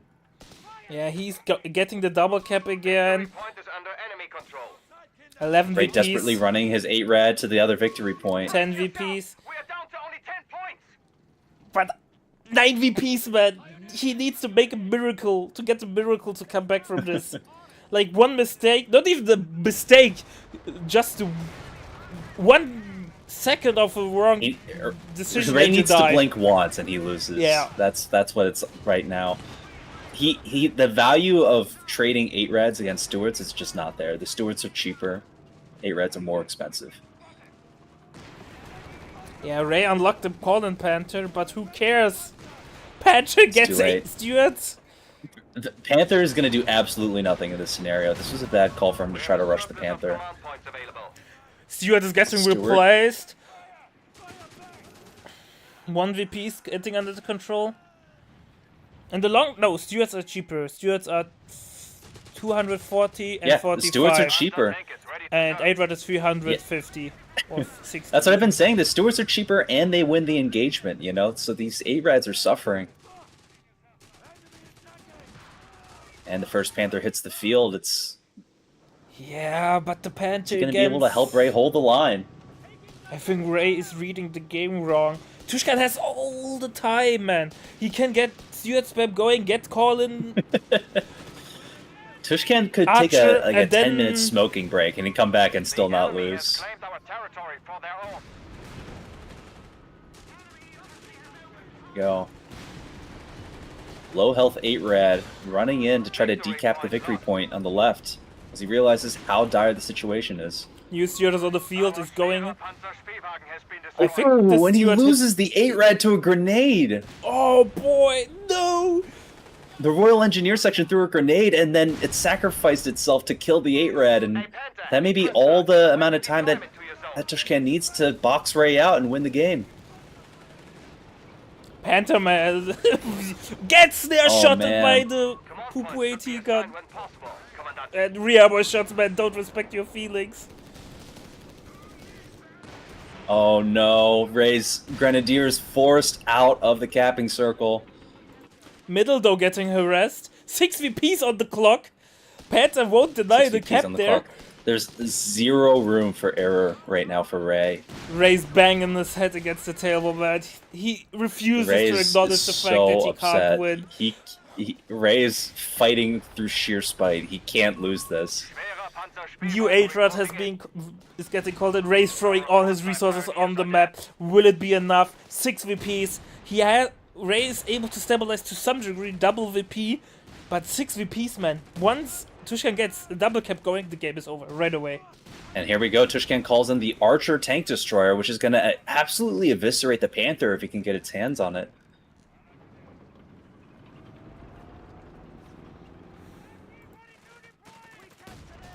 MG gets outflanked by the Aussies.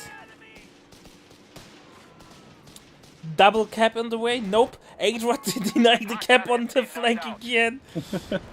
But stolen 2 pounder gets the recruit, which will give the Steward a little bit of more movement space.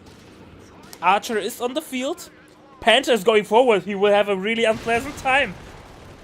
Oh, he's going to have a bad surprise. Ooh, he waited to fire that shot so that Panther would overcommit. Panther is dead. 2 pounder Loses gets the stolen. Panther. Oh boy. 6 VPs triple cap. Did Tishkan though overplay his hand? He is under a lot of pressure. He has 1 2 pounder under his control, but the 8 grad is a problem. It's looking a little scary. Tushkan's lost a lot of his advantage right now, but you know, with 6 victory points on the board, Ray needs to blink just once, and then Tishkan has this game. Tishkan already lost an Australian just now. Oh, he's trying to win harder than he's already winning. I think he needs to step back a notch and rebuild, focus on the things that If Ray wins this game, Tishkan is out of the tournament, so we Yeah. have to see. Can he clutch back victory with 6 victory points left on the board, or is this going to be the end of him right now? Atrad is coming over. Stewart is getting rebuilt. Ray has no AT, so the Archer and the Steward will reign supreme. MG gets forced off. Might even... Both players are playing a desperation game. Yep. Ray doesn't want him to get that victory point because it means one more notch under his throat. So he's sending that 8 rad. If he's smart, he'll get that 8 rad on the victory point to prevent the decap. But Archer has something to say about that. Oh, Grenadier will be forced back in the middle. Oh no, the Vet 3 Grenadier can't win that fight right there. 42 and crew available. Oh no. More MG42s. Oh, Ray's got his units loitering at base. He has to get to the center. Oh no. Ray's sending in a Grenadier just to protect the left VP, but he needs something in the middle. He needs to get to the middle. Forget the snare, dude. Get onto the point. The Grenadiers have to get into the circle. What is he doing? AT gun is moving to deny the decam on the right hand side. The dance of the ATMG gun is going. Middle gets protected for the second. Oh no. He has to rush that 8 rad in there. Okay. He prevented the cap. That's good. But the Atrad Can't deal with the damn steward. Oh no.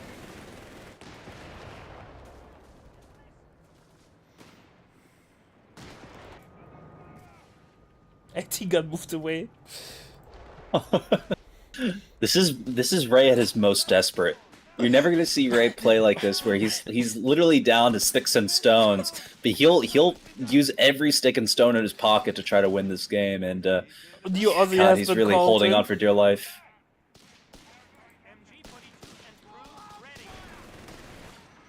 Ray is so ultra concentrated right now. He can't pick anything else in his battle group because man, it's just down to the wire for him. MG gets decrewed. Middle Oh is no! under threat The now. Australians are going to destroy these grenadiers too. Ray's going to pay dearly for not getting Panzer Grenadiers at MG this gets point in time. destroyed. Middle, he will lose a vet free grand. Maybe not. Oh no! He Double. holds it. He holds it. He holds it. Both his MGs have gotten Vet 3 right now, so they're holding the line for him. But this is looking really scary for Ray. He's sweating bullets right now. Any form of AT would have been phenomenal in this situation, but right now the Stewards and the Archers are rolling donuts around him. Yeah. Oh boy. It's such a close game, man. Like, It's really, really close, and it's never been closer. With just down to 6 victory points, Ray's in desperation mode. He really can't afford to make any mistakes right now. 2-pounder will help there on the left side. Stewart will help to capture right hand side, but Stewart's there's trying no to- yeah. squad. You will get the decrew Playing on a the game of MG, chicken though. with that machine gun. Yeah, he may get that decrew too. That would be huge, though. Grenade gets nicely dodged from the Aussies. Yeah, those Grenadiers are going to lose that fight.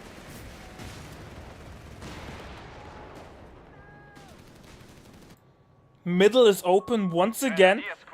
Tishkan should not harass the cutoff. Nobody gives a damn about the cutoff. Ray He's Ray the lost MG. one of his Grens.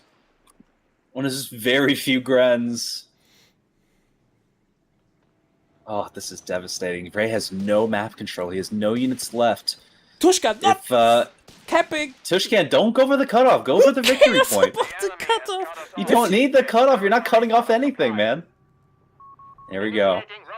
The 3-man Australian limps to the victory point, and with his enhanced capture speed, he decaps the center. And that's it. That's game. Game. You know what we have on our hand? An ace game. Oh, ladies and gentlemen, we have an ace game. Game number 5. Jesus Christ. That's how you know that these are 2 top Company of Heroes players. This is not a best of 3. This is a best of 5, and we've gotten to see them play all the way to game number 5. And I want to remind people that yesterday Ray was in chat saying if you don't pick USF, you automatically lose. Well, Tishkan has immediately proven that you can go Brits and still win. So that is a tough break for Ray right there. alright, ladies and gentlemen, will we be back shortly with the ace game? I think I'm so incredibly hyped. Semifinals today are delivering. They're going the full mile. So I'm really hyped for that. Oh, See yeah. you We're in going to a see which player sec. comes up on top.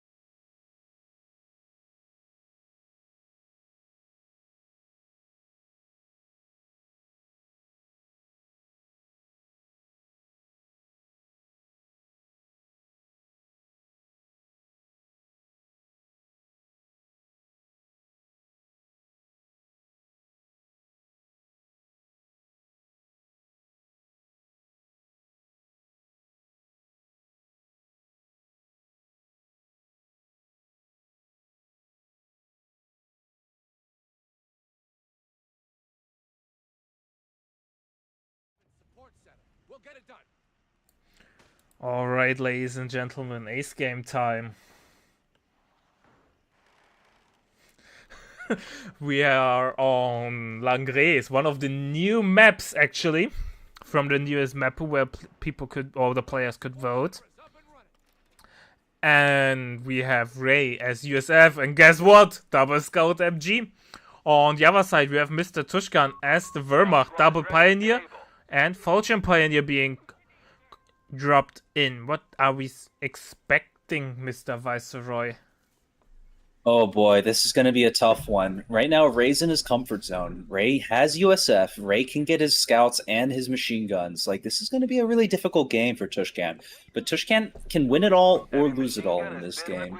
And right now, he looks like he's going to go Luftwaffe Company with Fallschirm Pioneer drop.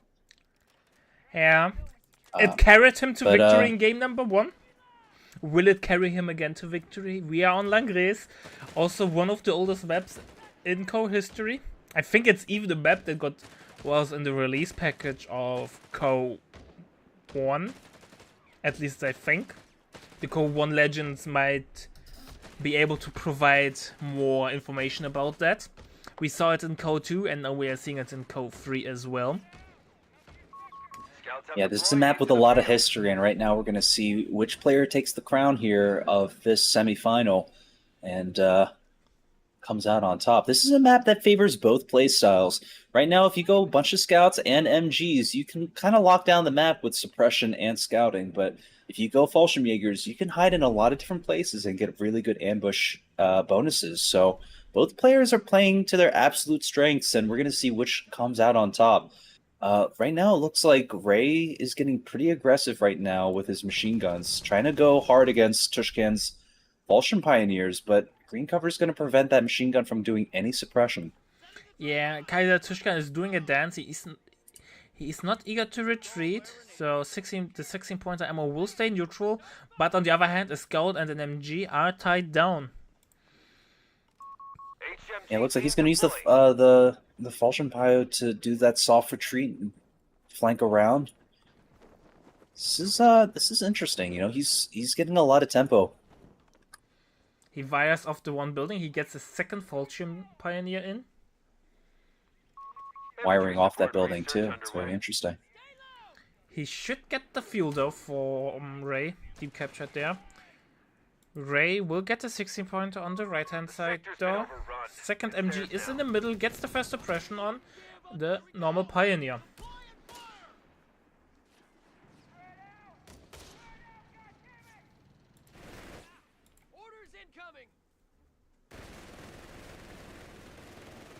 It looks like we're seeing a little bit more action on the right. Ray's gobbling up those resource points, which is nothing to sneeze at. I think Tishkan's keeping his Fallschirm Pioneer near his fuel because he thinks that Ray's going to get really aggressive with it. But unfortunately for him, it's the only thing that's happening is that his Fallschirm Pioneer is standing around doing nothing while Ray goes immediately for the cutoff even. The good old Langres cutoff gameplay. Oh no! Tishkan got impatient. He's moving his Fallschirm Pioneers up and he fell right into Ray's trap. Oh, both players playing a game of chicken, and it looks like Ray won that one. Yeah, Ray's now in a really nice position. The whole army of Tishkan gets suppressed or is on the retreat. Cutoff is getting into the control of Tishkan. The 16-pointer is the only resource, or the... Yeah. At least Fuel income is still even thanks to Tishkan pushing on the far side and keeping the Flammer Pioneer AFK on the 10-pointer there. Oh no, we're seeing a lot of AFK units on Tishkan's side, and this is something we can't see a lot if he wants to win this game. He's got to get his cutoff back if he wants fuel. Well, fuel control is even, so it's not the end of the world. Could be worse, but look at the HP. Won't be for long as soon as Ray gets that fuel point. Yeah, but the Flamer Pioneer should help with the support of the MG42. Tishkan rushes the 251. Battle of the Half-Tracks, Volume 2 or Volume 3, however you want to call it, is we're getting our half-tracks out from both players. And Kaiser really needs some healing back at base really badly because his units have absolutely no health. Tishkan needs heal desperately. He needs a map control desperately. Tishkan is now 10 fuel behind. Ray's tempo's unmatched right now in this build, so already he's got a medical station and a fighting position in build because looks like Ray has locked in Armored Battle Group. He's going with what works. He knew the Armored Battle Group forced Tishkan to resign a couple games ago, so he's trying to play to that strength and force another easy win. Tishkan does not have enough ammo for the upgrade, so he can't really play aggressive with the 251. He used his ammo even for the suppression run. So desperate to get back on the map. Yeah, I really don't like that.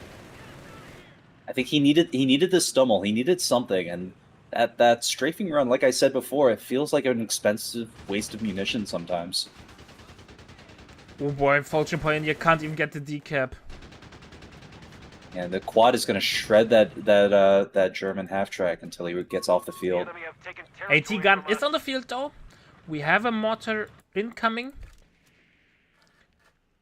This is good. Tishkan can fight back against that half-track if he gets that AT gun in the right position, but that half-track is going to be a slippery bar of soap. It's going to be hard to get a good shot with all the trees on this map. Yeah, it will be really tough to micro here. And the What's worse is that Tishkan's going to lose every engagement right now because all of his units are so low health. Yeah, like HP is something that Tishkan desperately needs. Either base healing, bunker is not an option. He needs either Veteran C1 or HQ heal. Yeah, if I were in Tishkan's shoes, I'd get the base medical station. That way you don't have to sacrifice any time or tempo.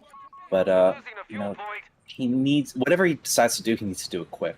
Because he's losing all these engagements to low health units. MG42 has to retreat. Mortar pit, yeah, doing God's work. AT gun is providing in position, a lot though. of value. We'll get a shot in, maybe a follow-up shot if he's lucky. No. No, doesn't get it. But at least he's able Finally to defend vet one the on one of fuel. his Falchion Pioneers. At least knows some out of combat heal.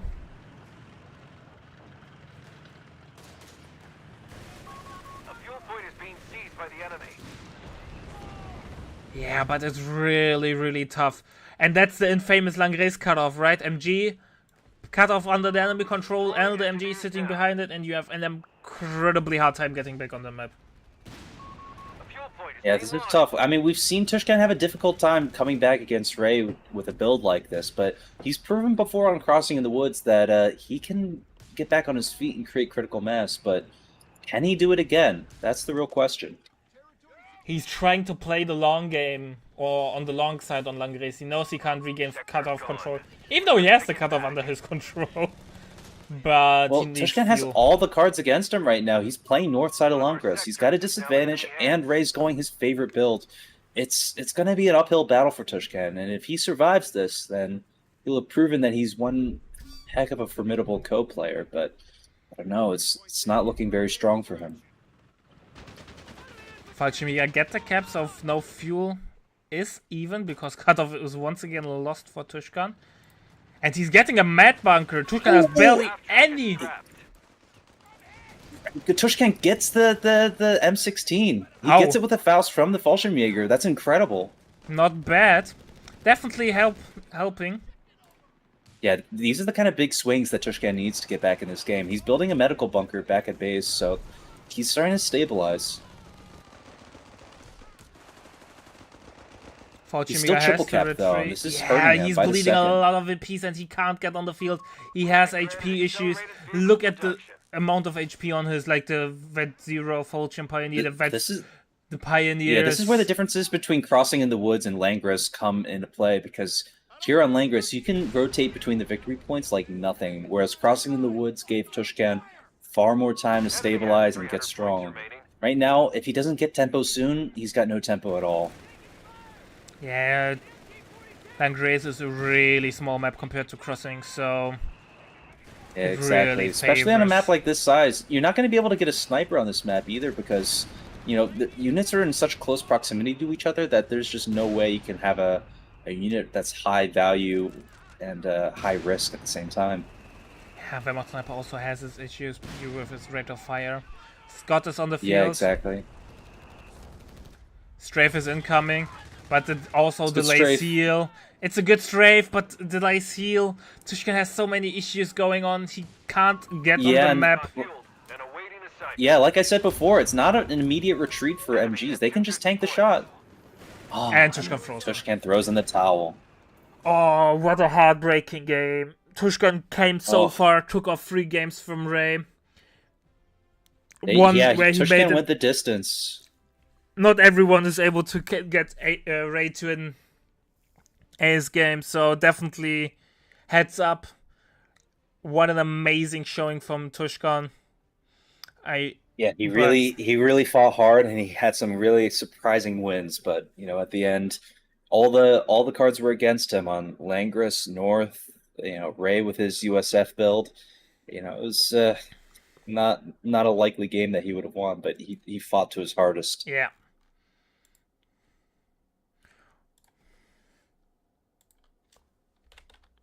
GG's to both players, though. Yeah.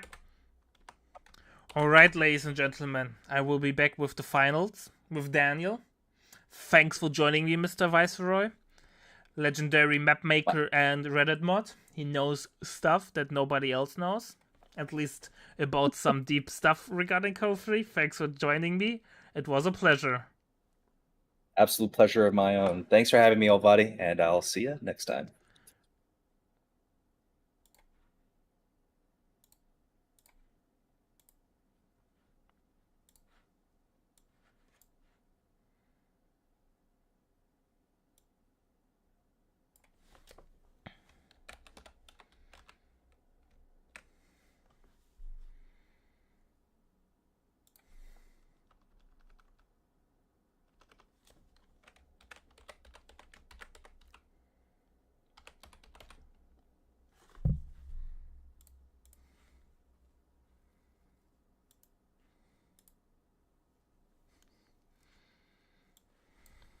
Hello, can you hear me, my friend? Awesome. Alright, I will DM you the games.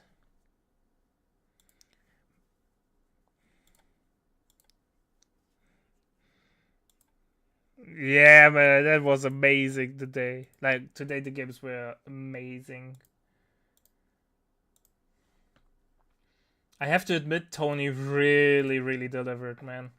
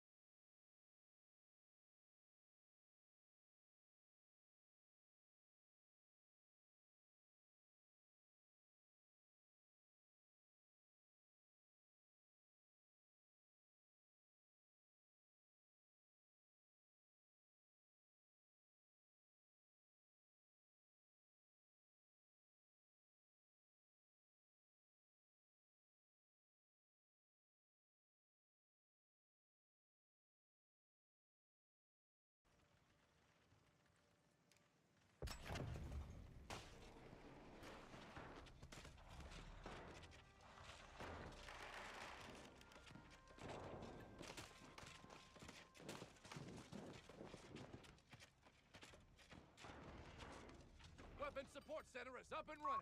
Deploying engineers now. Combat engineers on station. Tony's doing what we've seen him do a few times, I think, this tournament, which is bike into second Panzer pile. This looks like the beginnings of a pretty typical DAC build where you go for the early assault gran and I'll say take full advantage of the lack of cooldown on assault disembark.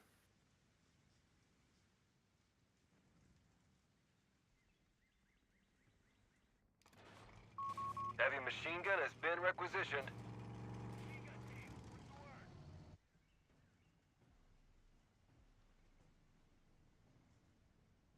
Yeah, that's interesting. This isn't a map where you like particularly need extra capping, especially with the bike. I wonder if we're going to see grenade launchers or something. They definitely can work against the MGs, but we'll just have to wait and see. I will say the heavy Panzer pile builds work really well if you go tier 2 and you go Stug or ARAD, because those units with the bigger HP pools, you can kind of abuse the fact that you can trade with things like Zooks or half tracks and then back off and just spam the repair. Looks like you're muted on stream. Not anymore. Freaking hell, hit the wrong hotkey again. But nothing important got missed, except that we were talking about the triple pioneer start. Yeah, well, it was the end of a long streaming day, so understandable. Man, really good first fight here for Tony, taking advantage of the bike vision to get a good alpha strike on this MG, and it's going to have to go home soon. Bike takes forever to reload, gets the second model, and MG's really overstaying its welcome, should retreat, but soft retreating. Damn, Ray knows how to push its units to its limits. Yeah, and look, third Panzerpile coming into play here, capping the plus 10 fuel on the left. So nope, we're already seeing this build from Tony get some real value, I would say. Yeah, he now moved in. He realized that on time 250 is on the field.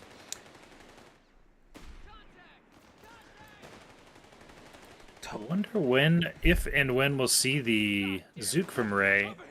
He's got fuel income, so he could go straight to the half track, but I wouldn't be surprised to see the Zook come out next, given that he's, I believe he's seen the 250. Yeah, I mean, you've seen the 250. Just relying on, he has double engineer, so you can kind of fight the 250 if it dives you, but it's very risky. Getting the bazooka squad is the safe play here. And I agree. Generally, I mean, you don't get a plus over 100 win streak not playing the safe style. So there's the bazooka squad cube. Was it like a 112, 113, 14, something like that?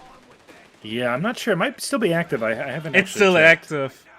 So he's rank 1 with his main account and rank 2 with his Smurf. Yeah. Oh, speaking of stats and win streaks and stuff, I wanted to point out.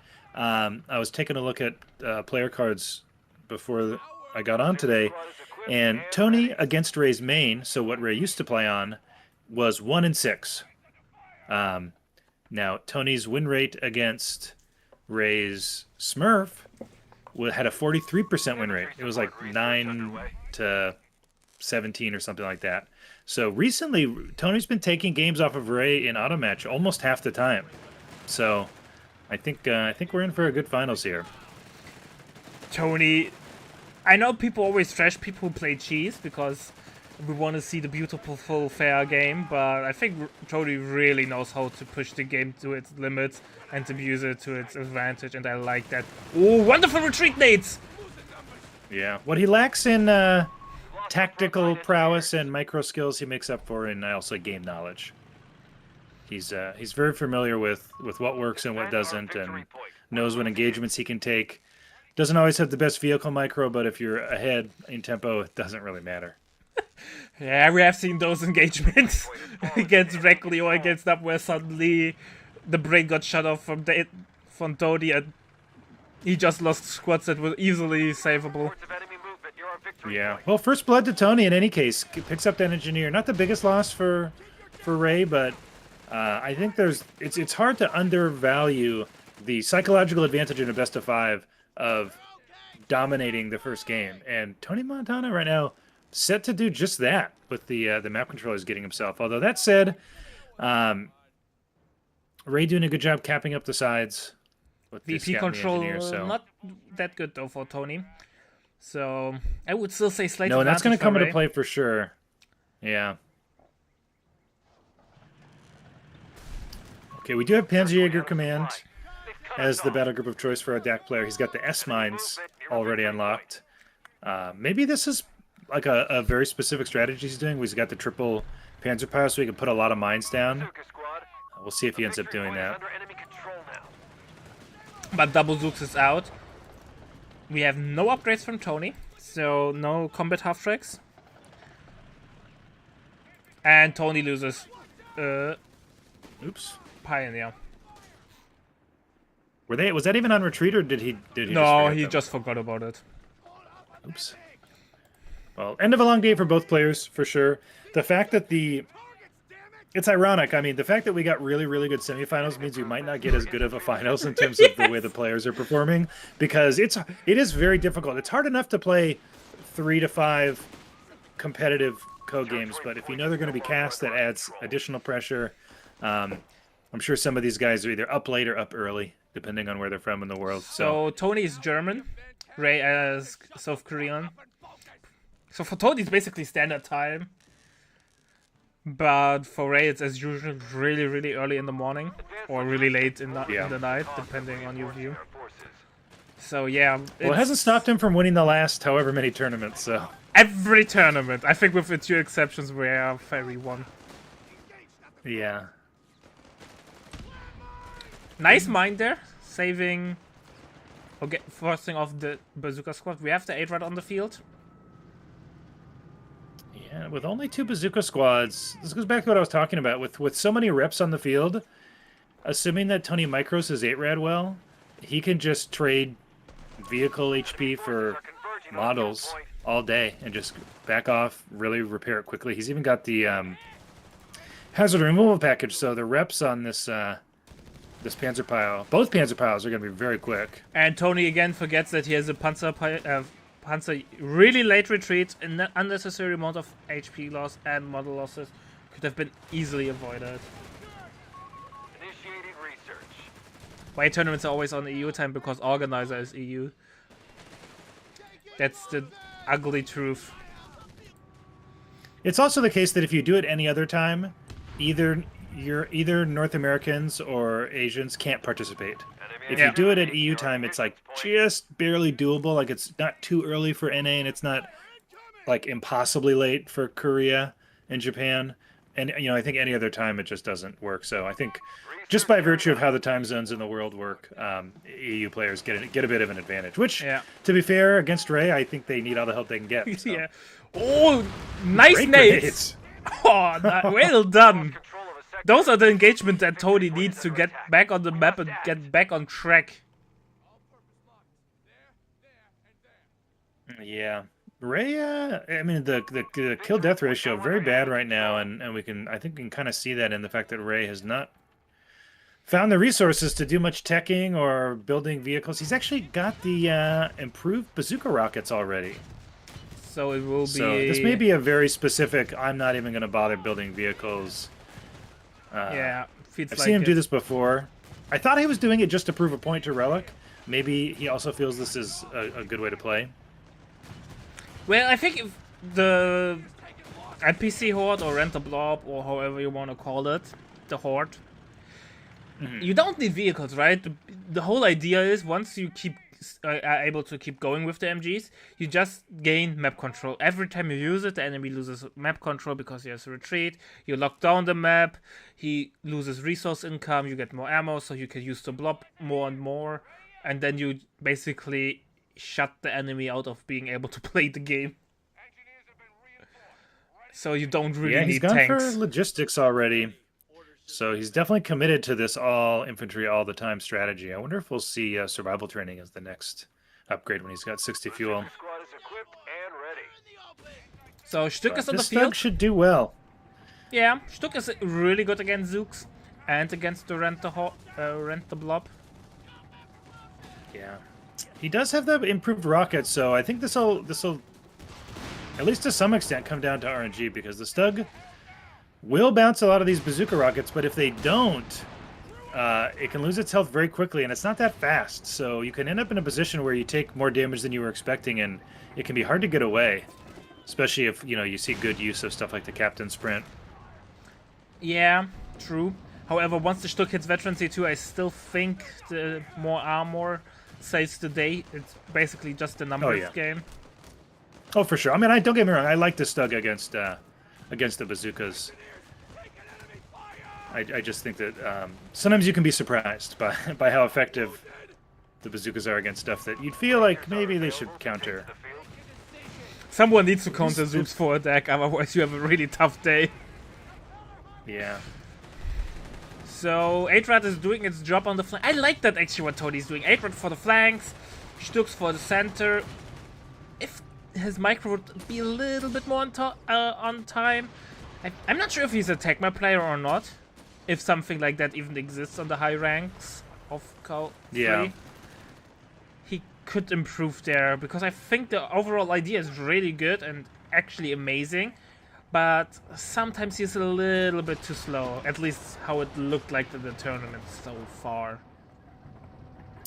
I'm watching his perspective now.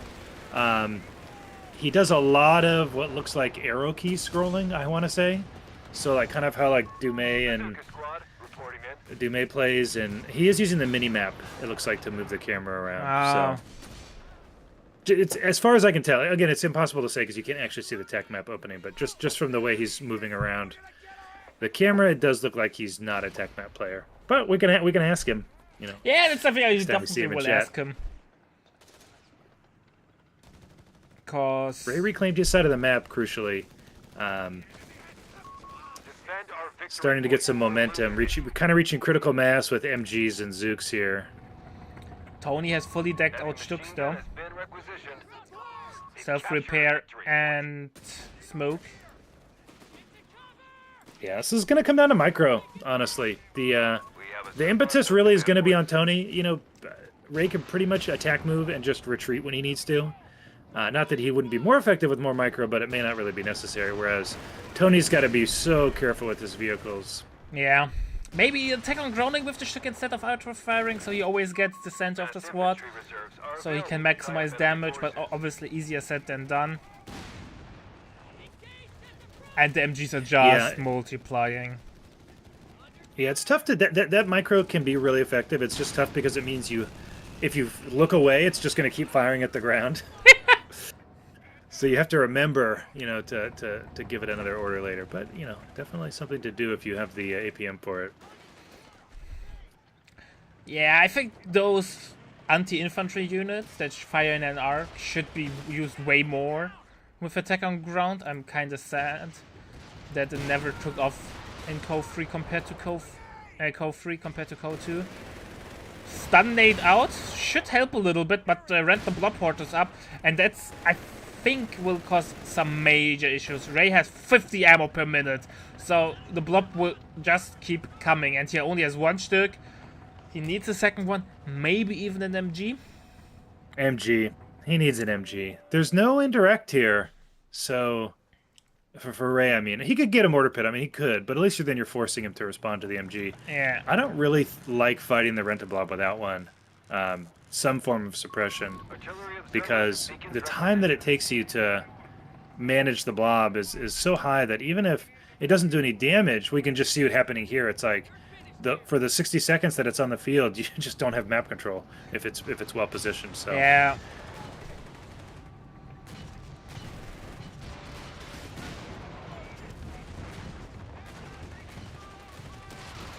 Zook squad bouncing all the shots. 8-Rat could go for the chase.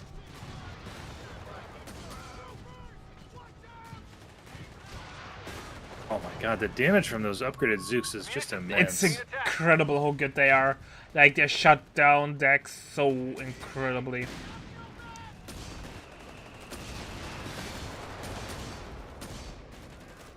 $250 should fall back. Might get the MG. This would be a big pickup. Yes. He should steal this. Steal it! Steal it! Oh, too slow. Ray sacrifices his gold for that. Well, see, that just goes to show how much Ray knows that it would be good, really good for Tony to have a 30 cal. He's willing to throw a unit away to save it, whereas Tony just seems too hesitant there to pick that MG up. Although it could just be out APM, hard to say. Clicked harder. It's, I think, still a bug where the player who, when both squads are really close, the player who clicks more gets the building or the support weapon. Don't tell me that. I don't need more excuses to spam clicks on things. Oh, you should always spam click buildings and then support weapon when they are recruit. Yeah, but the out micro is third stuck on the way. Tony tries to get back on the map, but he's... Well, the button got clicked. Every 3 minutes, the Zook squad or the Horde will be back on the map. Every 3 minutes, Tony will lose a little bit more map. Oh, Satchel! Goodbye, Stuck. Big satchel. Yeah. Very, very good trade there for Ray. Adron will die as well. Late reactions from Tony. Yeah, needed either more infantry and or more. I did just think MG. I think double MG, just maybe one MG, maybe double MG, just to hold the line. Stücks to be able to fire from the.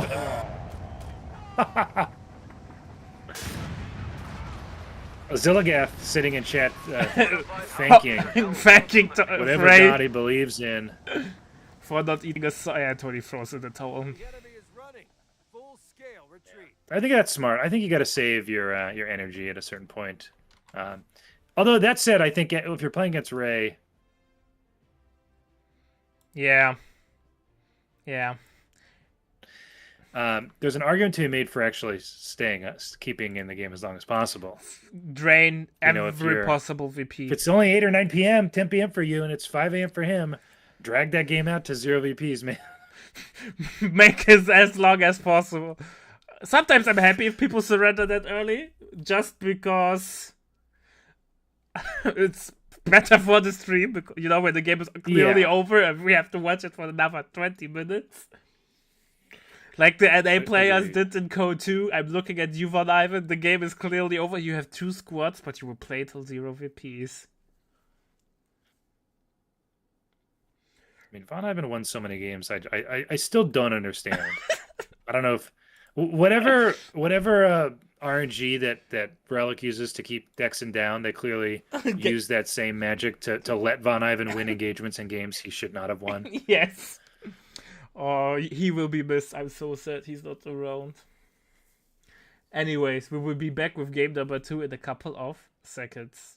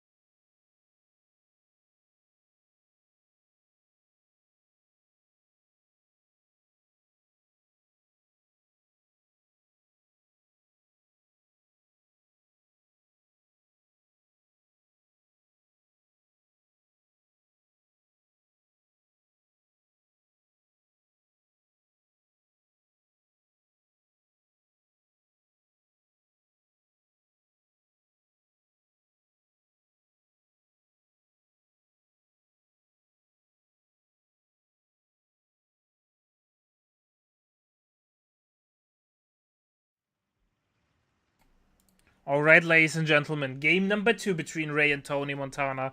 We are back on Famenville. We have Ray as the Wehrmacht, double Pioneer start, probably Grenna afterwards. Tony as USF, trying to do the same thing as Ray, how it looks like it. What do you think about that, Mr. Daniel? I think that it's a lot easier to be slow and not micro well when you're playing WOC. So I think this is Tony's chance to even out the series here. Famenville South, I think, is noticeably better, though, than Famenville North. So I wouldn't be super confident in betting on Tony here. But we'll see. Ray sometimes, especially in these like very, very late tournament games, like will have these lapses, you know, where he's not playing up to his best just because it's been a long day and he's tired. So frankly, I think Tony's going to have to count on something like that if he wants to take this game here. Yeah. I agree with that. So Grenadiers out, MG on the way for Tony. Nothing unusual is happening so far. Yeah, I think in that last game it was really weird. Tony was dominating the engagements, but he was not able to dominate map control. And I think that just kind of speaks to how Ray has better overall micro and in terms of APM, was able to get out onto the map when really he shouldn't have been able to. I think that assault grin within the 250 was essentially uncontested. And if Tony had played more towards the cutoffs, had done a better job capping behind, I think he could have taken that game. So, yeah, I agree with that. It's just... for his sake, I hope he caps better this game. Well, I think micro is, in my opinion, the easiest thing to improve. Because it's a training thing. You load up cheat command and try to do certain things. Mm-hmm. Meanwhile, like, positioning gameplay is more about game knowledge and experience, which you can't really train in cheat command. So, but maybe I'm wrong. No, I think that makes sense.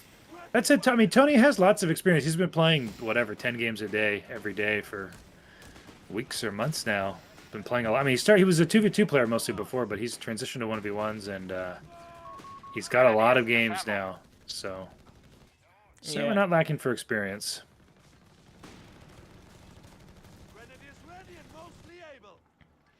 So, Tony's MG in the middle won't win this engagement against the Gren and Green. It's going to be close, but yeah, the second Greg coming in will... I think we'll Tony overstayed his welcome there and should retreat. Imagine Ray had already tagged, which is possible at around 3 minutes. He could have eaten a grenade and lost to MG. Yeah, definitely slow there. He is capping the right fuel, but Ray just about finishing up the cap on the left fuel. And I don't even know that this other MG is going to be able to finish capping. Tony might there's two lose Grens a again on the scout. side. He's trying to Our territory is exposed. We must to get a re-establish longer connection. retreat path.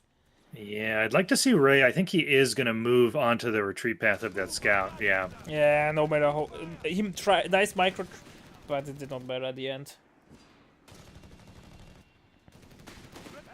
Yeah, no chance. MG's now outflanked as well.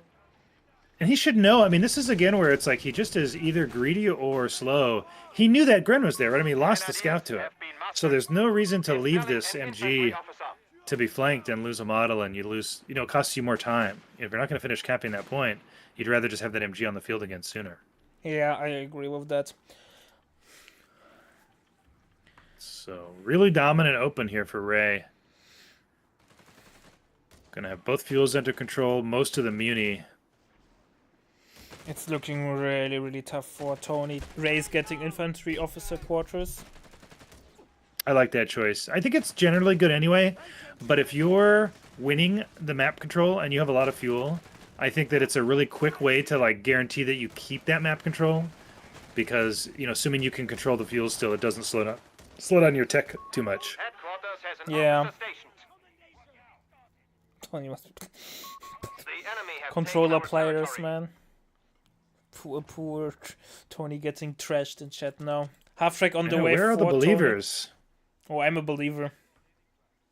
I was seeing Tony God. Tony's the best co-player. Those guys in Twitch chat now suspiciously silent. Yeah. Only haters remain. Only haters remain. In the good times you support your club, and in the bad times Point lost. you pick a new one. Yeah. Typical bandwagon fans. Half track gets snared right away. Yeah, and I like that Faust. I think there's only one engineer. It's on the opposite side of the map, Are available for so Grenadier squad. it MG's really means facing that the. he's got to be careful. Ray. Yeah, how did he- Tony, why what are you not happened? reacting? Imagine if Ray had thrown the satchel. No satchel on Weber Pioneers. No. Never mind. Jesus Christ. It's Kinda late weird for me position. as I'm well. not sure if he was worried about that Gren that was up there or what, but Oh, a nice mine slows down that Grenadier flank. yeah. Yes, that's the final. Okay, I'm seeing something I have never seen in a high-level game since 2 years, 2.5 years. MP40 grants. Yeah. I like this. I think getting 1 or 2 against MGs and half-tracks is good because of the sprint, basically. The MP40s are kind of whatever. The assault grenades are whatever. But being able to sprint means that the half-track has to be so much more careful. There's way more opportunities to flank MGs, flank the half-track, so I like this choice. I think it might end up really helping Ray. So 251 on the way for Ray. Map is pretty blue. Yeah, every fuel capped or contested here. Tony with +3. Base income, always a bad sign. Now, lucky for him, he got his half-track out, so it's not as bad as if he had, you know, been prevented from getting the M3 onto the field at the right timing. But it does make his move to the late game a lot slower. Yeah. Commandant, territory sector Oh lost. boy. I don't know what Tony can do. He needs to get back on the map, but that's no easy ask. He has 3 MGs on the field. Did he stole the G42? I swear Ray had one, but I might be wrong. So Yeah. Tony went for advanced infantry as well. But he Real does not have the surprise ammo there. to replicate what Ray did to him. Yeah, not yet anyway. I know, and you wonder almost if, like, he needs the quad here. There's so much green cover on this map and all the key points, and Ray's built somewhere there wasn't any. And the stock M3 does not do enough damage at long range to, like, really be a meaningful threat to infantry. You need the quad, or you have to be able to drive up. You know, there's other maps like, you know, left side of Ango and stuff where it's just all yellow cover and the M3 Yeah. can do fine unupgraded. But Tries to destroy it with the Zook, so it looks like it. The enemy has claimed oh, our here we go. He's getting the territory. free fighting position down from the Really from the M3. defensive, So getting some though. value out of not being upgraded. There's no MG though here for Raid, no flak. It's just The Grens enemy and has claimed Pyos. the So victory the point. mortar, not that the mortar will be useless, but not as effective as it can be against weapons teams. Yeah.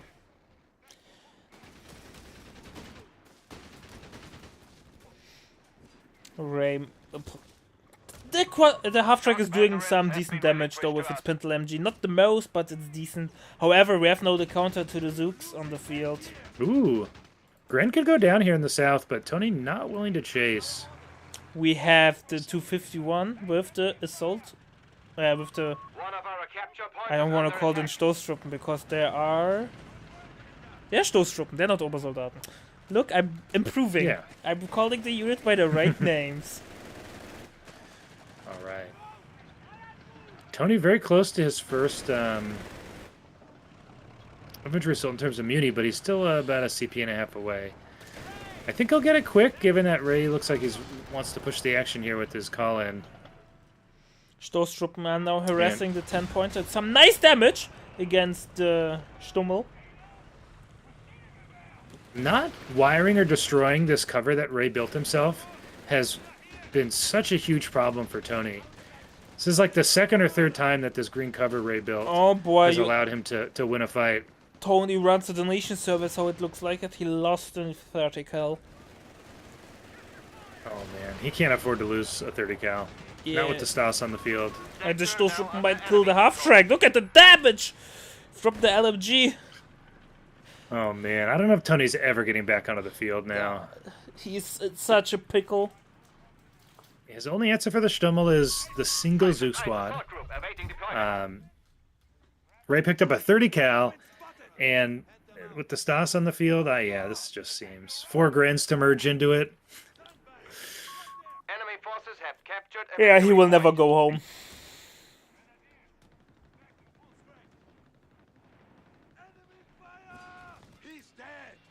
Yeah, Cutoff is getting harassed.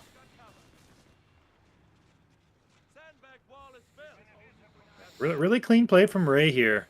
He knows what he's doing, like, he spams Yeah. an amazing amount of games on the ladder, so he knows what he's doing.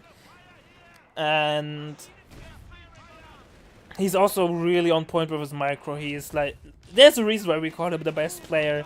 So Tony is definitely the David in this David against Goliath scene. However, I don't think a slingshot will save the day today. No, he's going to need something a little higher caliber. Oh, Gren goes down to the mortar pit. Just a bit of a late retreat there on the VP, so minor win for Tony there. Smoke coming down from the mortar pit, definitely helping. However, Zooks are in base, not being micro. Tony just over micro, how it feels like. And the Obersoldaten just eat the MG. Yeah, and they've got the Vet 1 now, so Yeah, the hard the window MGs where the now. 30 cals could fight them is closed. White phosphorus shot from the Stummel.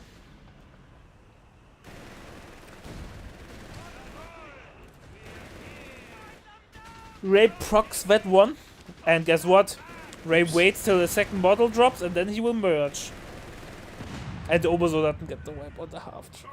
Oh no! Yeah, not sure if he couldn't see the Gren through the white phosphorus or if that was just a missed micro, but either way, end result is the same. He has no half track, so Yeah. And he has nothing to deal with the Obersoldaten. They're literally uncontested. yeah, those Stas just gonna be happy to get merged into repeatedly.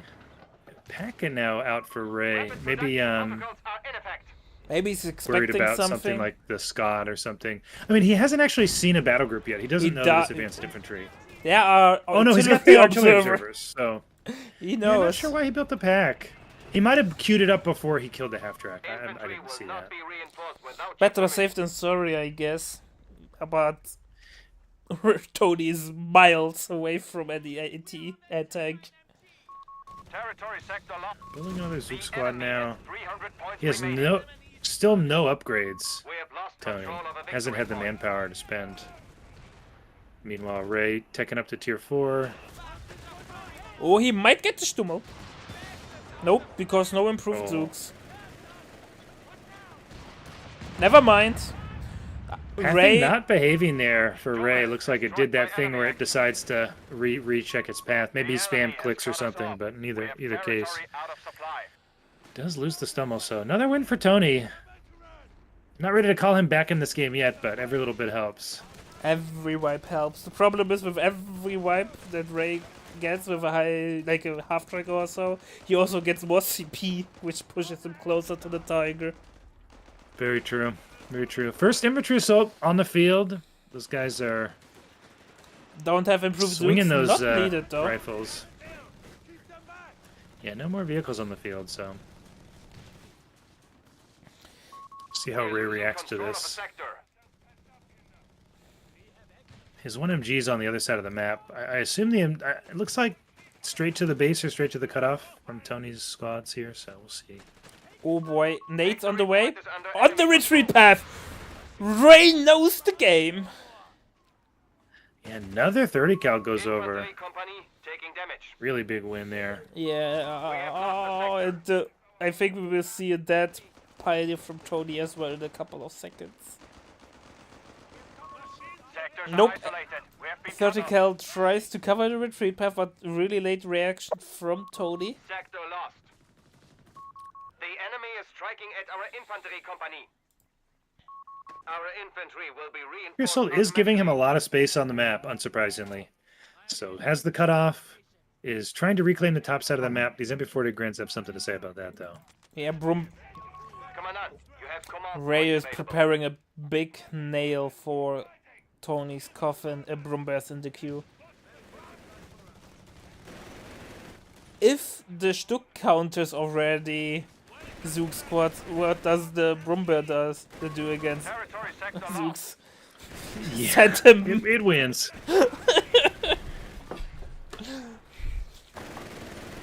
Yeah, I think once Tony sees the Brum, he will call the GG. Like, yes, nothing. Well, he's got Tank Depot coming, and if he can just hang on to a fuel, he's not too far from a Hellcat. So I think he's still in this. The VPs aren't looking He good. lost an MG though. Once again, no. Yeah, another MG goes over.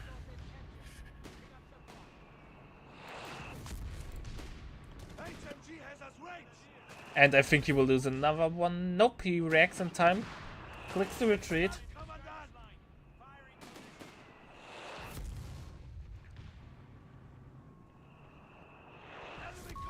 The enemy has claimed our territory. Yeah, Brumbear will know. Well, he has a red 1 captain. If he unlocked Mark Target, he can harass the Brumbear with a Hellcat, but it won't be that easy. And it's sad. I don't think he wants to build a Hellcat though. Like, he needs something to contest infantry and the stolen MGs and the Hellcat literally solves only one problem of his like 4 problems. Yeah, that's true. It's a tough spot to be in for sure. I suspect we'll see him build the Hellcat as an answer, but you're absolutely right. It means that he will lose the infantry battle. So, but I mean, what does he do then? You can't. Regular Sherman's not going to cut it. There's no way he's going to get to the fuel for the upgun. So it feels like he doesn't really have a choice. He has to go Hellcat, and then he just has to hope he can somehow find a way to out micro the enemy infantry. Have fun doing that against Ray. Yeah, and against Stas, who can just click a button. And win! And he has no improved Duke, so the Brumbear is like, oh boy, that will hurt, that will hurt. Oh! Ow. Well, no more AT on the field. No more AT on the field, and all the bad power is gone.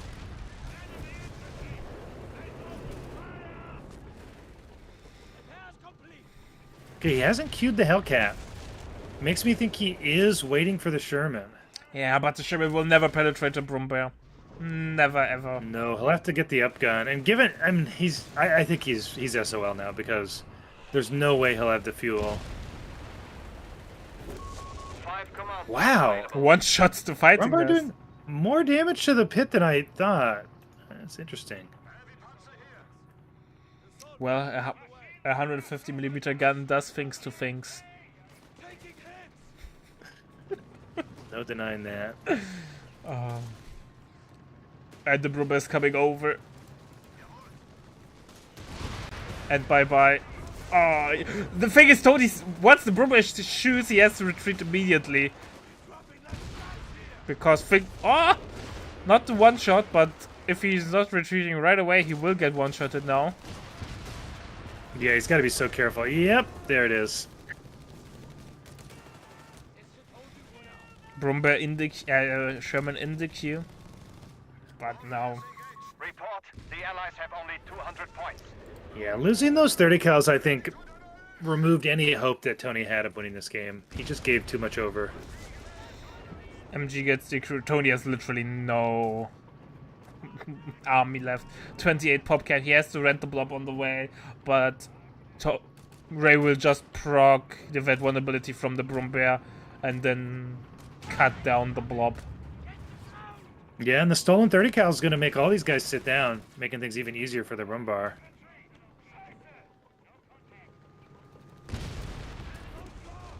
Might even get to see some crushing here as these squads start to get pinned. Keep in mind, chat, once squads are red pinned, tanks can crush them. Command points must be assigned. Let's see if Ray knows that. Oh yes, I think he's doing it. Nope, no, he doesn't want to drive into the bazooka squad. Yeah, we'll send it home now. Nope, he's sending the MG home first. Now he can drive them over. Do it. Do it! Do it, Ray. Do it. Insert Star Wars meme over here. Sadly. He attack move probably. Yeah. Okay, Sherman's out. And we'll drive straight into the AT gun. Yeah. Vet 3 now on both 2 of these grins too, so the extra HP helping a lot. Miss microphone Tony! The advantage. He repairs the damage. Just enough HP not to get one shot to die to the AT. Jesus Christ. You know what that is? That's that +5 fast range from Vet 3, I think, surprising Tony. Probably didn't think he had to move. But now, you know what the Brumbear will do? He's hungry. Oh, it looks like he's gonna go for the kill. Yeah, of course he will go for the kill. Bye-bye, Sherman. 75 Yeah. points. Smart play there from Ray, and that ought to do it. I expect a GG here at any moment. Yeah. Helicopter is ours to deploy. Tiger has been unlocked.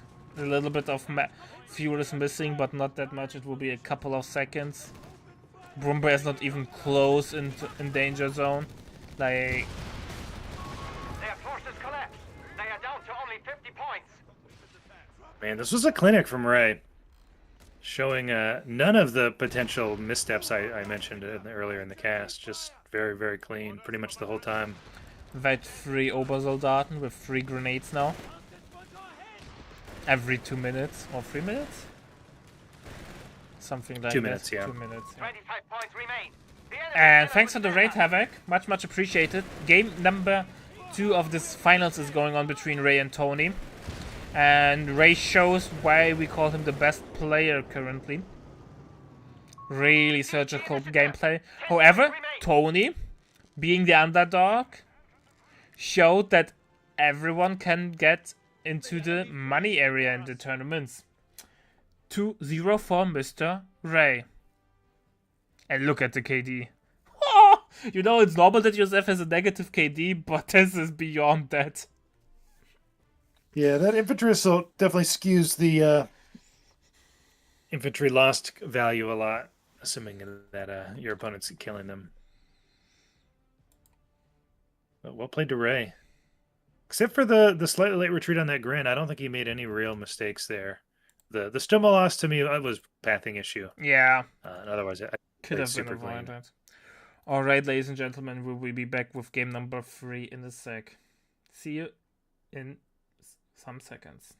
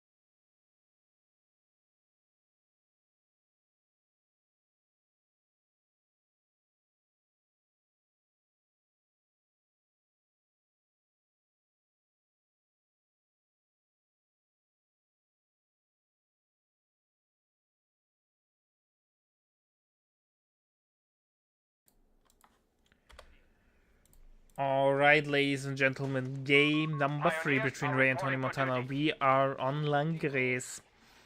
Like I said earlier, one of the oldest maps in Co history. Has some infamy. In Co 2 not really liked. Not sure about Co 1, but I think Co 1 players liked it. Daniel could probably knows more about that than I do. I think Co-1 players liked it once tournaments started making Wehrmacht play north. It was generally considered a failure on the Wehrmacht players' part if you lost as south. It was pretty much the Wehrmacht players' game to lose. Interesting. Good, fun map. Good map. Still one of the better maps, but definitely favored Wehrmacht South, I think. Yeah, so Ray opening double Pioneer Grenadier. Nothing unusual there. Let's see if we are going to see the infamous Langres cutoff with the cutoff straight in front of the base with the hay stacks when MG sits in green cover and you never get your cutoff back. Yeah, very possible. And both players having early access to MGs, so it could go either way here. Double infantry sections, by the way, from Tony. So we have Brit play. We saw some good Brit play from Tony. He likes to play with heavy armor stall. Team is ready. But to make a stall work, you need to control at least a certain amount of the map. 1 VP and 1 fuel. Otherwise, you will be dead before the Black Prince hits the field. Yeah, but he made those Crusader AAs are also very good these days since the buff. We have seen some amazing plays how they killed a P3 because Tony used it in combination with Designate Target from the battle group. And then Could see an early win here for Tony, getting a good flank on this MG, although he's not gap closing like he should. Okay, now he's gap closing. can he harass the cutoff now? Meanwhile, I think Ray so, yeah. has a 2 versus 1 advantage on the 10-pointer, and Tony's not even trying to take the engagement, is going home. Yeah, good retreat there. Uncharacteristically quick retreat for Tony. Yes. Gonna save himself a lot of damage there, which is good. Poor Tony getting trashed now because of slow micro in the previous games. But it is what it is. Positioning on this cutoff, though, and I really like what he's doing with this other section, just anticipating the MG coming here. So smart play from Tony. Don't know that He can shoot through this? it's. Okay, he can. He gets a I know, model, it's so hard to tell sometimes. and he falls back. Yeah, I'm not sure if that was a decent trade. He picked 2 Grand models and the MG model, but is off the field. Yeah, and might lose this cutoff here. No, I think he needed probably to swing wider with that section. But it's always kind of greedy. Like, once your opponent's coming back onto the field on that cutoff, if your whole army's not there, it's always a hard fight to win. Yeah, shorter reinforcement way is obviously really handy. Yeah. Both players doing a good job being annoying. Tony with a nice cap on the +10 field, although he's got to be careful. The squad could die on retreat. But players contesting each other's fuel, and it's actually only Ray who has a medium fuel connected right now. So probably going to take the tech lead moving into the mid game here. We have 4 units on the field from Ray, and here we go. We have Oh yeah, Panzer Grenadier. Tony needed to soft retreat that, but not chasing it with the Gren. I think this is a missed opportunity for Ray. He Might be still still get the kill, enough but- with the MG42 and the Grenadier. Yeah. Yeah. We have lost control of a victory point.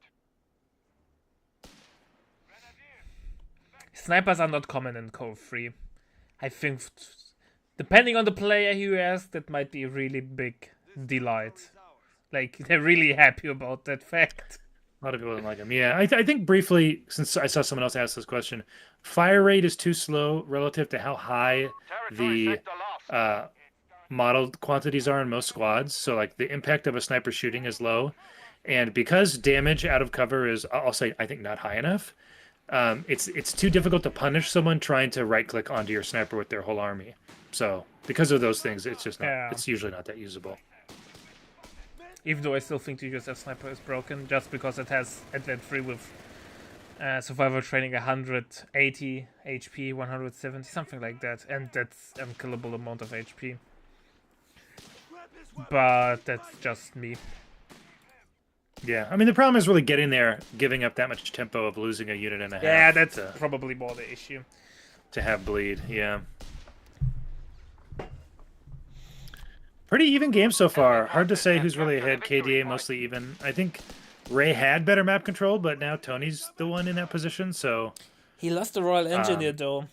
That's always that's true. He did lose puts the a RA. pin in your tacking speed, because you have to rebuild it. Otherwise, even if you get an LV out with a decent timing, you can't repair it. Yeah, I think he should just build it now. He doesn't have the fuel for heals just yet. He's got 4 sections actually. Yeah, he plays a really extended tier 1. 251 half track is deployed. 251 is on the field, so it really feels like Panzer Company is currently the more meta thing compared to Luftwaffe. But I like that both techs are relatively often played, so it's not like this one is more OP than the other one. Yeah, I think tier 3 is just a little safer and more stable. I think it scales better too. Having packs in the late game is really good, and having access to the Nebula if you need it for some reason, which does happen, is really good. Whereas things like Werbles and Martyrs are very vulnerable in the mid and late game, and I think they lend themselves more to like an all-in where you just win the game Yeah. by going in with the Werbles. And I think when you're playing against someone who you're probably better than, and or you're up to 0 in a tournament, taking the stable route makes a lot of sense. I agree. So Tony cancelled the Humber, is going for Stuart. Reinforcement withheld, Commandant. He did some great plays with the Stuart with the commander upgrade, in combination with AT guns. But I'm not sure if that is reproducible against Wehrmacht. Wehrmacht is way more stable than Deck, has better tools with dealing with AT guns. So we're really interested to see Our how this plays infantry out. will be reinforced automatically. Yeah, it's not looking good for Tony right now, but he's far from out of it. I still think Brits far and away have the best late game of all the factions. So if he can just resecure his cutoff and hold on to one of these VPs, like you said, one fuel, one VP. Yeah. Right now he doesn't have any VPs or any fuels, so Yeah. got a little bit of ways to go. The small size of Langgrace really comes clutch for Mr. Ray. He can easily be everywhere. Yeah, I mean, this one MG's guarding 2 VPs. Frankly, I don't understand how this map got made this way. I think it's crazy that you can literally see 2 VPs, 3 VPs on one screen. It makes camping on them really easy. Yeah. And I think that favors this Wehrmacht build with the MG and the pack and the Stummel. We have seen the game between Reckley and Tony where he was able to capitalize on that with coastals, where he decked down and Reckley was not able to break the wall. It's tough, man. I think that coastals are so sort of anathema to like what most of the Co3 meta looks like. They're anti-tempo, it's like man. Yeah, and so it's just feels. I think it feels weird, and I know. Well, Tony smacked me in auto match with coastals, and it's just like it feels so different than any other matchup. And I think that you have to really. But I'll say this: coming into a tournament, you need to be ready for that coastal strat if you're playing against Tony. So Yeah. Victory point lost. Yeah, and I'm sure. Tony I sent suspect Ray MG probably home. just banned it. Yeah. Oh no, that's that infantry section. Oh, Oops. Tony's falling apart. He did such a good engagement in the middle. Might get the Gren though. Yeah, if he can get this ground, Nope. I don't think he can. Actually, not even targeting it with this infantry section, so easy escape there. Losing the infantry section. What's even worse, it was an upgraded one, if I recall correctly. Ray lost though a grenadier during this engagement, so it's something. Yeah. Tony's macro kind of failing him, queuing up a section and a engineer. So he was floating way too much manpower. Yeah, it's hard, right? Yeah. If you're under so much pressure, resource management becomes really, really hard. Yeah. Gotta say, the lack of infantry training, I think, is really hurting Tony here. His whole army is infantry. Oh boy, what we see is that 251. Stummel is under pressure. Mark target is in. No, the miss. Miss. White phosphorus. Snare. And if we unlock, and I think Tony will even lose the Stuart. Yeah, I think the Stummel can finish it off. Yeah. Just needs one good hit. Attack on not even needed. 81 Yeah. gets the shot in. The loss of the Yeah, that's Stuart rough. is catastrophic. It's awful beyond anything. Well, yeah, he has no answer right now to the Stummel except for grenades. The enemy has And I wouldn't count that as a counter. Well, that's a dead Royal Engineer as well. Yeah, surely these Pios pick this up. Thank God the road is not Wow, red very cover. lucky. Thank God the road is not red cover as it used to be in Co 2, and I think in Co 1 as well. Yes. Retreating over the road was not a fun thing.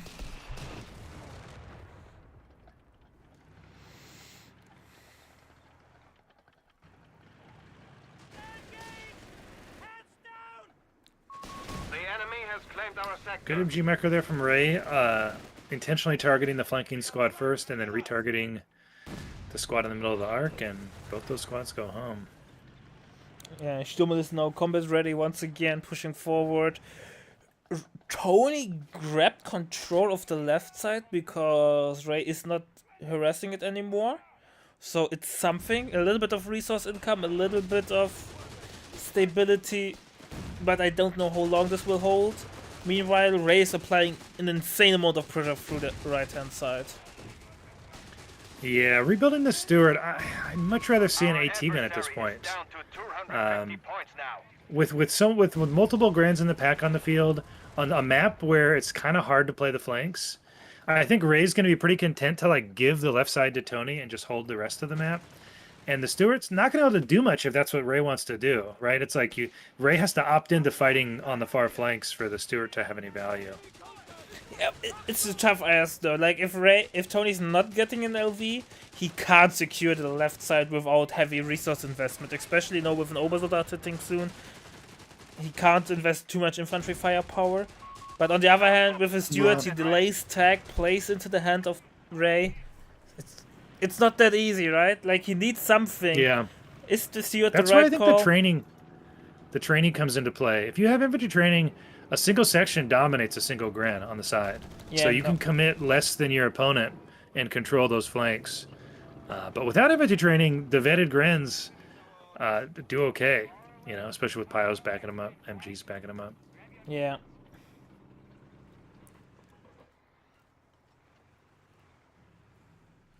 It's looking really, really rough though. And MG has a nice position in the middle.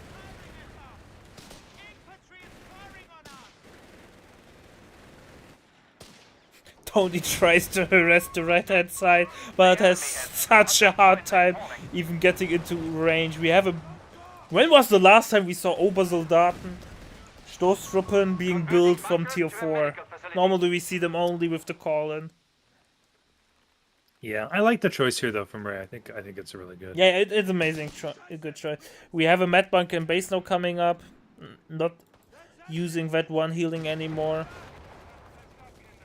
Yeah, I was running out of Grans too, right? So he needs another source of healing.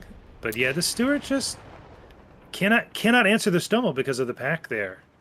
Yeah, Tony needs an 80 gun. He gets infantry training.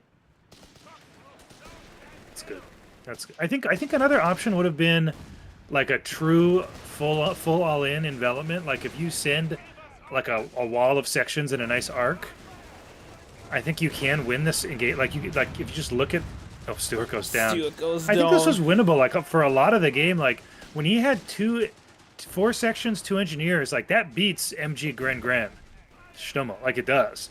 But he just has never found the moment where he could heal everything, get it all onto the field. He's been doing that sort of piecemeal, unit here, unit there, and I think he needed the patience to build up for a large attack. And he was Yeah, he never able tried get to that find done. gaps, like where he can outflank the MG, but you won't find gaps in Ray's defense. Yeah, it only works if you do it with everything.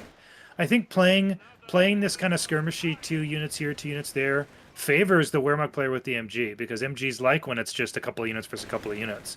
When there's 4 or 5 or 6 units on the field, suddenly the MG has a hard time finding a good target if you've done your envelopment correctly. Yeah.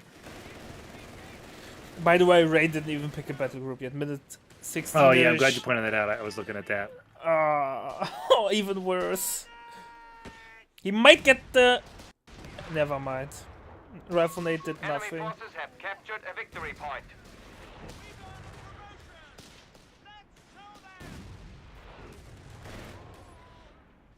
And I think another problem that comes from the way Tony's been taking these fights is he's just constantly bleeding manpower. And that favors the player who can merge with Grins. You know, the KDA is basically even. And that means that, assuming Ray's been merging at all, he's ahead in manpower. Yeah. We have a P4 in the queue and Tony has 0 AT. The P4 will hit like a brick. Like a really big brick. Cinder block. Yes. Yeah, with that, no, this is again, it's like building the AT gun against the Stommel is always a good choice if you can afford it, because assuming the game goes long, like you will see another vehicle that the AT gun will again be useful for. Oh, Tony dodged straight into the nade. He wanted to micro properly, but did choose the wrong path. Oops.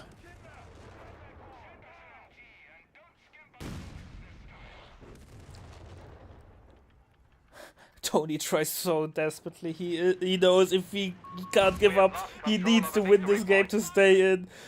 But it's so tough. Tony needs to make a reverse sweep happen if he wants to win this tournament, but Rays are playing so much pressure, and it's not that easy. And Tony's just trying to fight anything, like any gap, any wipe, any VP control, but Ray is relentless. He's not giving up a single inch of the map. Yeah. I think Tony deserves a lot of credit for getting here in what is apparently his first, at least as far as I know, first tournament. It's his first tournament showing. He never played in the meta. Ever played in. So, you know, people might say that, well, he didn't face anyone good, but Reekley's gotten to many semifinals and finals. So, yeah. Taking him out in your first attempt is, I think if I was Tony, I'd be very happy with my performance here. Would have loved to have taken a game off of Ray, but just getting to the finals, I think, you know, he should give him credit where credit's due here. Yeah, amazing performance. Like I said, winning against Reekley is not an easy task. And against Nap, also not that bad. Nap always gets like top 4 performances. So definitely well played there by Tony Montana. And I hope that he smells blood now, that he will play more in tournaments. Overall, more participation means more good games for the viewers, and also it's shows that the community is interested in tournaments.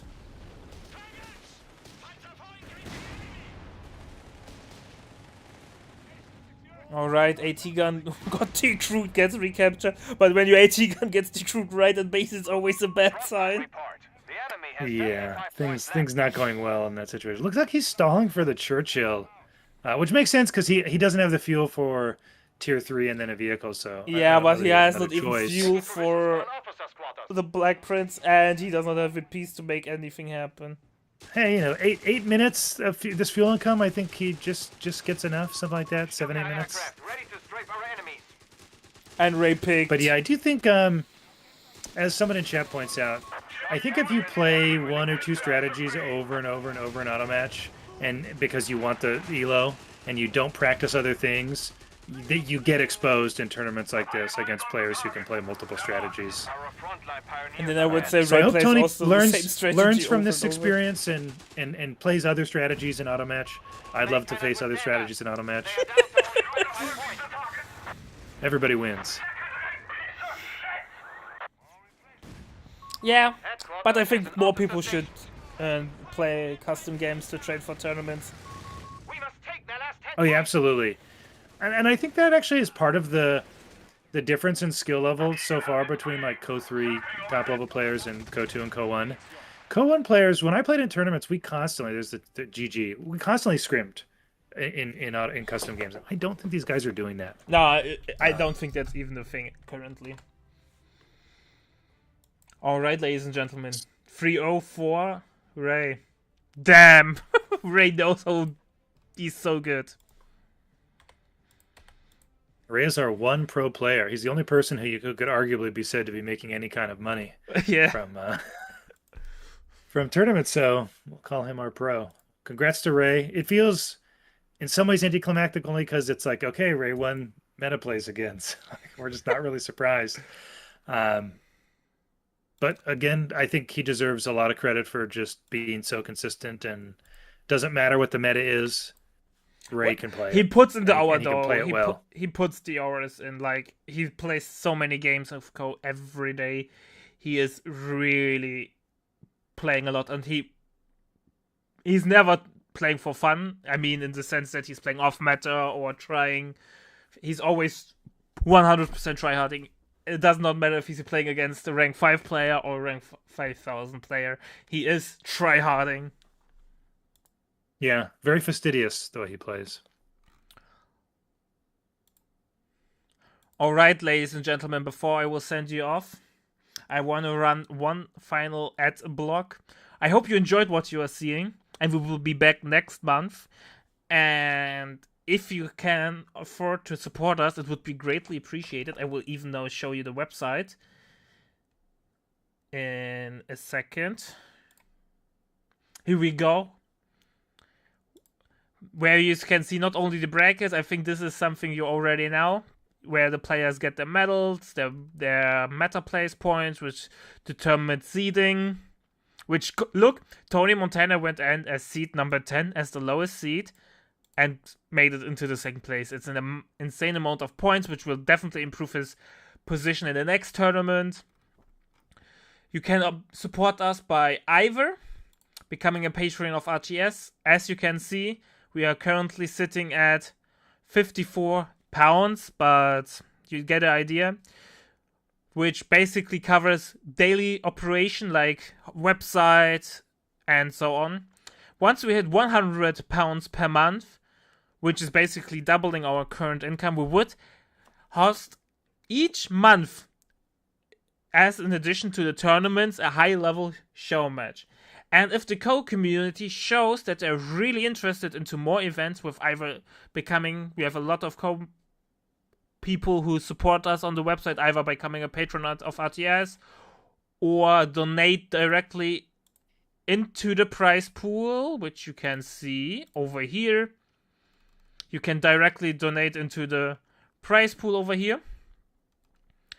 If a lot of people do that, then we can host like mid-level tournaments, beginner tournaments, 2v2 tournaments, maybe even 4v4 tournaments, 3v3 tournaments. Basically everything is possible as long as you guys support us. You can do that either on the website or on Twitch or on YouTube. I hope you like what you're seeing and consider that. And see you next time. Thanks for the raid, Grey Shot, but we are just done. I just wanted to raid you. Anyways, let's have a look who we can raid.